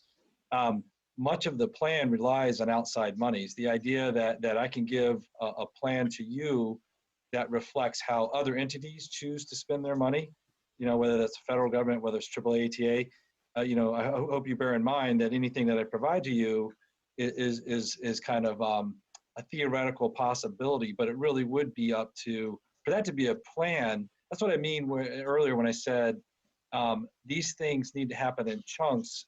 In reality, they're going to happen in chunks as we work the opportunity. Right, I'm happy. Is that what you're expecting for the financial plan? If it is, then I'm sorry, it's getting a little frustrating. And apparently there's a lot of confusion. The city's actions, I'm talking about the city's actions. Yeah. The cost for the city taxpayer. I asked for breakout for the various entities. I'm interested in understanding the city's responsibility. Okay, so I don't want to talk about the external factors right now. Sorry. Okay, no, I think I understand what you're. Because we have no control over the University of Michigan or AATA and on at the county. It's the city. And I'm looking for a funding plan for the city's actions that are in the 150 to upwards of $300 million range. That includes park and ride, that's recommendations for that, the landfill, solar facility, all those things that are the city's, that the city is on the hook for financing. We do not have a funding plan and funding sources identified for those things. Okay. It's not here for the city. That I'm focused on the city. Got it. Mm-hmm. Yep. Yeah. Thank you for that clarification. Councilmember Lum, you have the floor. Was that what you were saying, or do you have any? Councilmember Bannister. Yes, I'm sorry. I would like to ask for a reconsideration of my vote on Ollie's amendment. I'm multitasking for a sick relative over here, and I think I missed some key conversation. And I think I opened up the can of worms on this, and I was wondering if I could reconsider my vote and make it a no on this particular amendment. Well, procedurally, Councilmember, you do have the right to reconsider the vote. But the whole motion needs to come back. My recollection was that 7-4, Ms. Beaudry? I voted down. That's correct. Can we just acknowledge that Councilmember Bannister's vote was recorded in error and that it was 6-5? Unless anyone else was similarly. Of course. Thank you. Councilmember Nelson. I was going to ask, we touched on this earlier, way back when we were just talking about Councilmember Lum's amendment. Could we pin down a date for the ask in that amendment? I think that a moment ago, Councilmember Lum clarified her question, which is setting aside the externals, what is this looking like in terms of the city's commitment and the city's ideas about cost?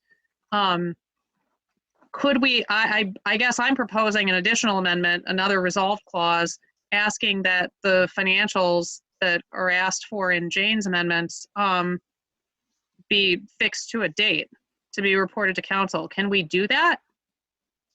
Mr. Crawford?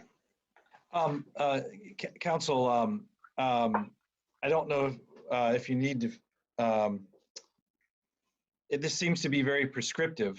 Staff's going to work on a funding plan. We'll get it to you as soon as we can. And unless you're concerned that we won't deliver, I don't know that your concern requires official direction. Okay. Okay. All right. Thanks. Further discussion of the main motion? Roll call vote. Councilmember Eden. Point of order, didn't she make a motion for reconsideration? She did Yeah. not. She asked about it. I suggested that we observe that her vote was recorded in error, and she consented to that solution. Yeah, the only other point on that, I think that the clerk would have to indicate that she's willing, that she's able to do that procedurally to accommodate Councilmember Bannister. I don't think that's, that follows Robert's rules. I think for her to change her vote, we have to allow reconsideration. And I think, I hadn't heard from the clerk on that, but I think that, Mayor, I know you're trying to expedite it, but really the reconsideration could go forward very quickly. And so,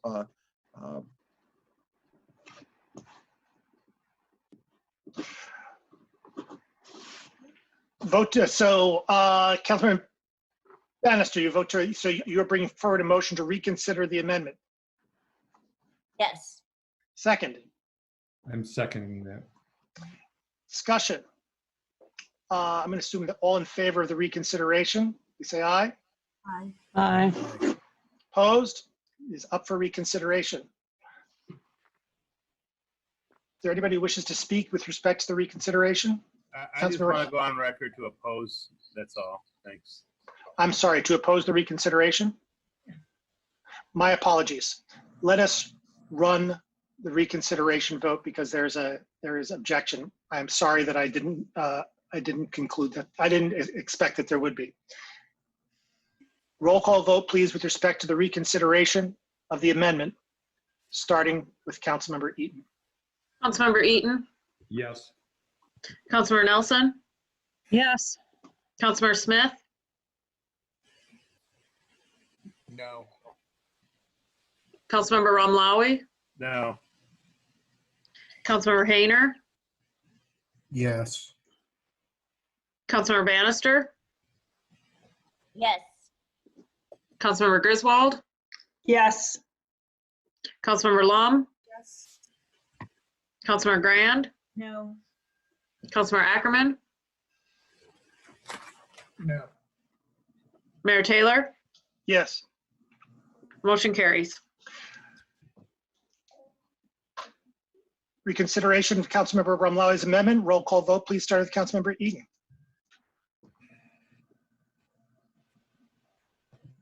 Councilmember Eaton, No. Councilmember Nelson, Yes. Councilmember Smith, Yes. Councilmember Ramlawi, Yes. Councilmember Hayner, No. Councilmember Bannister, No. Councilmember Griswold, No. Councilmember Lum, No. Councilmember Grand, Yes. Councilmember Ackerman, Yes. Mayor Taylor, Yes. motion carries. I'd like a point of order. You Point have of the order, floor. please. Of course. Not only did I have my raise hand icon up, I had my hand raised to discuss that vote. I'm going to let it go by, but I'm having some problems with the parliamentary procedure we're having here. Starting way back when Councilman Ali Ramwali offered his resolution, or his amendment rather, and then it was refused to withdraw it. Now, there have been many times in the past when a resolution has been withdrawn by its sponsor. And Mayor Taylor, you suggested that it belonged to the body and that he was not allowed to withdraw that resolution, and I disagree. So that's what I wanted to say. Thank you. My apologies for not recognizing you. It was an omission. Further discussion of the main motion. Roll call vote, please, starting with Councilmember Eden. Councilmember Eaton, Yes. Councilmember Nelson, Yes. Councilmember Smith, Yes. Councilmember Ramlawi, Yes. Councilmember Hayner, Yes. Councilmember Bannister, Yes. Councilmember Griswold, Yes. Councilmember Lum, Yes. Councilmember Grand, Yes. Councilmember Ackerman, Yes. Mayor Taylor, Yes. motion carries. 11:32, let's take a short break, returning at 11:40, please. Mr. Postma, I'm here. are you out there? Yeah, I'm right here. Yeah, I wanna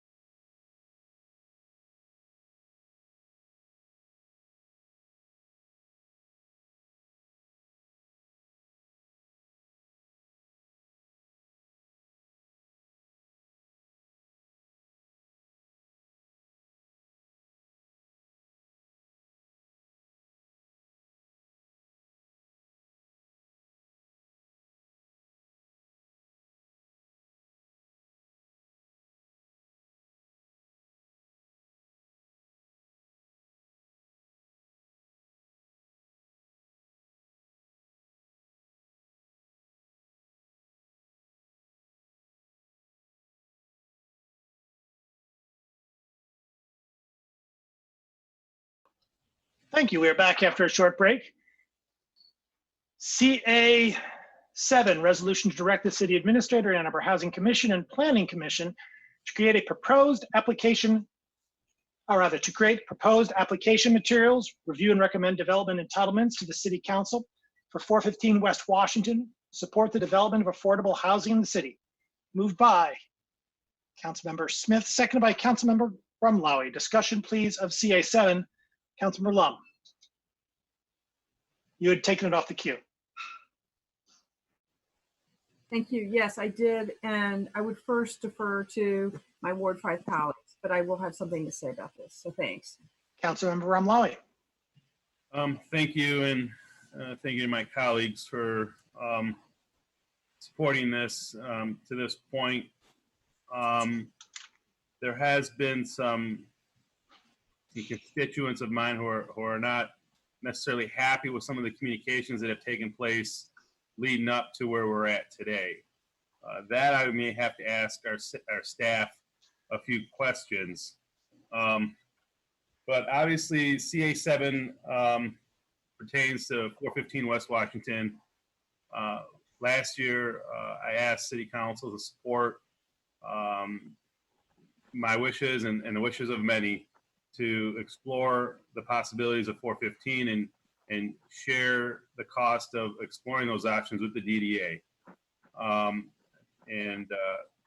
was grateful and thankful for the support council gave in doing so. The Smith Group led the community outreach to better understand the possibilities and the issues surrounding that property. And it's, I don't think, a mystery to folks here that the issues on that particular city-owned property. It's unique because of all the different circumstances. The question that I have for staff, but if there's anyone available tonight to speak on this, who is available to speak on this today? Good evening, Councilmember Rumlowy, Brett Leonard, Planning Manager. I'm happy to address any questions that I can. And we also have Jennifer Hall as well. All right, well, thank you for joining. Appreciate you being up so late. Hi, Ms. Hall, how you doing? Hope you're doing well. I have been really pleased with the speed that this is progressing, but I am fortunate to have to be in the position that I am, to be comfortable with the progress.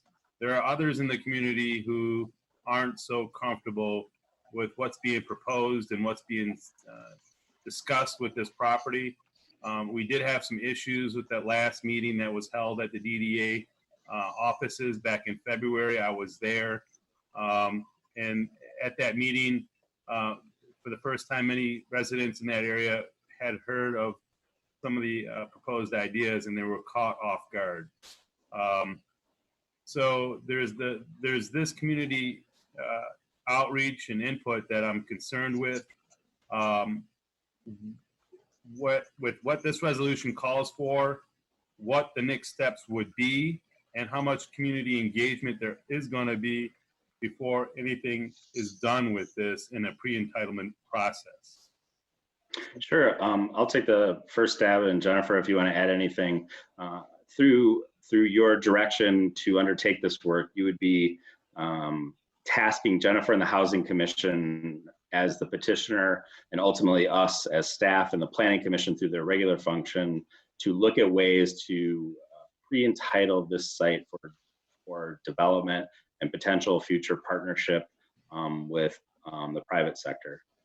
Some of the next steps of that would be, of course, like any plan, developing a more refined proposal, what that approach looks like. Are we gonna, as the resolution indicates, are we gonna pursue it under a plan unit development? Are we gonna pursue it under a different zoning district? Put together a concept plan that is reflective of all the requirements of our ordinance. Like any other development proposal, we would start off with the resident participation requirements, where we would notify everybody pursuant to those requirements based on the scope of that project.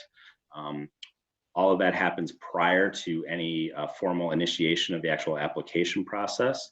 That application process would then go through the same rigor and technical review leading up to a planning commission public hearing, where again, residents and the public would be noticed as any development proposal that has a public hearing.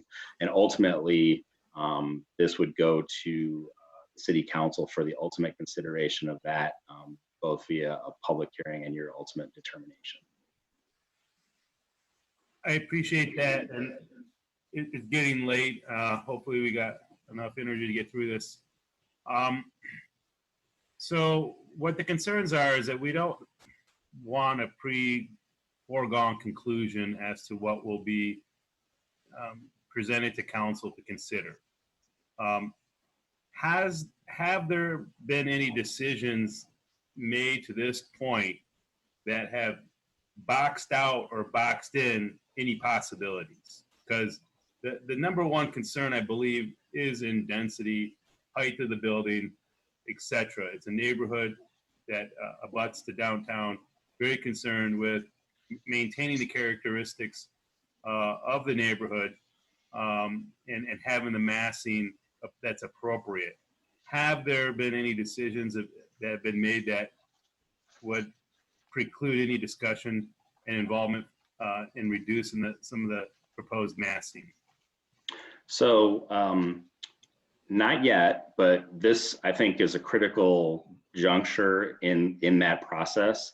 That is through the community engagement that occurred, the preferred options have been identified. I think that's a goal here, is to identify and validate those findings and the viability of that as a project. Not only does that include you as the city council as the final arbiter of any site plan or zoning decisions, as well as any fiscal partnerships that you decide to enter into with the property. But also that I think I failed to mention previously, it's also going to, of course, include Historic District Commission reviewed for the appropriateness of that project in the context of the historic district. But the short answer to that is no, we haven't done that. But the goal of this is to really take this sort of preferred option as a jumping off point to answer that question more definitively. If for some reason this sort of framework is not viable through our approval process or agreeable to the city as the landowner, that has other implications into the viability of it. You know, these preferred options were not only arrived at from a physical and zoning requirement, but it also considered a fiscal analysis too. So in short, if this resolution were to be enacted, but to say, however, this should be no more than 2 stories in height, we would have to really look at that with careful consideration, whether or not it really is a viable project in the context of what we were trying to deliver to the council, which was, how is this site in the portfolio of all those city-owned properties best advancing our portfolio ultimately of affordable units, either on site or through other resources? So if I was one to want the height restriction to be no higher than the church that's on the corner of 3rd and William, or of Liberty, that would have to be introduced here tonight, or is that something that can continue to be discussed as we go further? I mean, that could be something that's discussed, but again, we're trying to find sort of the best consensus of direction towards answering those questions more definitively, so that we know how we can use this site. This proposed plan does meet an appropriate. I think it's largely based on the D2 zoning, which it's master plan for. So that's what we evaluated it for. So I think what you're proposing might be a more restrictive zoning application. So we could definitely look at that, but that's definitely the kind of direction we're trying to figure out. Should we proceed here or not? Wouldn't this be done under a PUD where we just we could be zoning it, building it to what we see as beneficial to the community? We're not necessarily it's not a by right development that is going to be built under D2 zoning. It could be anything under a PUD. Yeah, our initial thought is that PUD is probably our first approach. You'll notice that the resolutions do provide some flexibility, but that's our initial take as well. The PUD gives us as the city sort of a bit of the best opportunity to box in the parameters of site development that are really critical to us. So you've already touched on a couple things, and I'm sorry that I'm long-winded, but there are a lot of questions on this. And you touched a little bit already about the Historic Commission's involvement in this and the parameters that this project will need to fall in with it being in the Historic Commission. Historic District, can you elaborate a little bit about the limitations this project will have or the qualifications that it's going to need? Sure. Because of its location within the Historic District, the final detailed building plans and architectural elevations are going to require approval by the Historic District Commission per their criteria for review, which is based on the Secretary of Interior standards that it is appropriate and harmonious with the Historic District. So just generally speaking, typically that is done by making sure projects are of a quality and scale and material and arrangement that are harmonious, but they're typically very careful not to sort of imitate historic architecture, so that the ideal product is a product that everybody, the commission finds is harmonious with the district, but it's clear that it's a new addition to that geography. And it needs that stamp of approval from the It does. Lastly, there's been a lot of interest from the Tree Line Conservancy and their concerns that they were not, didn't have a large enough voice in this to this point. Can you perhaps shed a little bit of light on what it means to have the urban trail incorporated in the master plan and how that will be respected with this project going forward, in addition to the chimney swifts? Now that is an issue that we discussed on council earlier. It was brought up in the first resolution looking at 415, and we didn't put it as a whereas clause in this resolution. I'm just curious, is that was just an oversight, or is it can it be put back in as a part of this resolution and the protection of the chimney swift? And again, of course, the master plan with the urban trail. Sure. I'll touch on a few, and then maybe Jennifer, if you want to add anything. As it relates to the tree line trail, I can't speak for them if they didn't feel that they had an elevated enough voice with that. Our intention was clearly to engage with them. We did engage with them on a very specific basis. The preferred ratio that we envision here is absolutely replicating this site's rendering and the adopted tree line master plan. That master plan specifically talks about the tree line where we anticipated here on this site, and that being that site also being shared with other development, which this is consistent with. As to any I don't see the concern of that asset or that aspiration being lost. But if that were of a concern, keep in mind that ultimately, as the property owner, the city has the ultimate control of that. We could even take steps to identify an easement area of that tree line area, which we're proposing to basically match the floodway designation early in this process. That's not something that necessarily has to wait till the pre-entitlement decision. That's something we could even consider in advance. To be sure, that could have impacts on the value of the overall property, but nobody is proposing anything different. We see that the realization of the tree line trail at this site is really important and beneficial both to the tree line and to this site. As it relates to the chimney swift habitat, that's definitely still an aspiration as part of the plans. The complexity of this site with the floodway, the flood fringe, that chimney swift habitat goal, and potentially realizing some public improvements as part of the tree line, not only the space. All of those factors are some of the factors that lead the site to not be the shining example of probably a federally funded affordable housing project. Nonetheless, we don't want to foreclose that option right now. That's where, you know, and again, and how this site might be used in the portfolio of all those properties. It could be the realization of a couple of affordable units there. We do see some challenges. Nonetheless, if it's not units realized there, the potential for some resources to come out of the site to support them elsewhere is a real possibility. Jennifer, I've been talking about, I don't know if you want to add anything to that.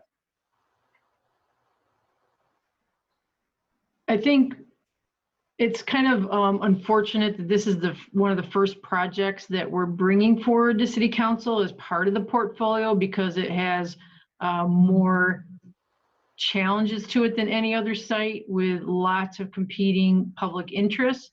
I would personally prefer if we had more direction from the 5th Council Ward members on height restrictions, if you have a strong feeling about height restrictions, because that could save us a lot of time on our next steps as far as figuring out the affordability of the project.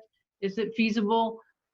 We could spend a lot of time on a project that turns out not to be feasible. I'd rather know that up front than, you know, spend a year in this process. So if you do have yeah, actually I do. I actually do. I think the height is a huge concern. And some of the proposed projects were just focusing on density and packing in as many units as possible. And I don't think that's going to fly over there. I think it's important to keep the height at the level of the church roof line, the mark.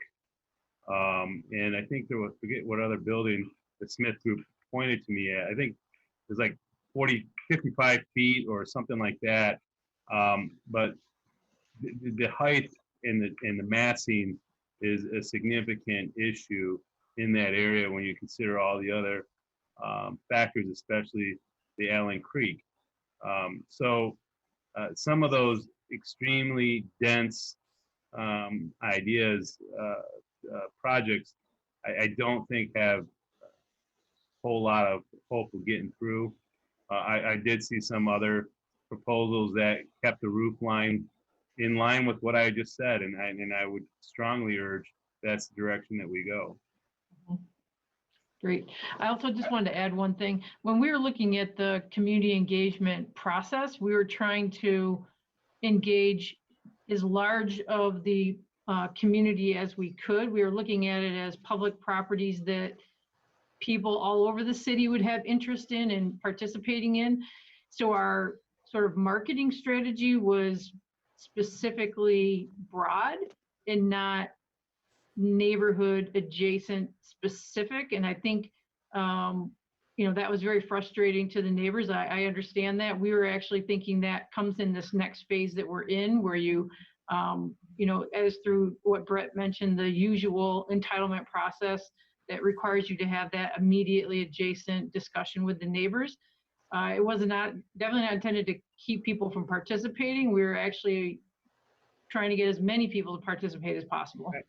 I appreciate that, and I appreciate the extra time to speak on this.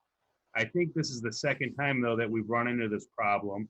No, in fact, I know it is, that we have not engaged the local stakeholders when we were looking at these properties. We had the same thing happen on Catherine and 4th, where we approved this to be looked at further, and then we get a backlash from the stakeholders in that area.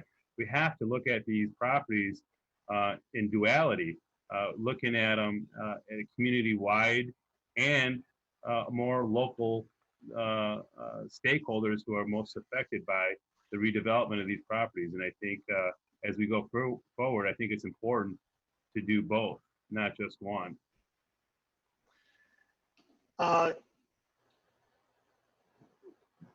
who we have in the queue? Councilmember Smith, I think. Oh no, Councilmember Ackerman, my apologies. No, I think like Councilmember Lum, I'll defer to Ward 5 colleagues, but also Councilmember Lum is in the queue before me because she deferred her time. Hold it from the agenda. Councilmember Smith. So not only is this my ward, this is my neighborhood. I know the people that are upset about the notice. I know how they feel about different stuff. There's been extensive conversation within the community for many, many years about what's going to happen to 415. I think that, you know, for me and Brett and Jennifer, maybe you guys can jump in. I get a little confused by the term pre-entitlement. Are we developing a site plan that's approved that is then marketed? You know, I don't get what our end product is.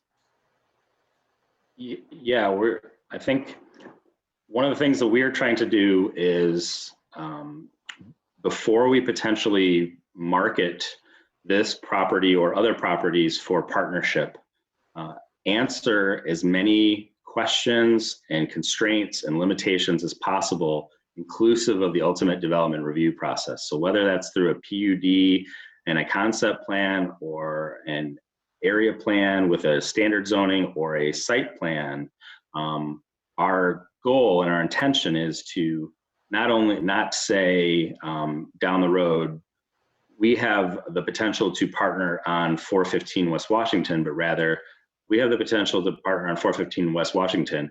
It already has approval for X, Y, and Z, so long as it's compliant with these constraints, these goals, and our hope and our aspiration is that taking, even if it's some incremental steps, that's going to add more value and ultimately predictability to somebody who wants to take on development, either individually or as a partner with the Housing Commission.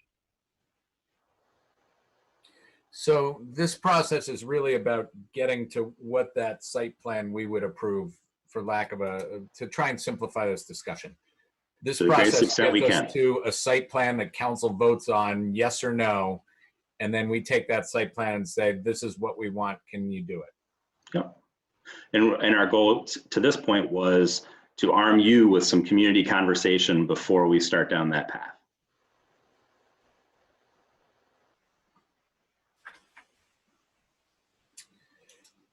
Okay, thank you. I defer the rest of my time. Councilmember Grand.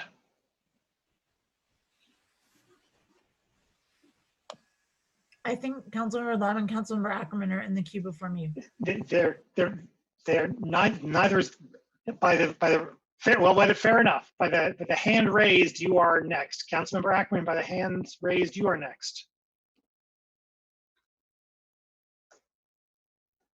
Does anyone wish to speak on this? Councilmember Ackerman, you have the floor.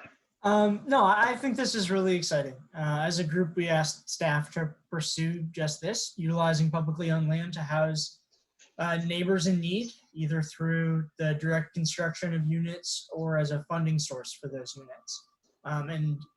Now as a group of leaders, we have the opportunity to take a huge next step, which is turning our words into and promises into plans. And I think also this is an exciting shift in our strategy of how we develop publicly owned land. I'm always cautious to use the word library lot, but I think this encapsulates a lot of learnings about what caused community friction with respect to the library lot process.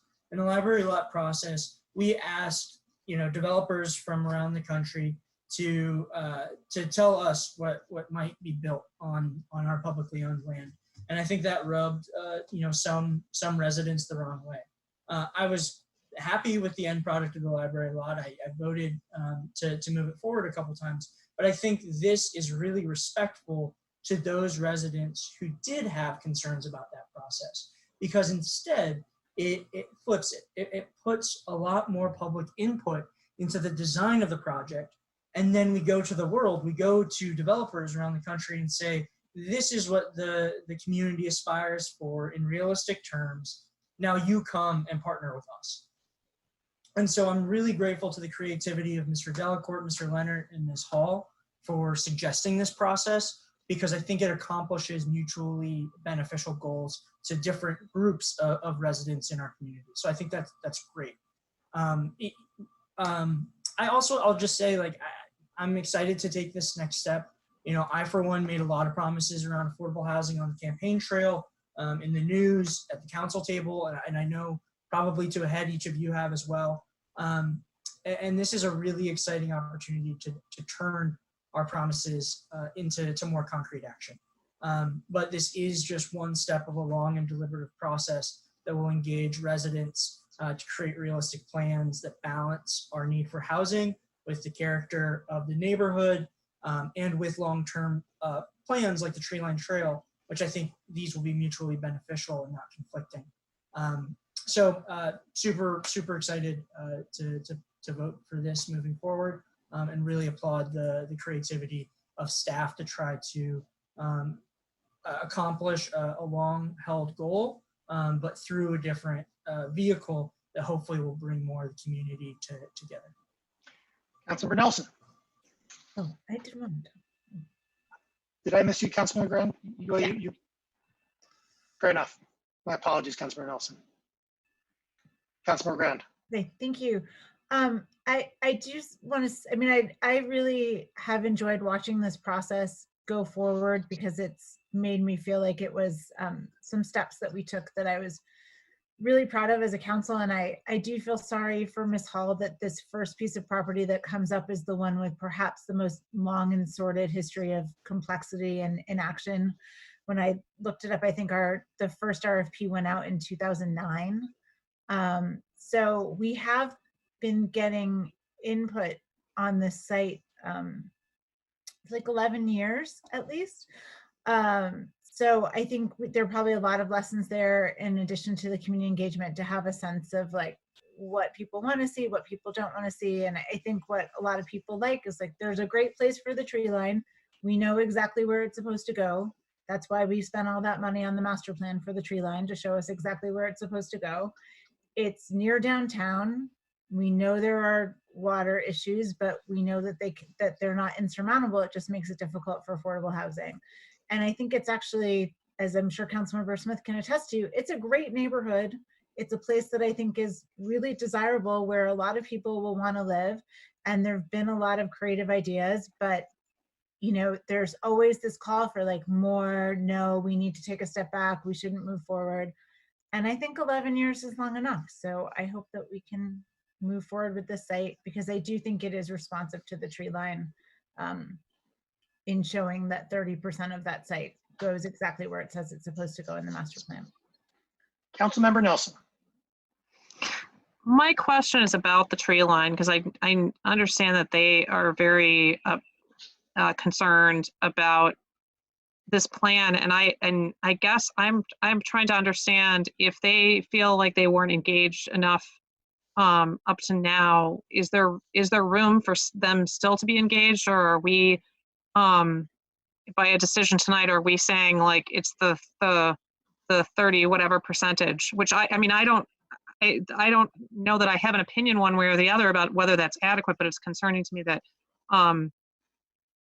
I guess I'm curious, and forgive me if it's been answered already.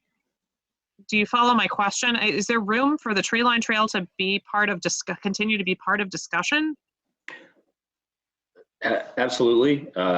You know, like I indicated, they were engaged very specifically through this process. I can only see from some of the correspondence I've seen that they have questions about, at its core, I guess, perhaps the ultimate goal of how do we use this as a resource to realize as many affordable housing units in the city.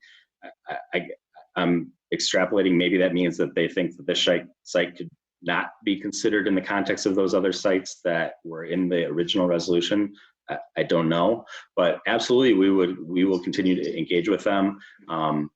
The easy decision is for us to dedicate that space. I mean, I think we have the policy documents that suggest us, but there will of course be ongoing conversations, because not only through the realization of any potential future development, we're going to be looking to figure out how we advance the tree line goals on that site as well. So we'll absolutely be engaged as we move forward.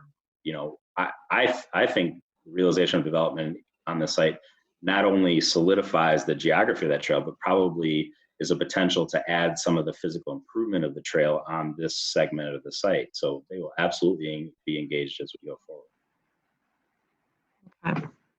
Thank you.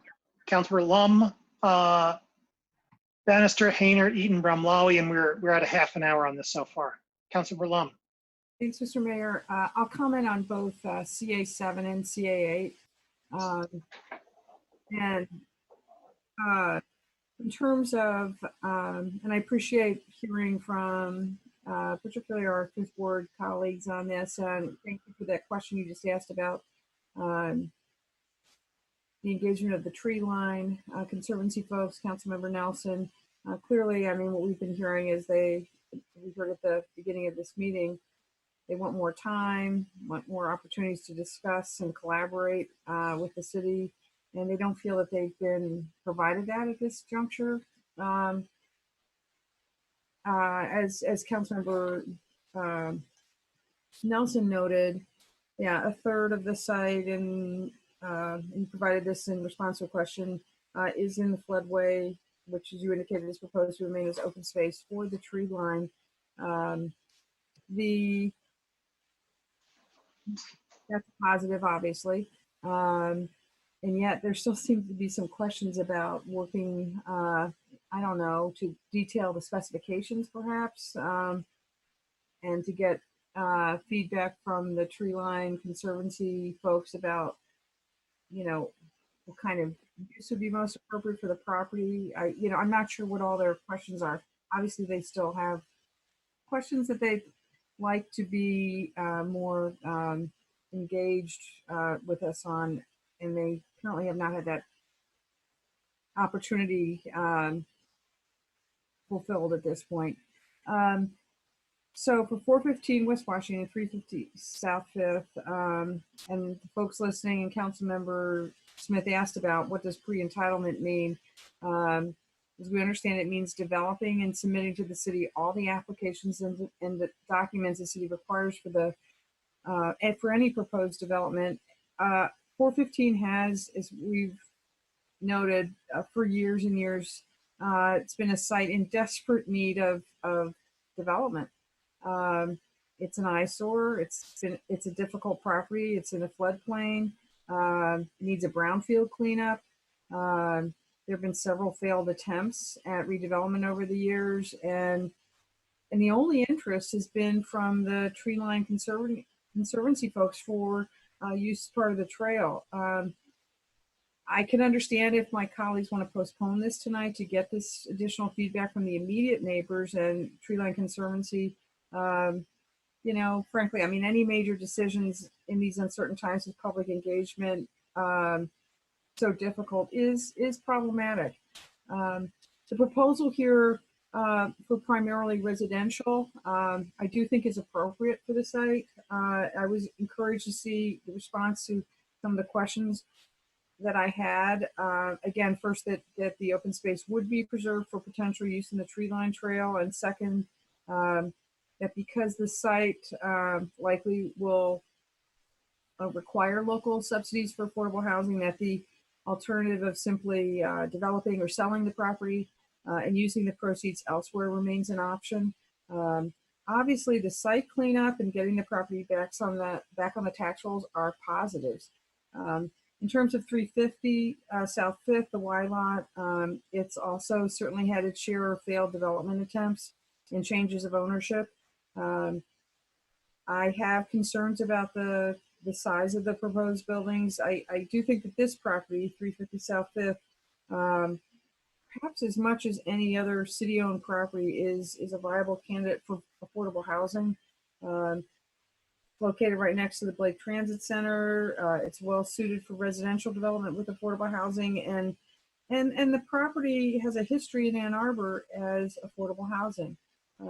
The preliminary proposal would have roughly a third, 130 of the 418 units as affordable, and I think importantly, This is in response to a question I asked staff. Staff indicated that no ongoing local subsidy would be required at that mix. Another concern I have for the Y lot, the likely recommendation is that there would be no on-site parking. Obviously, that's a broader conversation we need to have, but not tonight. So that's my 2 cents on both of these. I continue to look forward to hearing more thoughts from my colleagues on these two. Thanks. Councilmember Bannister. I had a question for Brett Leonard. In the resolution for 415, the memorandum implies that the chimney swifts are actually an impediment in the area. Do you read it that way, the way the chimney swifts are included in the memorandum in the list there? Does that read that they're actually an impediment? So I just want to be crystal clear. Our goal is to try and achieve the council's desire and try and preserve that habitat. By doing so, that is an impediment to flexibility and arrangement of the site by locking in one aspect of that site. And there might be potential cost associated with making sure that that structure remains stable in the context of construction and its long-term stability. So it's not an impediment to reuse of the site necessarily. It is an impediment probably to a cost-effective use of the site. That, as well as some of the other factors that have been shared by both me and your colleagues, are reasons why affordable housing might be challenging to realize on that site. But again, I want to be clear, we're not giving up on that. Yeah, there's been some talk that we need to maybe hire an ornithologist to help us on that. I think when Mayor Taylor and I originally researched passed the resolution and co-sponsored to look into the chimney swifts, there's been almost nothing done since that we passed that resolution, but then there's been like nothing done as far as ornithologists or how to protect the chimney, or any research into what peer cities do for climate action and environmental education. So I don't think, so I'm disappointed, and some of the environmentalists are disappointed that we're acting like the chimney swifts are an impediment. Go ahead. Oh, I just want to be clear. Our goal is to, we have taken that resolution as direction and as to how we implement this project. So I certainly apologize for any sense of frustration that you haven't seen progress thus far, but that resolution is important in that we are going to be considering that and including those questions and analysis as we proceed. Okay, thanks. And then I had another question for Jennifer Hall. I was wondering, we had talked about a survey that was in progress of low-income renters about whether their dollar would stretch sufficiently if they lived downtown, or whether they would, and the survey was also whether they preferred to live further out where their dollar might go further. And have we brought in any new, has that survey completed yet? We have, I think, a little under 200 surveys that have been received, but that stopped when the stay-at-home order started, because we were doing mostly face-to-face discussions with people to fill them out. We have, so it's not done. Maybe we could stop where we're at, but I would rather make a fuller study. And we have talked to folks at MEDC about potentially partnering with them to do a more rigorous kind of analysis, as opposed to a sort of a simplistic survey that's not real rigorous statistically. It's just more, it's information that is helpful. It's just not a rigorous statistical analysis. Okay, well, I'm interested in that, just updates on that one. And so, yeah, my two concerns about this project overall is the principle of the immediate adjacent neighbors not being fully engaged is a principle that I would like to see upheld.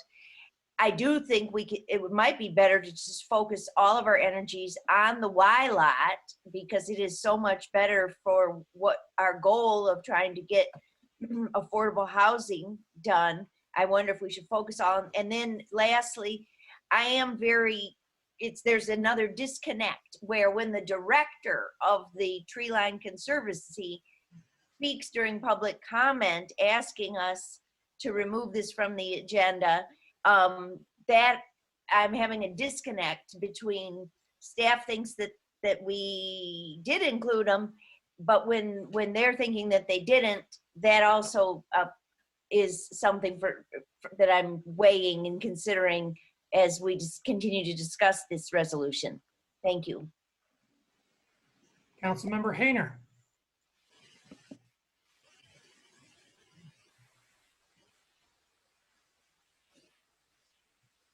Councilmember Hayner.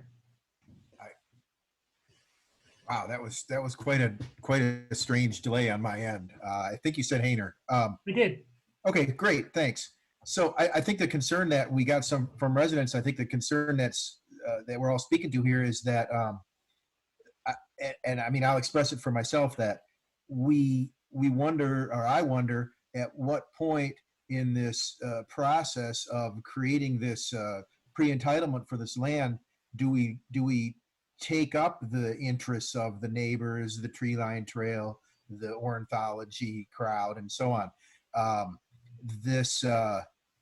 I mean, yeah, we've looked at this for 11 some years is what I'm hearing. And I recall in that time that, it could have been an art center. It could have been all a tree line park. It could have been a Wally train station. So there were lots of ideas that came out of that 11 years of examination. And now we're at this where it's going to be pre-entitled to be Smith Group Plan 2B, the densest and largest possible amount of housing that will stuff on this space, while still putting in a quote unquote appropriate portion to the tree line trail.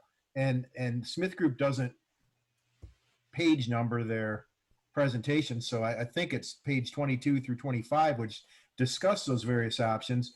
And so I guess my concerns with this pre-entitlement are, at what point does City Council, I guess this is a process concern, at what point do we say, hey, our climate action and resilience plans call for mixed use, and this is just residential, okay, maybe that makes it more saleable.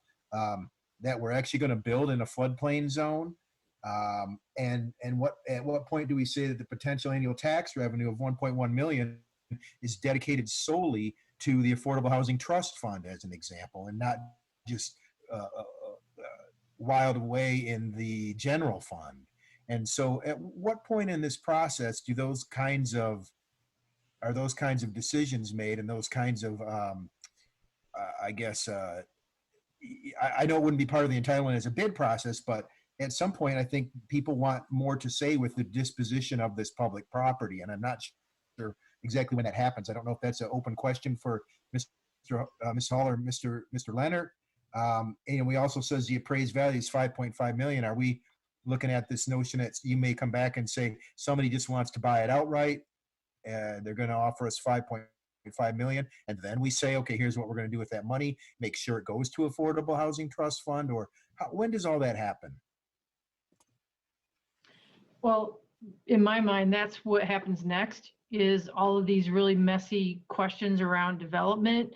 You end up talking to all the interested parties that whether you've talked to them previously or not, it doesn't really matter, because at some point we have to bring something back to City Council that will have enough votes to get it passed.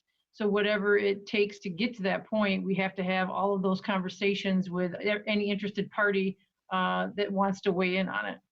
Like, this is the point where that happens. Okay, yeah, I'm not surprised that full build out option was what was chosen, because of the folks that have been showing up for these public hearings and things like that are really pushing this maximum use for residential. But what I am concerned about is that anytime we dispose of a city property, that I really believe that we have to have required uses on it that meet our other goals in our climate, that be whether that's the climate action plan or the master plan as it sits or whatever it is. I'm sure that we're not shortcutting our opportunity to get the right thing before us by moving this forward tonight, because I certainly support disposition of this property. I want to make sure that we're spending the money on the right things and that we're getting the right kind of building out of it. When, speaking to the Swifts, if you look at, I think it's page 25, and they talk about the D2 zoning recommendation, 150,000 square feet, 133% FAR, 173 units, and 9,900 commercial flex space. I mean, that's quite a large building, and I just, that's fine if that's what you think, but the building envelope encompasses that chimney Swift chimney, and so that maxed out use. Do we anticipate that if we pre-entitle it for the maximum, that anyone's going to come back with anything but the maximum? No, I don't. Yeah. But I would also add that the directive we had from council was to come up with financially feasible options, and to come up with financially feasible options for a site that you can't access a lot of grant funding through the normal channels that we would apply for grant funding, means that the way that you make it feasible is you have to increase the density. If there's not a desire to have higher density, then that means you either have to have more local subsidy. So it's really that kind of choice between what council wants to see on that site. If you want to have lower density, that it's very likely that we're going to say, okay, well then the subsidy per unit is this high. And then you can weigh those choices and decide if it makes sense to do it there. And that's why we keep saying that it may not make sense to have any affordable housing there at all, because the less dense the site is, the harder it is to have that cross subsidy between the market rate and the affordable, or even if you did some other kind of use there.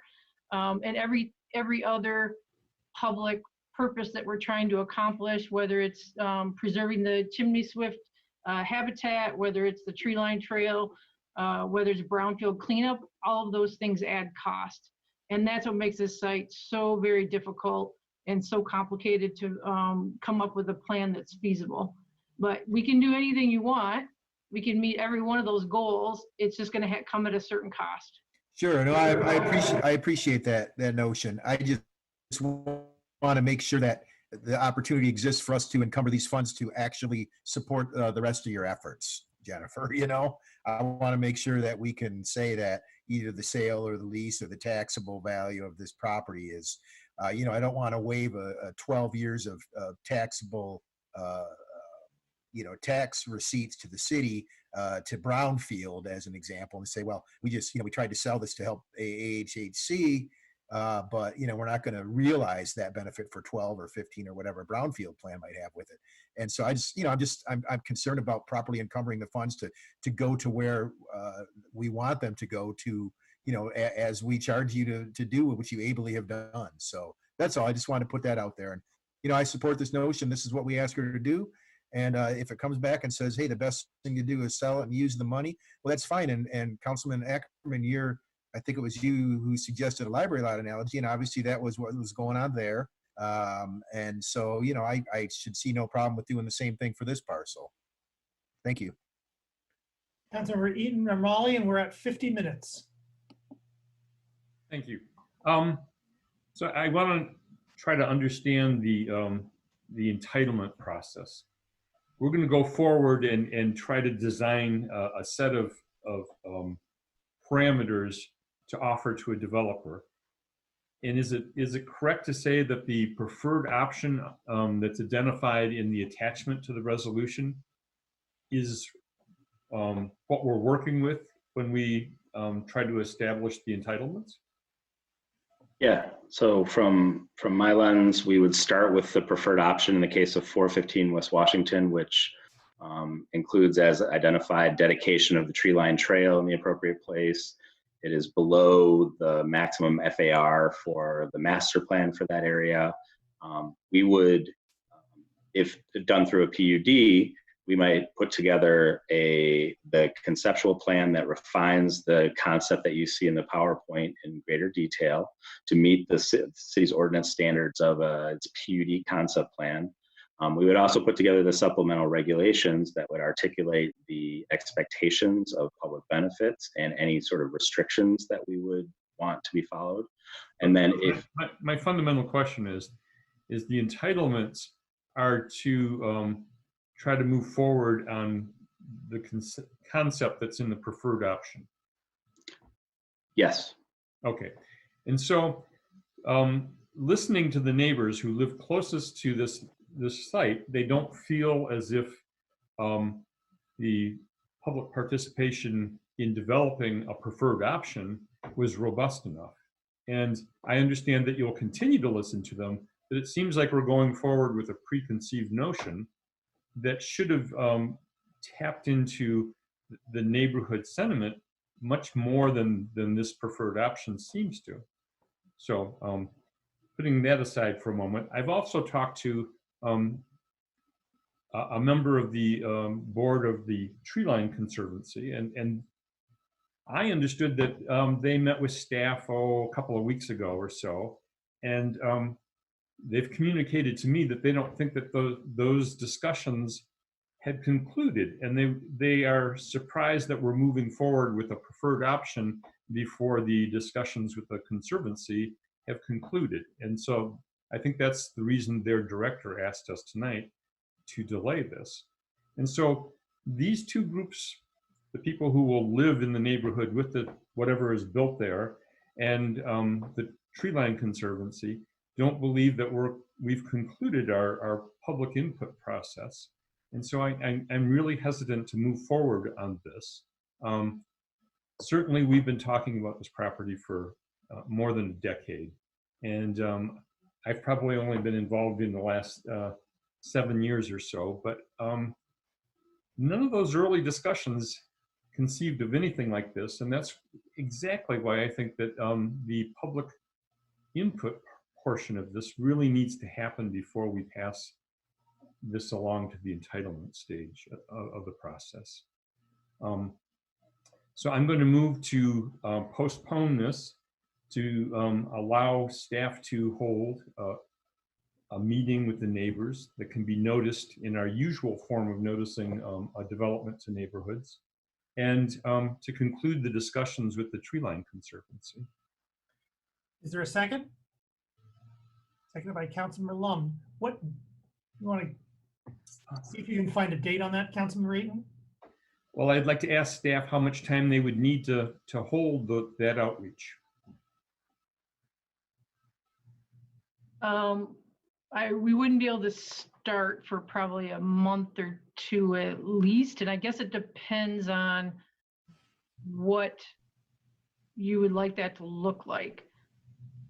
I don't have a problem with delaying moving forward. There's no like funding round or anything like that that's impacted. It's one site of many that we're trying to move forward. So you can delay it for as long as you want, but if we don't know what you'd actually like to see happen, it'd be harder to make sure we meet that intent. As far as what does that mean? So I would like to see staff go back and meet with the Conservancy again, and make sure that they believe that their discussions with staff have concluded. I think that's 1 or 2 meetings.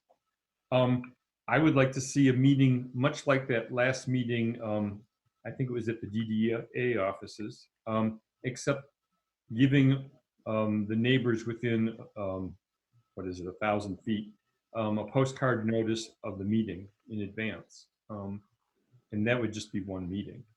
So would the first meeting in June be enough time to accomplish those things? I think not city council meeting in June, because it takes about a month to get on council agenda. So if we met with folks in June, then it would take until July to bring it back to city council. Or you think it would take until June to meet with the neighbors? I don't see it necessarily happening in May, probably. Okay. So suggest, suggest a date that you think would work. I think the first or second meeting in July would be fine. Okay, why don't we set it for the first meeting in July, and if that's not enough time, we can certainly postpone it. So that's my motion.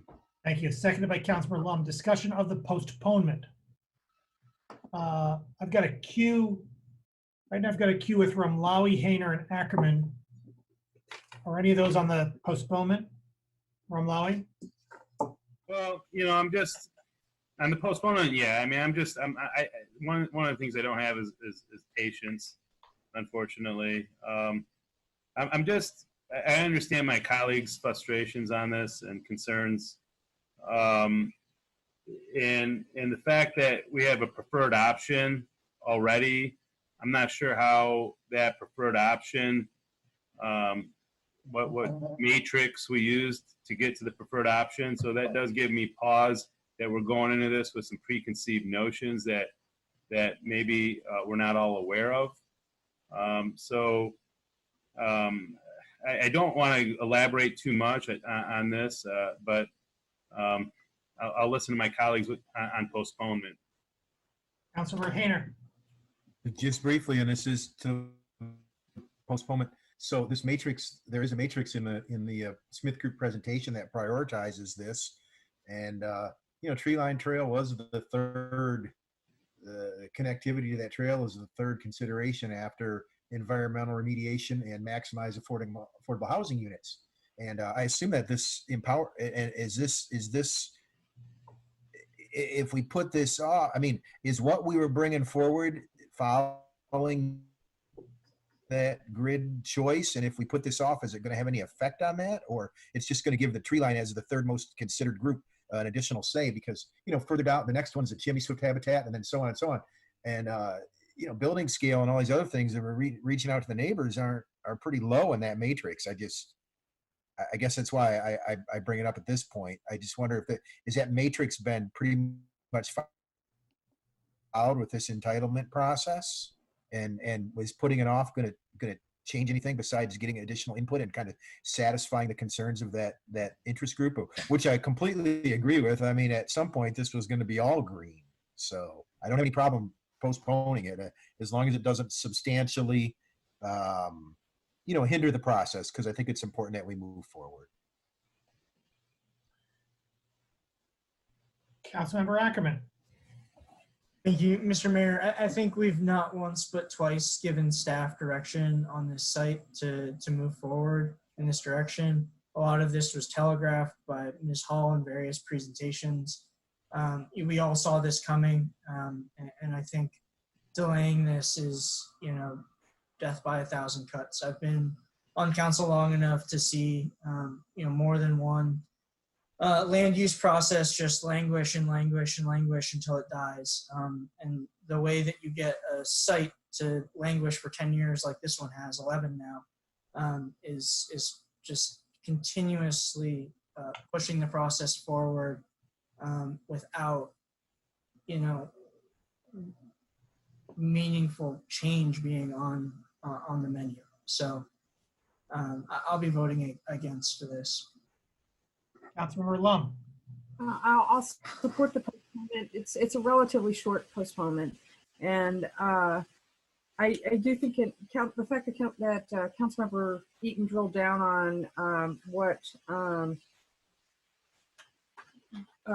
this pre-entitlement language means. The preferred option is pretty specific, and just I mean, it's not a site plan, obviously, but we know that rough square footage in the rendering shows 6 stories, 173 units. The affordability is to be determined.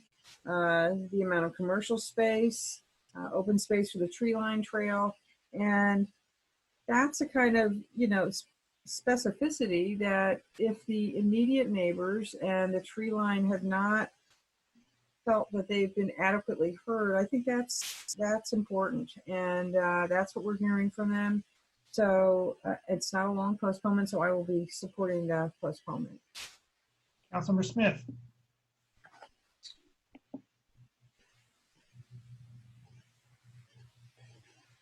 Councilmember Smith, you're on mute. How's that? Like my friend, Councilmember Ramlawi, I lack patience.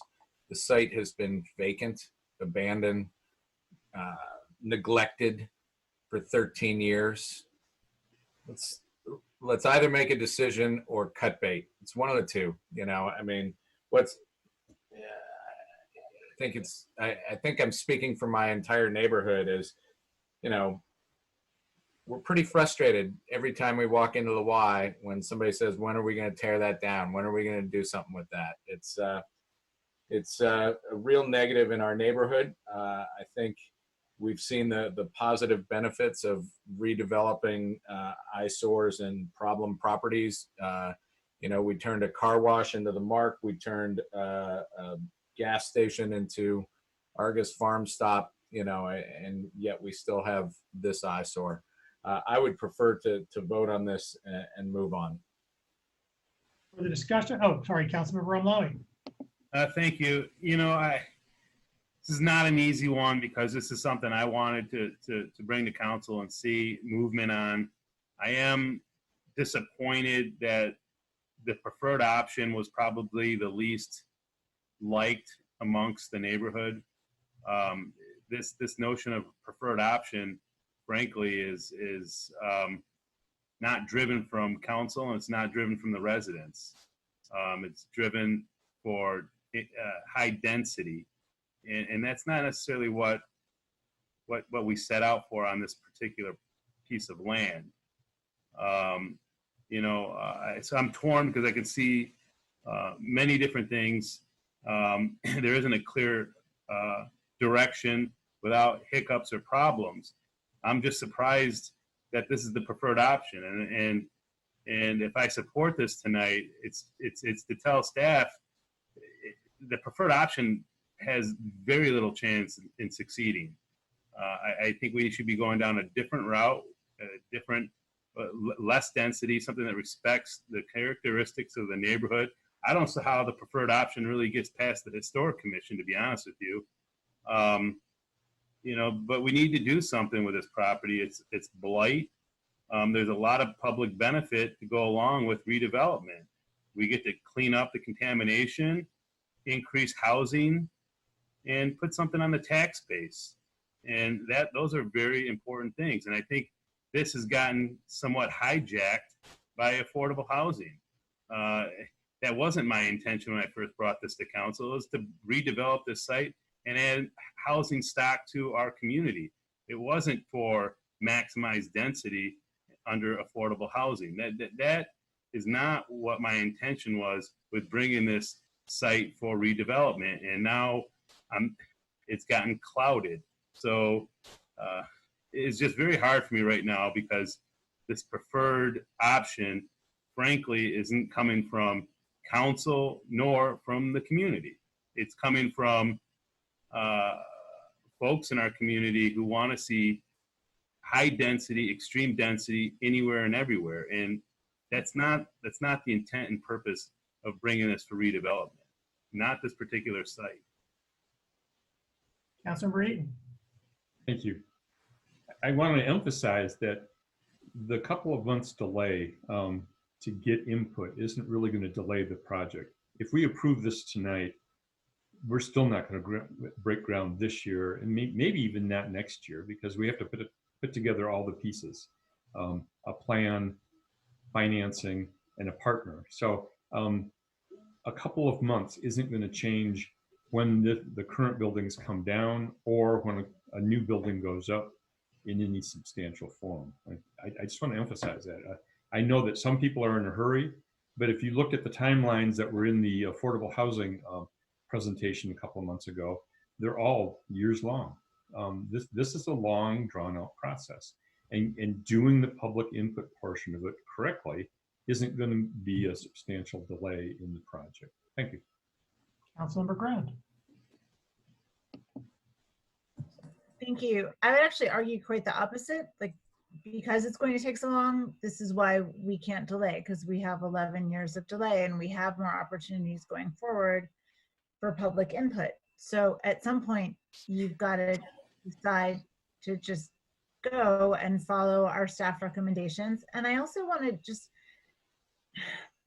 there was public input with this process. It actually, in many ways, was superior to other kinds of public input that we've seen, because we actually got public input from members of the community that we don't usually get to hear from. And they said, we want to prioritize housing on these 2 sites. So I'll speak to the other site because I think that one's, even easier. But I think I do want to actually commend the public input that was done. It was held at multiple sites. It just wasn't, and with an eye to get the input from the neighbors that you would get through the regular development process going forward.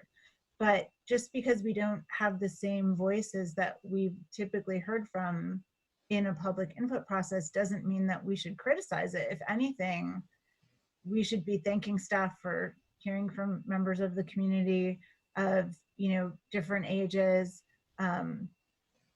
from, not just the same people we always hear from. So, and those people said, we want housing and go forward, and this is what we want it to look like. So it may not look like what a couple people who were, talking about it today said they wanted to look like, but it doesn't mean the input's invalid. Further discussion? Roll call vote on the postponement, starting with Councilmember Eden. Councilmember Eaton, Yes. Councilmember Nelson, Yes. Councilmember Smith, No. Councilmember Ramlawi, Yes. Councilmember Hayner, Yes. Councilmember Bannister, Yes. Councilmember Griswold, Yes. Councilmember Lum, Yes. Councilmember Grand, No. Councilmember Ackerman, No. Mayor Taylor, No. motion carries.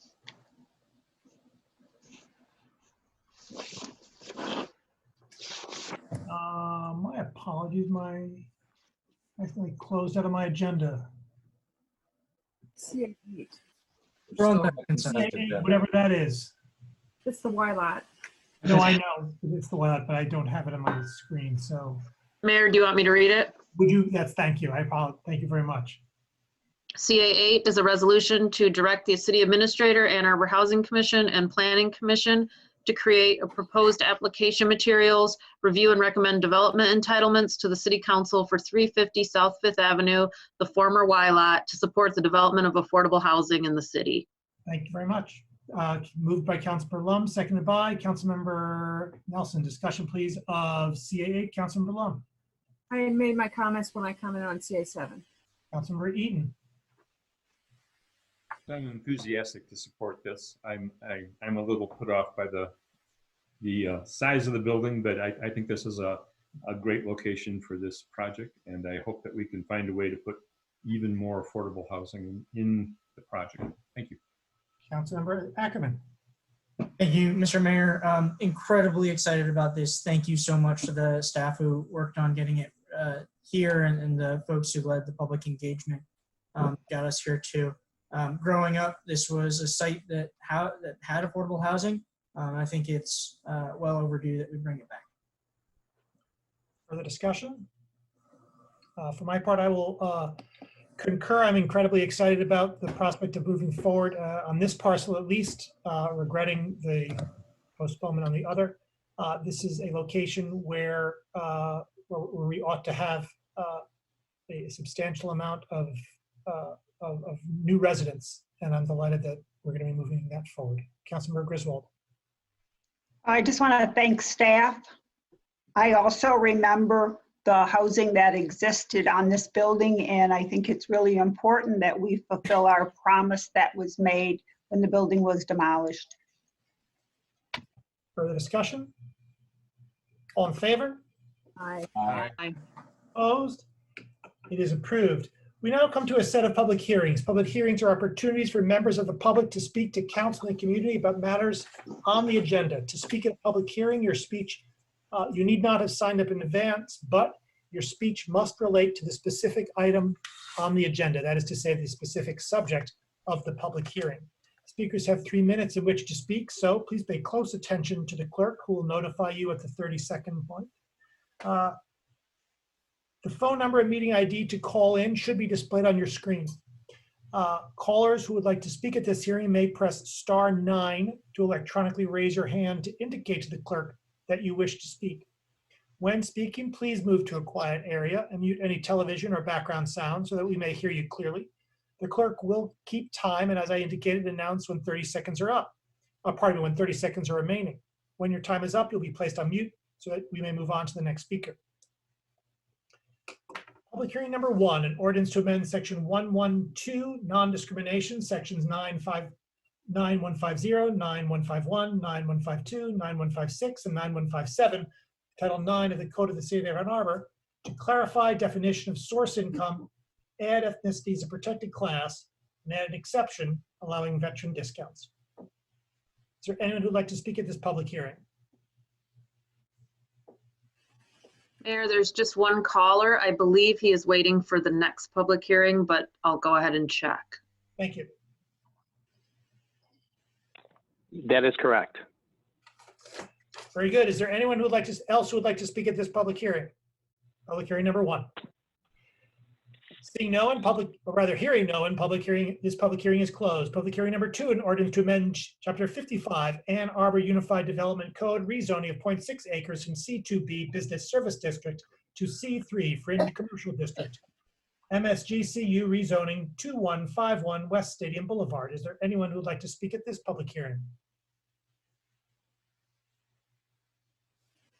Sir, you're still able to talk if you wanted to speak. I'm sorry. Actually, that one is the third one is the one for the approved site plan that I want to speak excellent. to. Thank you. My apologies. Is there anyone else who would like to speak at public hearing number 2? Public hearing number 3, resolution to approve MSGDU site plan 2151 West Stadium Boulevard. Is there anyone who would like to speak at this public hearing? Yes, my name is Mike Bland. I come with Stuckey Vitale Architects. Thank you for letting me just briefly, I just wanted to offer availability to answer any questions on this project. We've been working on this since really we started the process back in March of 2019. So we're happy to get to this point in the process here. Thank you. Thank you. Is there anyone else who would like to speak at this public hearing? Seeing no one, this public hearing is closed. We have before us the regular session meeting minutes of April 6, 2020. May I have a motion, please, to approve these minutes? Moved by Councilmember Graham, seconded by Councilmember Nelson. Discussion. All in favor? Aye. Aye. Opposed? These minutes are approved. B1, an ordinance to amend Chapter 112, non-discrimination, sections 9150, 9151, 9152, 9156, and 9157, Title 9 of the Code of the City of Ann Arbor, to clarify definition of source income, add ethnicity as a protected class, and add an exception allowing discounts for veterans. Moved by Councilmember Grand, seconded by Councilmember Smith. Discussion, please, at B1. All in favor? Aye. Aye. Opposed? It is approved.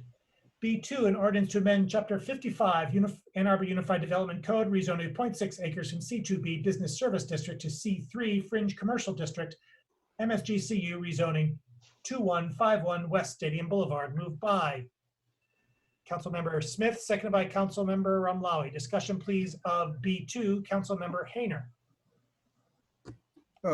Thank you, Mr. Mayor. I recognize that this rezoning is pretty straightforward, and it's kind of a minor zoning to allow for the type of building that the petitioner seeks.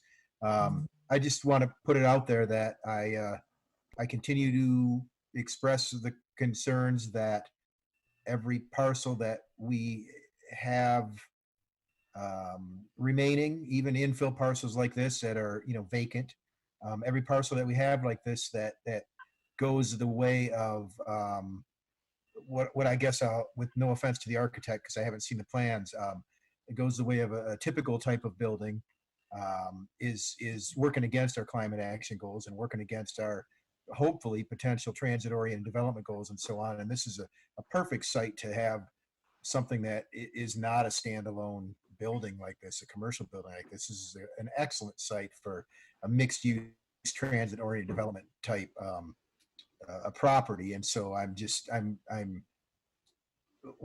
at all the time we impinge on private property rights by, through the process of zoning.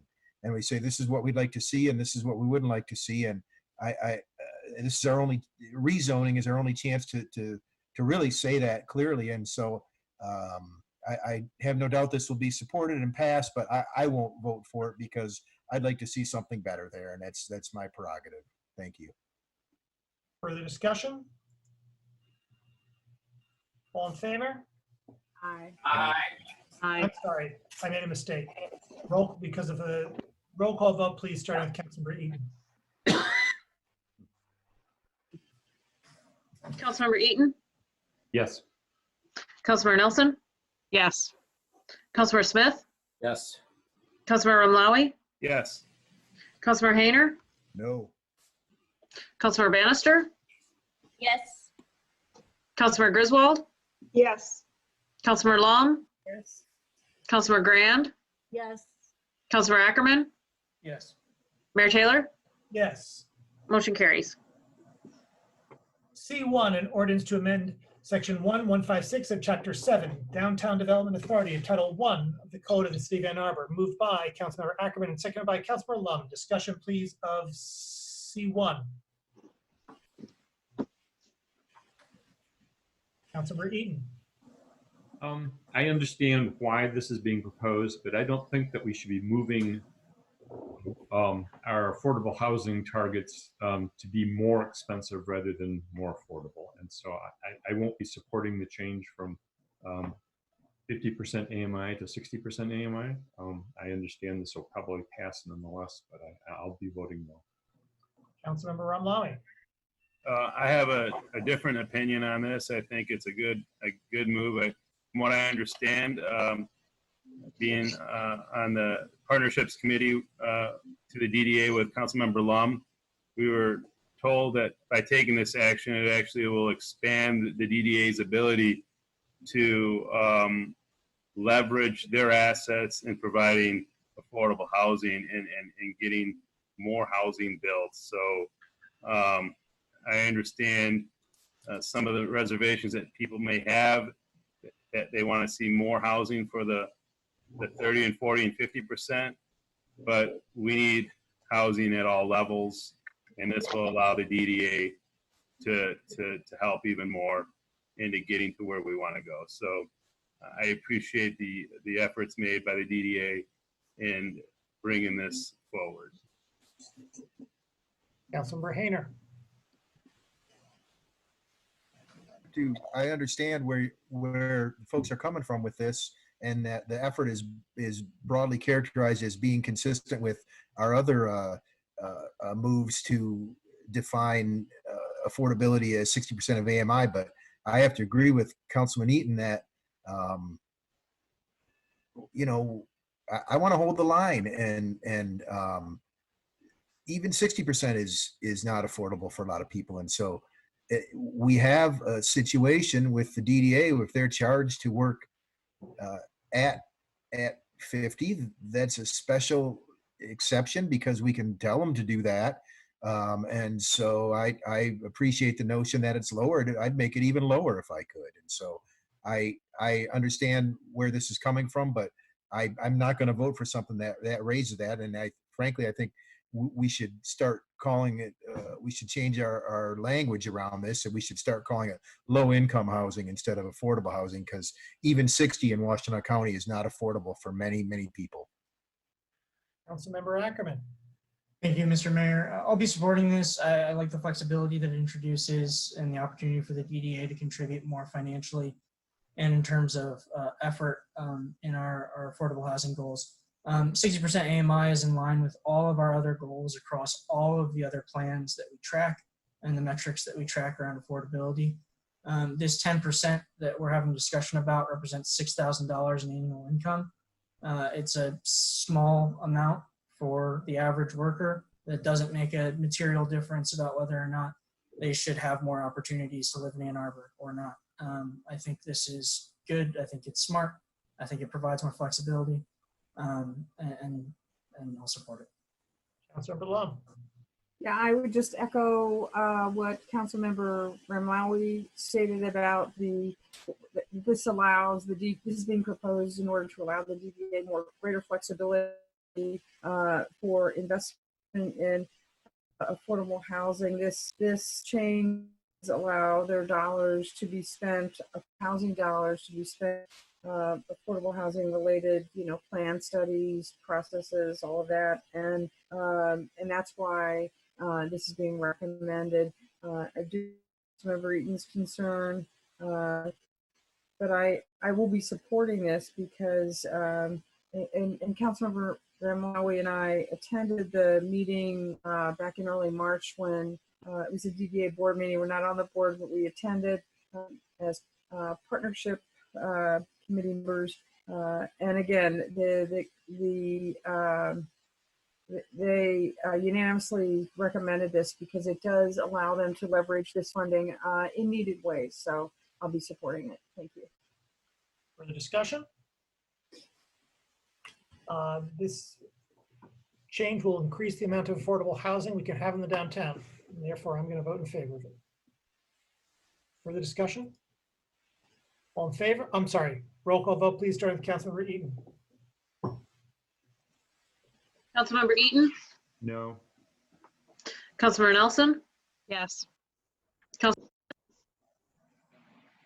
Yes. Councilmember Ramlawi, Yes. Councilmember Hayner, No. Councilmember Bannister, Yes. Councilmember Griswold, No. Councilmember Lum, Yes. Councilmember Grand, Yes. Councilmember Ackerman, Yes. Mayor Taylor, Yes. motion carries.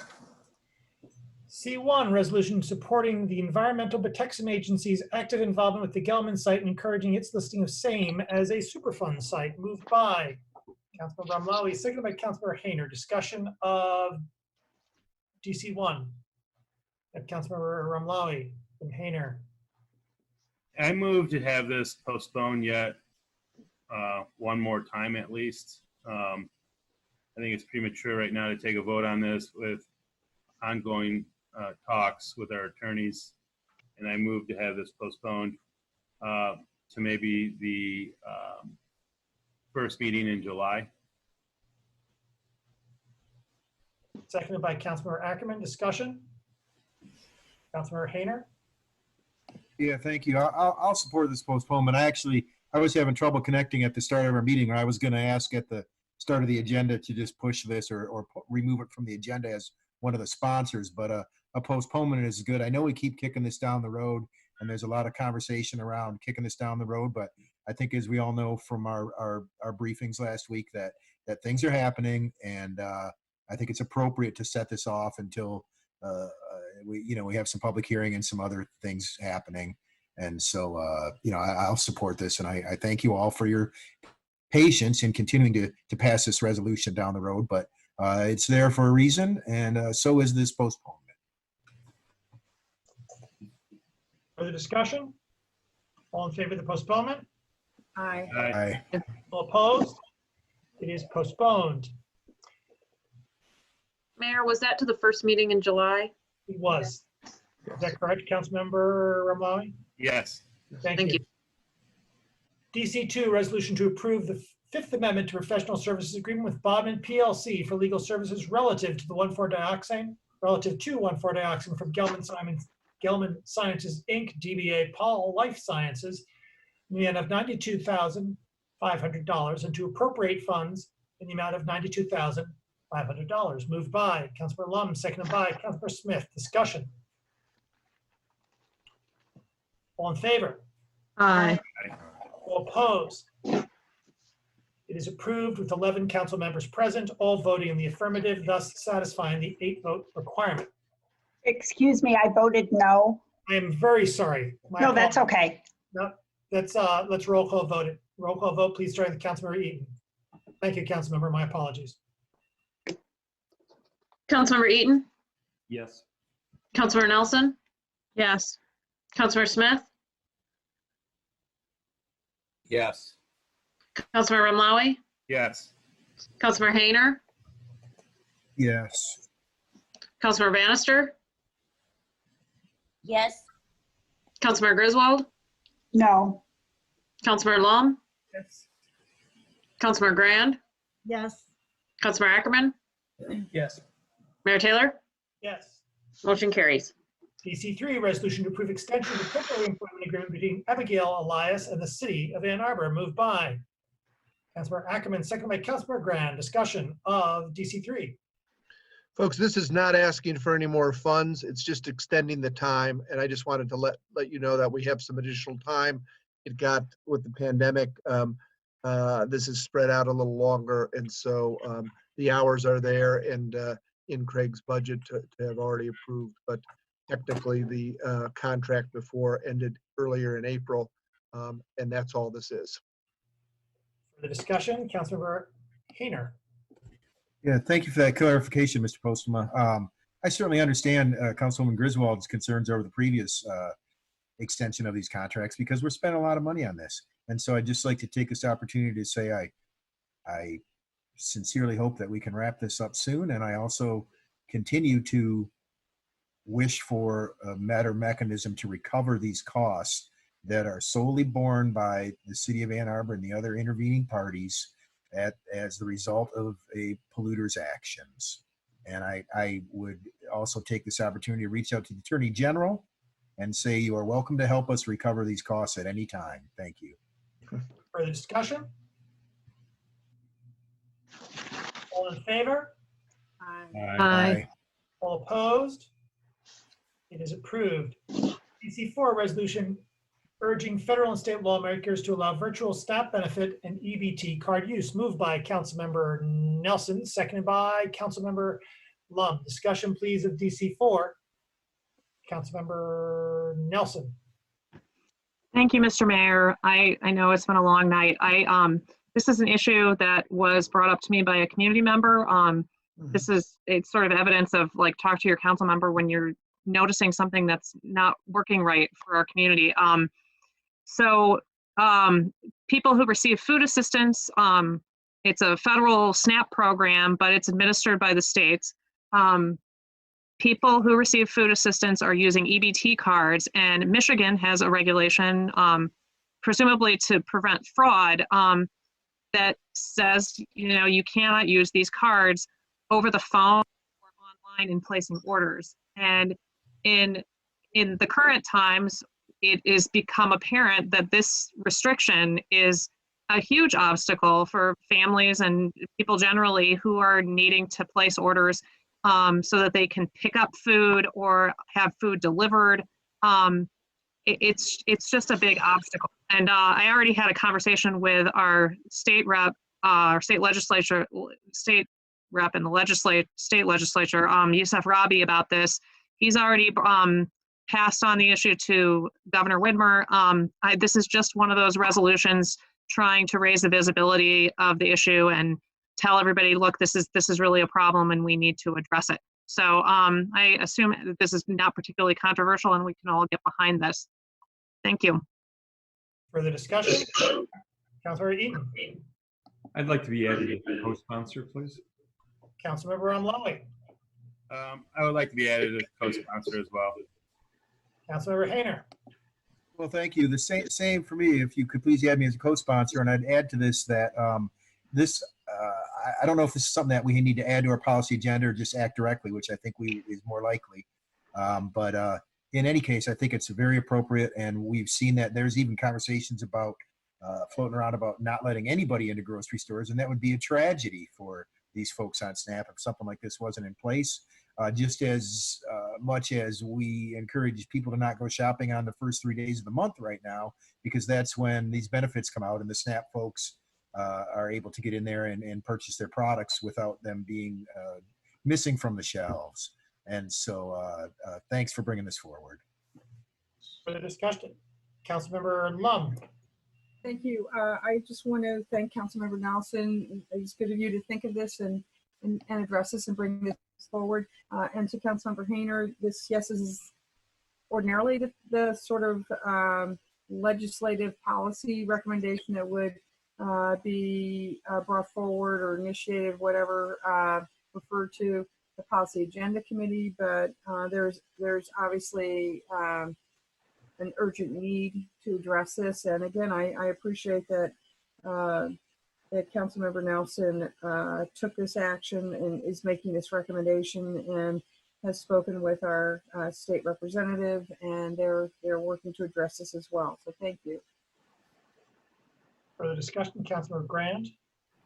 Super quick. Thank you to Councilmember Nelson. I also, I know that varies by different states. So actually in Michigan, I learned that it is not true that the first few days of the month, they actually stagger SNAP benefits. So you can go shopping when you can, but I have heard from people who work in food insecurity to try to avoid buying anything that has a WIC symbol on it if supplies are low of certain kinds of food. But thank you for bringing this forward. Further discussion? All in favor? Aye. Aye. All opposed? Aye. Councilmember Hayner, I am assuming that was a yes. But you said it after I said the words all opposed. Can I confirm that you're a yes?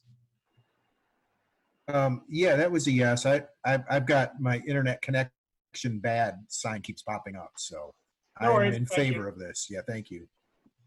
DB1, resolution to approve MSGCU site plan 2151 West Stadium Boulevard, moved by Councilmember Smith, seconded by Councilmember Nelson. Discussion of DB1.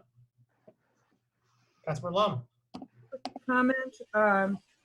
This plans for a credit union branch building on West Stadium. It is pretty straightforward. It's consistent with the surrounding area land uses. I'm happy to support it. I would note, though, that I think it is worth noting that West Stadium, as has been pointed out previously, is one of the potential transit zoning district corridor candidates. And I asked if the project would be permitted under the transit district ordinance draft from the fall. The response was that this credit union building would not be permitted for 5 separate reasons. Not 1, but 5 reasons, which suggests to me that the draft is probably overly prescriptive and that a one-size-fits-all approach to these corridors will not work. It also suggests, as the situation we have with the affordable housing contribution for the project on Summit did, that we need to be careful as we change development rules in what we demand, or I think we'll not see any projects at all. Thank you. Councilmember Ackerman. Thank you, Mr. Mayor. I actually took this more in line with Councilmember Hayner, which indicated to me that this area was ripe for rezoning to transit-supported development that encouraged mixed use and walkability in the area. That said, we have the laws that we have on the books today. I think this is going to provide a service to residents, and they're working within our legal framework that exists today, and I'm not going to tell them no. Credit unions provide a great service to many people, and in this case, public servants. So, thanks. The discussion? All in favor? Aye. Aye. All opposed? It's approved. Do we have communications today from our city attorney? No, Mayor. We have before us the clerk's report of communications, petitions, and referrals. May I have a motion, please, to approve the clerk's report? Moved by Councilmember Lum, seconded by Councilmember Smith. Discussion. All in favor? Aye. Aye. All opposed? The clerk's report is approved. We now come to public comment general time. Public general time is an opportunity for members of the public to speak to council and the community about matters of municipal interest. To speak at public comment general time, one need not have signed up in advance. To speak at public comment, one should call the telephone number and enter the meeting ID on your screen.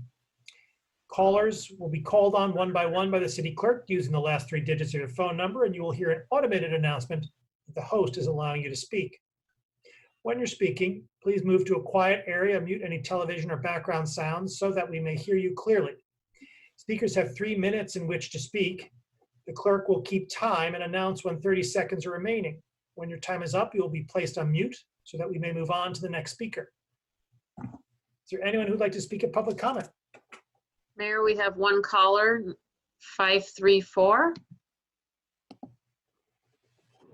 Thank you. I know it's very late, and thank you for working so hard for the citizens. I'd like to follow up from something at the last council meeting where Councilmember Ramlawi raised the issue that Mayor Taylor, you should be appointing somebody to the Planning Commission, the City Council representative to the Planning Commission. That spot's been unfilled for nearly a year. Councilmember Ackerman continues to fill it per the rules for the Planning Commission, that a seat doesn't go unfilled. If you fail to nominate somebody, that person continues to serve. Councilmember Ackerman served for 3.5 years. I'm sure there are other people on council that are fully capable of serving that position. And it's time that, given that it's been almost a year, that you nominate somebody from council. Further, at that last meeting, Councilmember Ackerman made some inaccurate statements referring to the Garnet building when he said that C1A was proven to be a viable zoning district for that project. It appears that his choice of the words proven mean that simply that he's asserting something and that thus that is proof. He's actually quite wrong, that there's been a body of evidence that proves that he is wrong. If you want to go back to a letter from Susan Friedlander on November 17th of 2017, that has never been refuted by anybody at the city at all, except a simple denial with nothing to back it up. Further, on the Garnet, the conditional zoning that was requested, the conditional zoning is sometimes okay and sometimes not. And there's a significant body of evidence from court rulings that say when conditional zoning is appropriate, when it's not. And the conditional zoning that was requested for the Garnet is in the category of what the court frowns upon. So it's simply untrue that that was proven in any way whatsoever. And Councilmember Ackerman was looking to, rather than have an affordable housing contribution, he would prefer to have C1A for that site with $0 to the Affordable Housing Fund, because what he's really looking for is to provide a precedent to expand zoning for downtown-like zoning outside of the downtown, beyond D2, which is our downtown 30 seconds. zoning, kind of, excessive density beyond what our planning documents call for, essentially to find backdoor upzoning yet again. So I think his statements verify that it's time to replace Councilmember Ackerman on the Planning Commission. Thank you, Mr. Mayor, for taking this under consideration, and I look forward to you nominating somebody else very soon. Thank you. Thank you. Is there anyone else who'd like to speak at public comment? Mayor, there's no one else in the queue. Thank you. Hearing no one, public comment is closed. We have communications today from council. Councilmember Ramlawi. Oh, I don't think I have much to say. I appreciate everyone staying up to this late hour. I do want to conclude perhaps with something I missed in my opening comments with peak enrollment at the University of Michigan. I said it before in other contexts of affordable housing and the pressure that the increased enrollment at the university puts on affordable housing.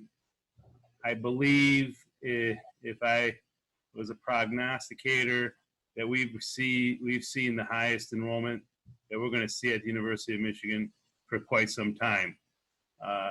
They're already talking about in other colleges in the country of having fall classes online, international travel, international students are on a decline. The university announced today up to $1 billion in cuts. So I'm not cheering this news that COVID-19 has brought, but I also do want to bring up the point that I think we have reached peak enrollment at the university, and that the pressures that increased enrollment have brought to bear on affordable housing when it comes to that should dissipate. So I hope everyone maintains good health. And perhaps maybe we can all be in person on our next meeting. Has there been any thought on our next meeting in May, whether this format will continue, or are we going to be, or was that decision will be made later, and who will it be made by? Council, Please. can we respond to that? Please. The executive order goes through May 12th at this point. I believe it's an option for council, but given the order's stance, the presumption of staff would be that it would be electronic. Thank you. Further communication from council? Do we have Mr. Postma, do we have a closed session today? I don't believe so. All right. Councilmember Bannister, I didn't see your hand. Councilmember Bannister? Well, I did just want to follow up on Councilmember Umlawi's comment about the May 4 meeting, because there are two important public hearings that are scheduled for May 4. And as much as I like Zoom, I think that it is awfully clunky if you're expecting important public hearings.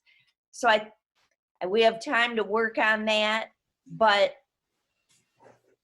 I think it could be a problem when people are just phoning in, and that loses some of the impact of us receiving their comment during the public hearing. So I'm not sure it meets our standards for having fulfilled it being a public hearing. No, Mr. Post, would you care to opine as to whether or not these are actually public hearings that meet the legal requirements for public hearings? They actually do under the specifically under the executive order, and so that is going forward. I would caution you to make an informed decision about social distancing and so on. I think that will come forward, and I think that I would weigh that decision. But I think the presumption right now among staff, Mr. Crawford has talked about that before, is that this would be still be a electronic meeting. Something else to consider or contemplate is I believe we have a very heavy agenda on the 4th as far as public hearings. If I remember correctly, Jackie, are there 12? Yes, I believe that is correct. 12 public hearings. Yes, it is a very, very heavy agenda, and trying to pull that off with social distancing in a facility would actually be challenging.